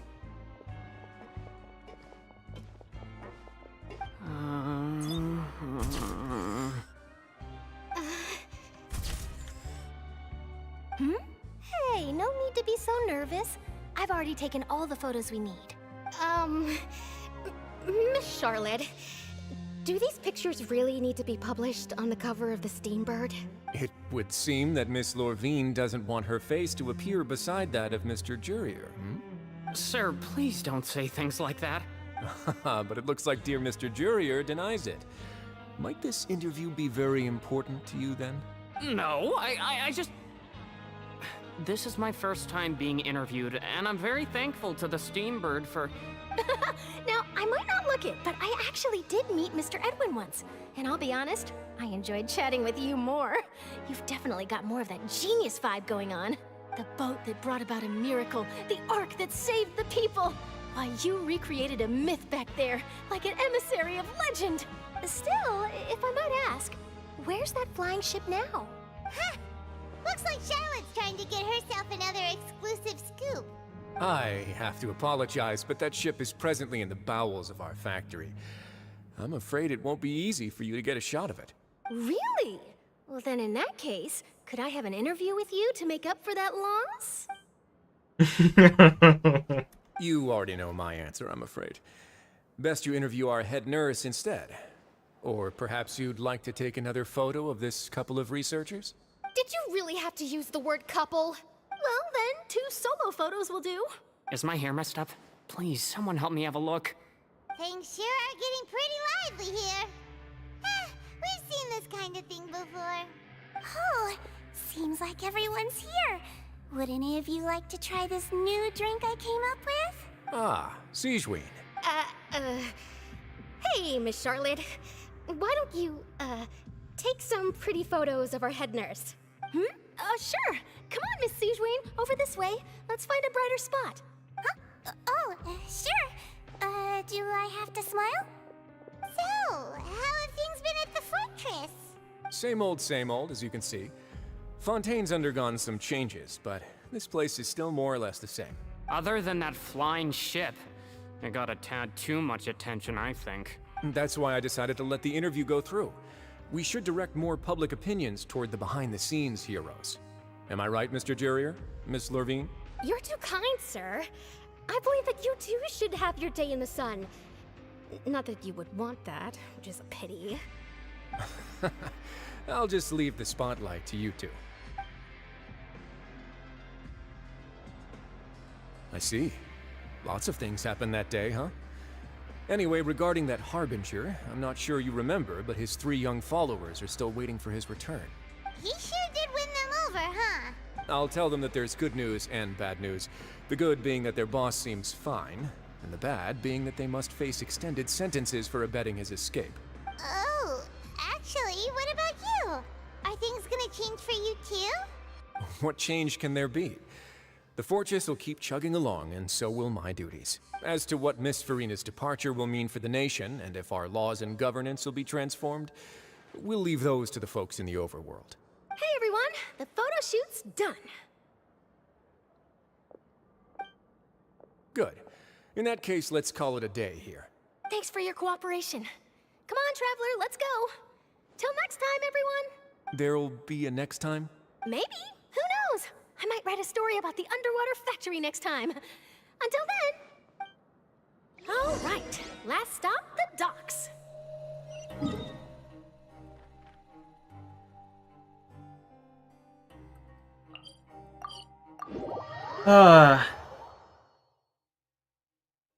Can't believe we're finally almost done.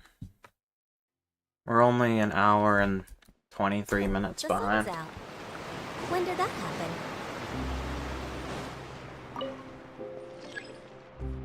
Oh, fuck waiting for the lift, bruh. I take that shit. Fuck that fucking elevator. I'm jumping down. I do not got time for that.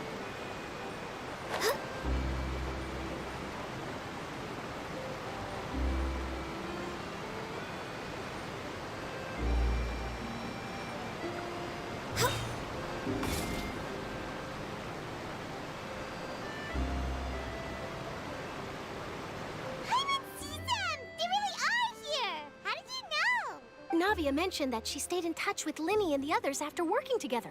Apparently, they've been at the docks distributing these strange pockets the whole time since. Traveler, Paimon. Ah, and Miss Charlotte, too. Would you like a magic pocket? What sort of gadget is it? It's a wondrous bag that can be used to carry many things. The water level has returned to normal, but if you see any of your things floating around, you can use this to carry them. Or you could trick a friend into doing it for you. Trick a friend? I wonder which of my friends would fall for that. You could just make a friend like Fremine here.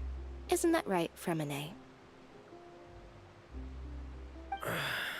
Is this what you meant by, I'll help you make some more friends? To be honest, that sounds pretty sweet. Could I have your contact, please? Sure. Please, write down my address. Lynette sure is working hard to help Fremine socialize. He was the one who proposed doing this. He even wants to assist in our magic shows. Yes, I was planning to first introduce Pear as an assistant, and later Fremine himself. In the future, I think we can leave underwater escape magic to him too. That said, would anyone want to see a diver escape underwater? Oh, it'll work out. Every journey begins with the first step. He'll become a part of our show eventually. Lynette, could you come over? Miss Charlotte says she wants to take a picture of us. Got it. My, that Charlotte is rather perceptive. She got rid of everyone the moment she realized I had something to say to you. So, how have things been, Traveler? Father says that you did a great deal during the latest events. She's very grateful for your contributions to Fontaine. That's all right. We were more than happy to help. So, what's she doing now? Oh, I guess you haven't heard. Well, after Lady Farina left, Father and Monsieur Neuvillette opened negotiations, during which he gave Fontaine's gnosis to her as a diplomatic gift. A diplomatic gift? A gnosis? Yes, I was quite surprised at first myself. But when I thought it over, there were actually a number of things going for it. It could have been done as an apology for the incident with Lord Child, or as thanks for his help in tying the all-devouring narwhal down. Furthermore, Father did also lend significant aid to Fontaine and Poisson. Well, that's true, but this is a gnosis we're talking about. Doesn't this seem a bit irresponsible? I would agree, but I've also heard that it seems that Monsieur Neuvillette has had a significant change of heart regarding the matter. So there's some reason for this that only Neuvillette knows about? I suspect you'll have to ask him about that yourself. Ah, yes, speaking of which, I did see him strolling around the entrance to the Fortress of Meripede a while back. Isn't he real busy and stuff? Paimon didn't think he'd have the time for that. But back to the topic. The gnosis was given to the knave, right? What about Child? They say that he's returned to Snezhnaya to recover from his wounds. I hear that the recent disaster really did a number on his health. That's true. When you think about it, we've had loads of run-ins with the Fatui. To think we'd be allied with them this time. So shocked by such a simple switching of sides?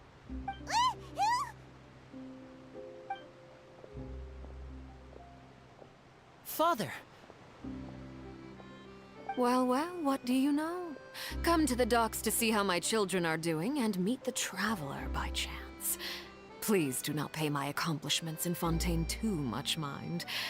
I would have done them regardless. Are you going to take the gnosis back to Snezhnaya? That is our duty as harbingers, yes. Don't be too preoccupied with sides. The goal of the Fatui concerns not a single place or person, but the entire world. With such a grand goal in mind, it is inevitable that we must wear many masks. Switching my masks is something I've always done. Well, that depends on many things. No one truly knows what the future holds. What good is honesty if you can't rely on it forever? As for you, I very much look forward to our next collaboration. Good things cannot be achieved alone, and you've proved yourselves to be great partners. A vision? All right. I'll remember to return it. Thank you for keeping it safe for him this entire time. And that's a wrap for me. Huh? You're... Greetings, Miss Journalist. Hello. If I'm not mistaken, there are diplomatic channels I'll need to report to take a photo of you. That is correct. So forgive me, but I will not be able to serve as a subject in your article. However, feel free to write as much as you'd like about our dear magicians and our upcoming rookie talent. I will. The sea breeze is quite pleasant. I shall continue my walk while the weather remains so agreeable. Farewell. Farewell, Father. Oh, she has such an intimidating presence. I didn't even dare to take a picture. Thankfully, I've already wrapped up all my pre-scheduled interviews. Thank you all.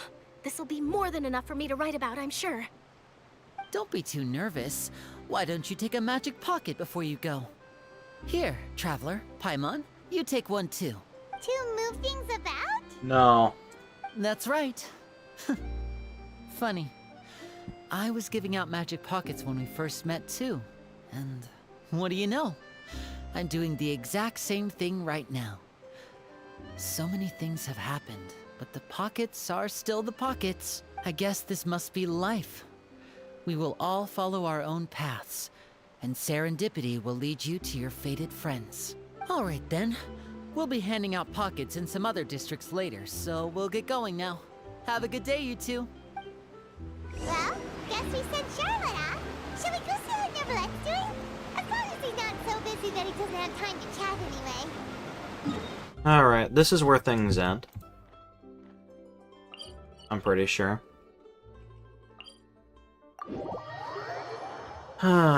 Which is a little weird. Because we're not finishing up with... Is Farina just straight up gone?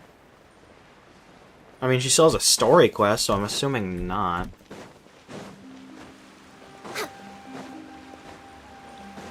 Maybe she's in this interaction or something.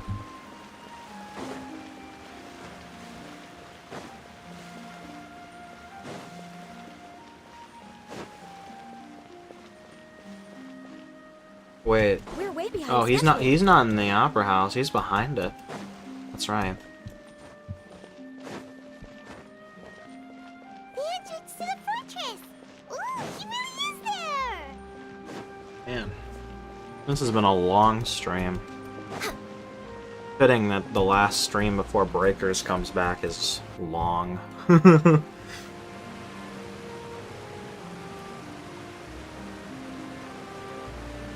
So, you really are here, Neverlette! Paimon didn't think you were going to have free time this hour of the day. Really? Oh, I suppose you must have met Mr. Linney.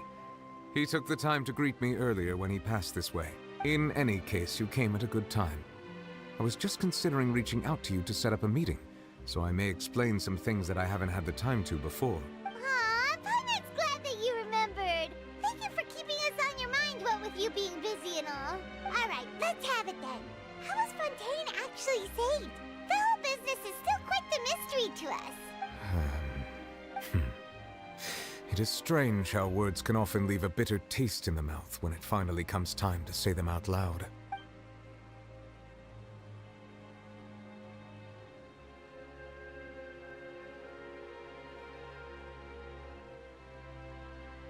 Whoa. So that's what happened? Focalor destroyed the divine throne of the Hydro Archon and restored your power to you, transforming you into a fully fledged elemental dragon sovereign! But Paimon still doesn't quite get what you did to save the Fontainians from dissolving. For me, the authority of the ancient dragons refers to absolute control over the hydro element. Fontainians were incomplete humans born of Egeria's use of the power of the primordial sea, with constitutions similar to that of mimics. But so long as those primordial energies remain within them, I could use the ancient dragon's authority to grant them true blood, Like after the show. fashion in which life was first brought into being on this planet. In other words, when I gave my verdict, Fontainians became true humans, and thus would naturally no longer be dissolved by water from the primordial sea. Focalor must have counted on you to make that decision as well. Your verdict was the key to making the prophecy appear to have come true while saving everyone.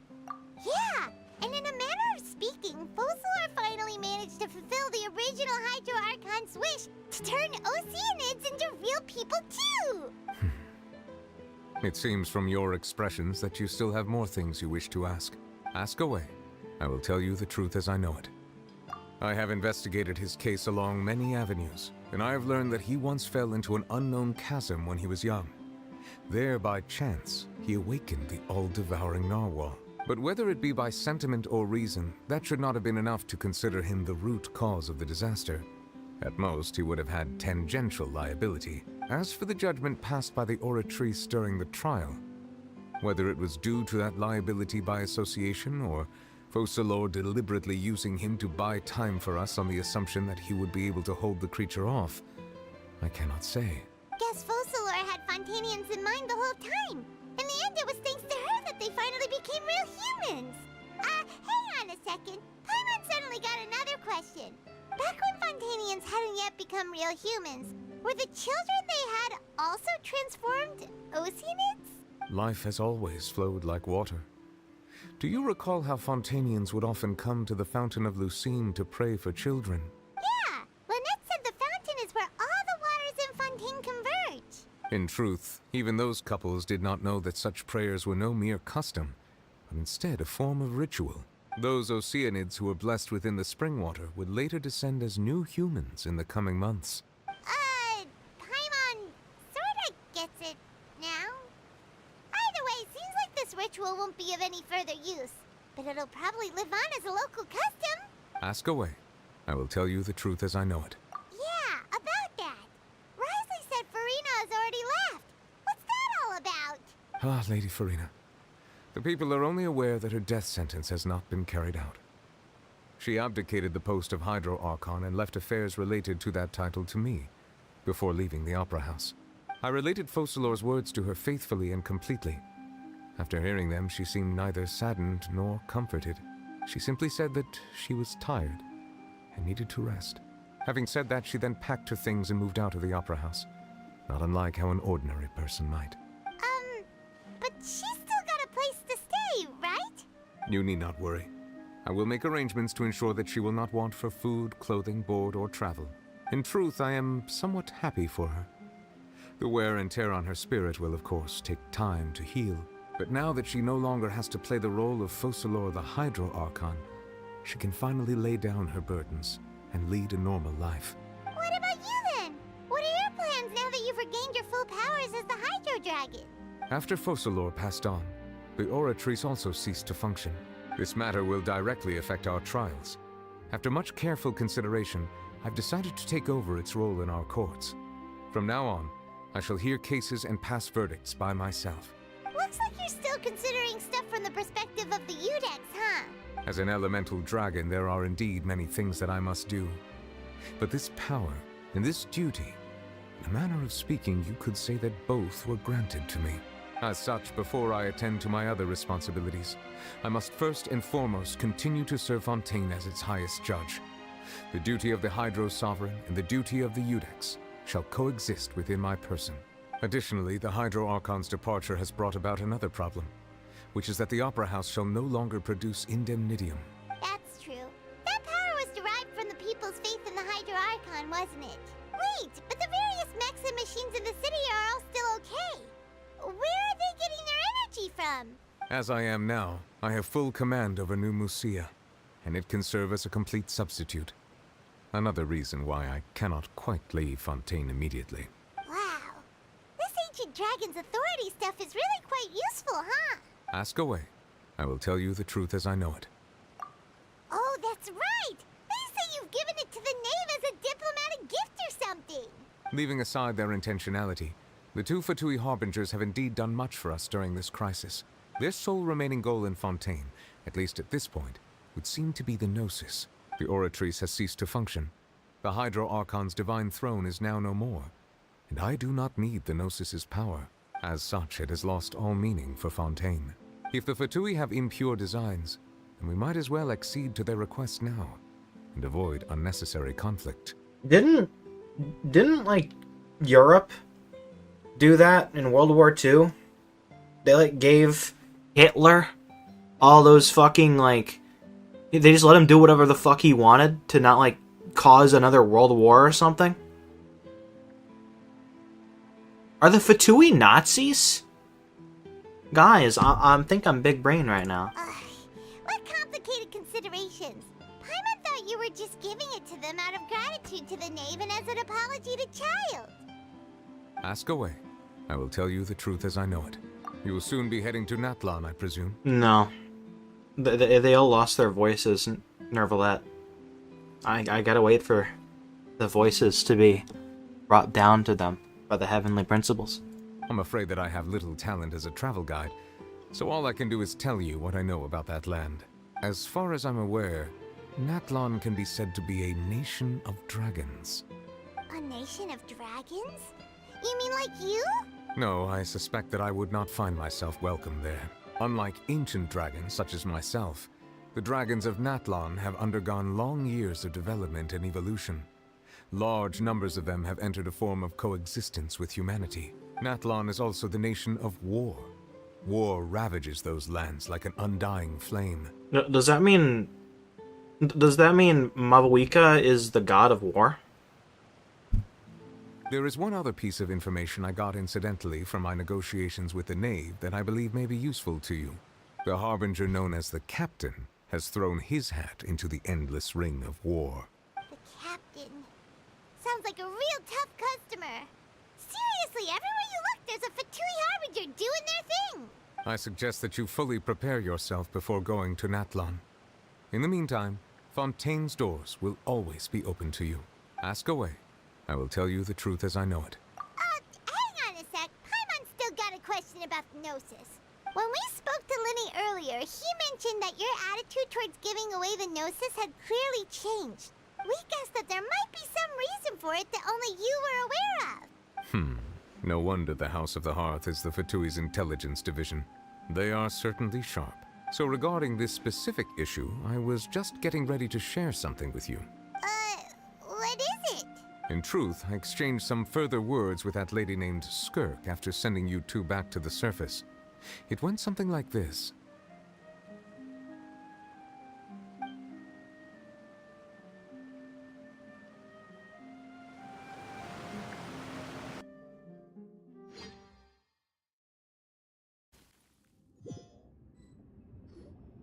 Well, we're going to head topside to see what's going on. You hurry over soon as well, all right, Nervalette? What next? The all-devouring narwhal isn't here, so I'm no longer getting any interference. I can finally catch the scent of your power, what it's made of. It is the authority of the planet's primordial dragons, but with something very similar to a god's curse mixed in. It's quite a novel blend. I'm sure I've encountered something like this before. What was it again? I do not know what you speak of. Ah, of course. How could I forget? You should have the remains of the third descender on your person, yes? Remains? I've never heard of any such thing. Huh. According to your parlance, I believe it may be called a gnosis. Well, that much is true. After Focalor's divinity faded, she handed her gnosis to me. But I fear I have never heard of it described in the manner that you just did. I've been training with my master, the Foul, ever since I was young, and I have never returned to the surface since. So most of the information I possess, I got from him. It is only natural for those who are greater than humanity to possess a different sort of common sense, which is why there are so many problems in our attempts to communicate with humans.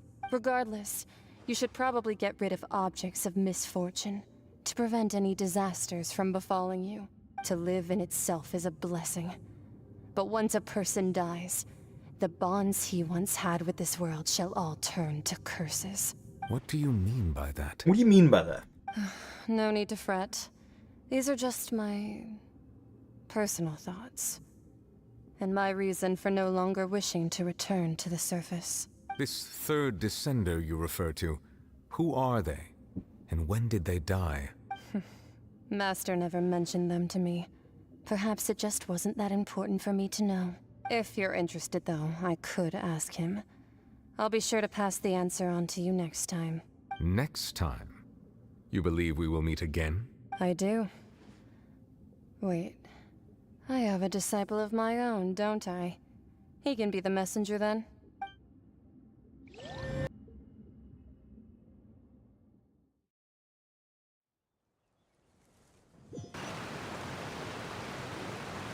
That's what she told me. Whether it would prove useful or not, I wanted to pass that information on to you. The remains of the third descender? So that's what the no-sees actually are. Paimon just thought they looked like chess pieces. How could they be a person's remains? All the same, assuming that there was no misunderstanding or special metaphor at play, that is what she meant to say.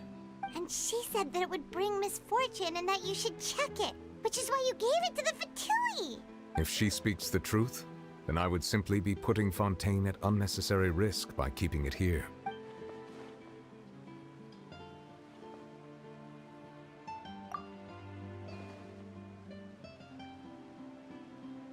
I guessed that you might already be familiar with this concept, but I did not expect you to be one of them. That means that the no-sees, which are exceedingly element-compatible and can even enhance elemental abilities, do indeed come from the third descender. I wonder, does your body also possess similar properties? Like being able to use elemental powers without a vision. That does sort of count as special compatibility, right? No, let's not think about this stuff right now. It just feels creepy, comparing the Traveler to the dead third descender and all.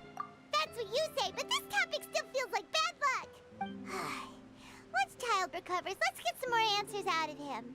Or go look for his master and get the answers that way. I too believe it unwise to make too many blind guesses when information is lacking. The same is true of being at court. All right. Whatever the case, it seems like the crisis here in Fontaine's over for now. Yes. All of Focalor's efforts were for this moment as well.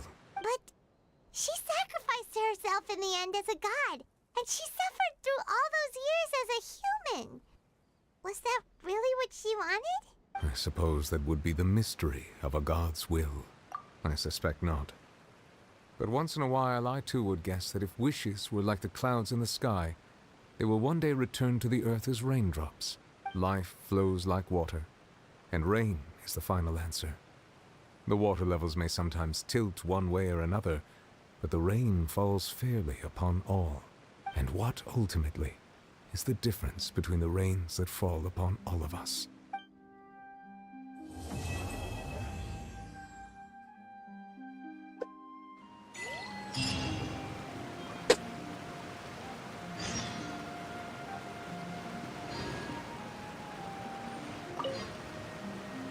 It seems from your expressions that you still have more things you wish to ask. Ask away. I will tell you the truth as I know. I suggest that you fully prepare your... Oh, we did it, chat. Let's read some Garfield. Oh, actually, just dropped my phone. Story quests, they're open. What will I spend my hard-earned keys on, I wonder?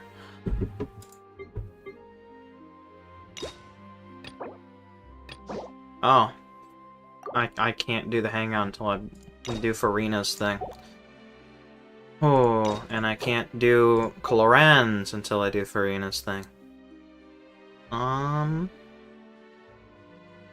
Considering I will be doing only one story quest per stream from this day forward until Natlan's or Natlan is fully voiced, I guess we'll do Farina's because Clorand has like 2 whole territories that she goes into that I would like to explore.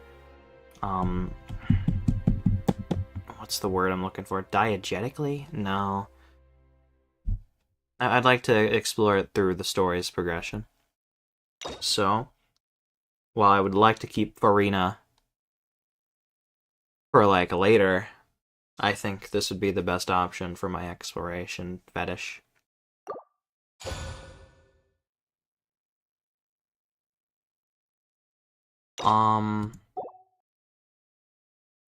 We'll just spend some keys now, honestly. We're gonna have plenty.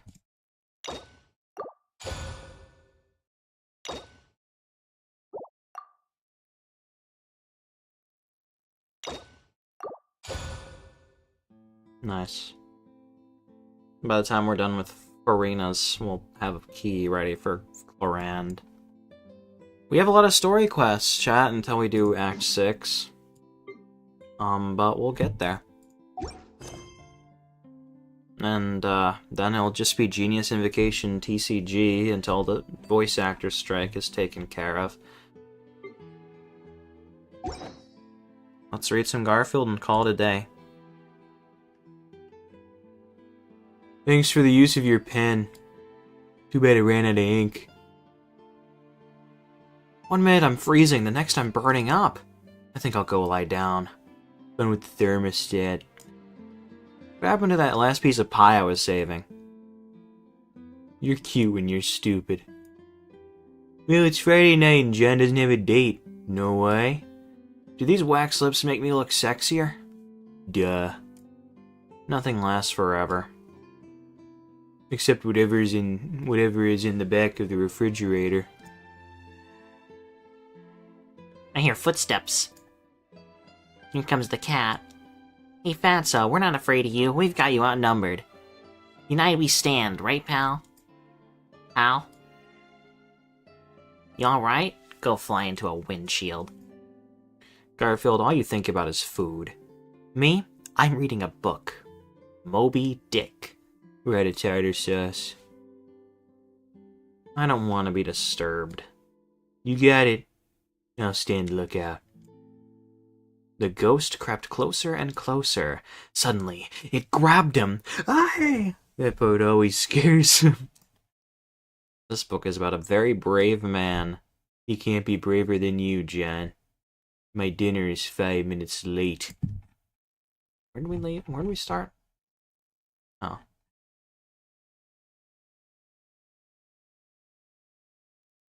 This was our animal school pageant. A salute to area livestock growers. I was the happy pig boy. He tells people these things. Here's a cat who can predict earthquakes. Why can't you do something like that? I once stepped through an earthquake. Alright, chat. That's the end of this very long stream. Tomorrow we'll be playing GTA San Andreas, and then we'll be suffering with Dragon Ball The Breakers for the foreseeable future. I hate my life. In any case, this is probably the last long Genshin stream for a very long time. So it's kind of fitting, actually. It's kind of the grand finale of what will be the norm for the foreseeable future when it comes to the game for us. And again, until Natlan, or Natlan, I gotta pronounce it right, gets itself figured out. Because I don't want to play the game. I don't want to play through everything when everyone's not voiced. Some characters are. I keep hearing, oh, it's just a few characters that aren't voiced through the story. But it's like, do I really want to make a compromise here? No. 20 years in the can. I wanted Man of God. I compromised. I grilled cheese off the radiator instead. I wanted to fuck a woman. But I compromised. I jacked off in a tissue. See where I'm going? Anyway, this has been the end of the stream. Have a good night. Sleep tight. Don't let the bedbugs bite. Have a good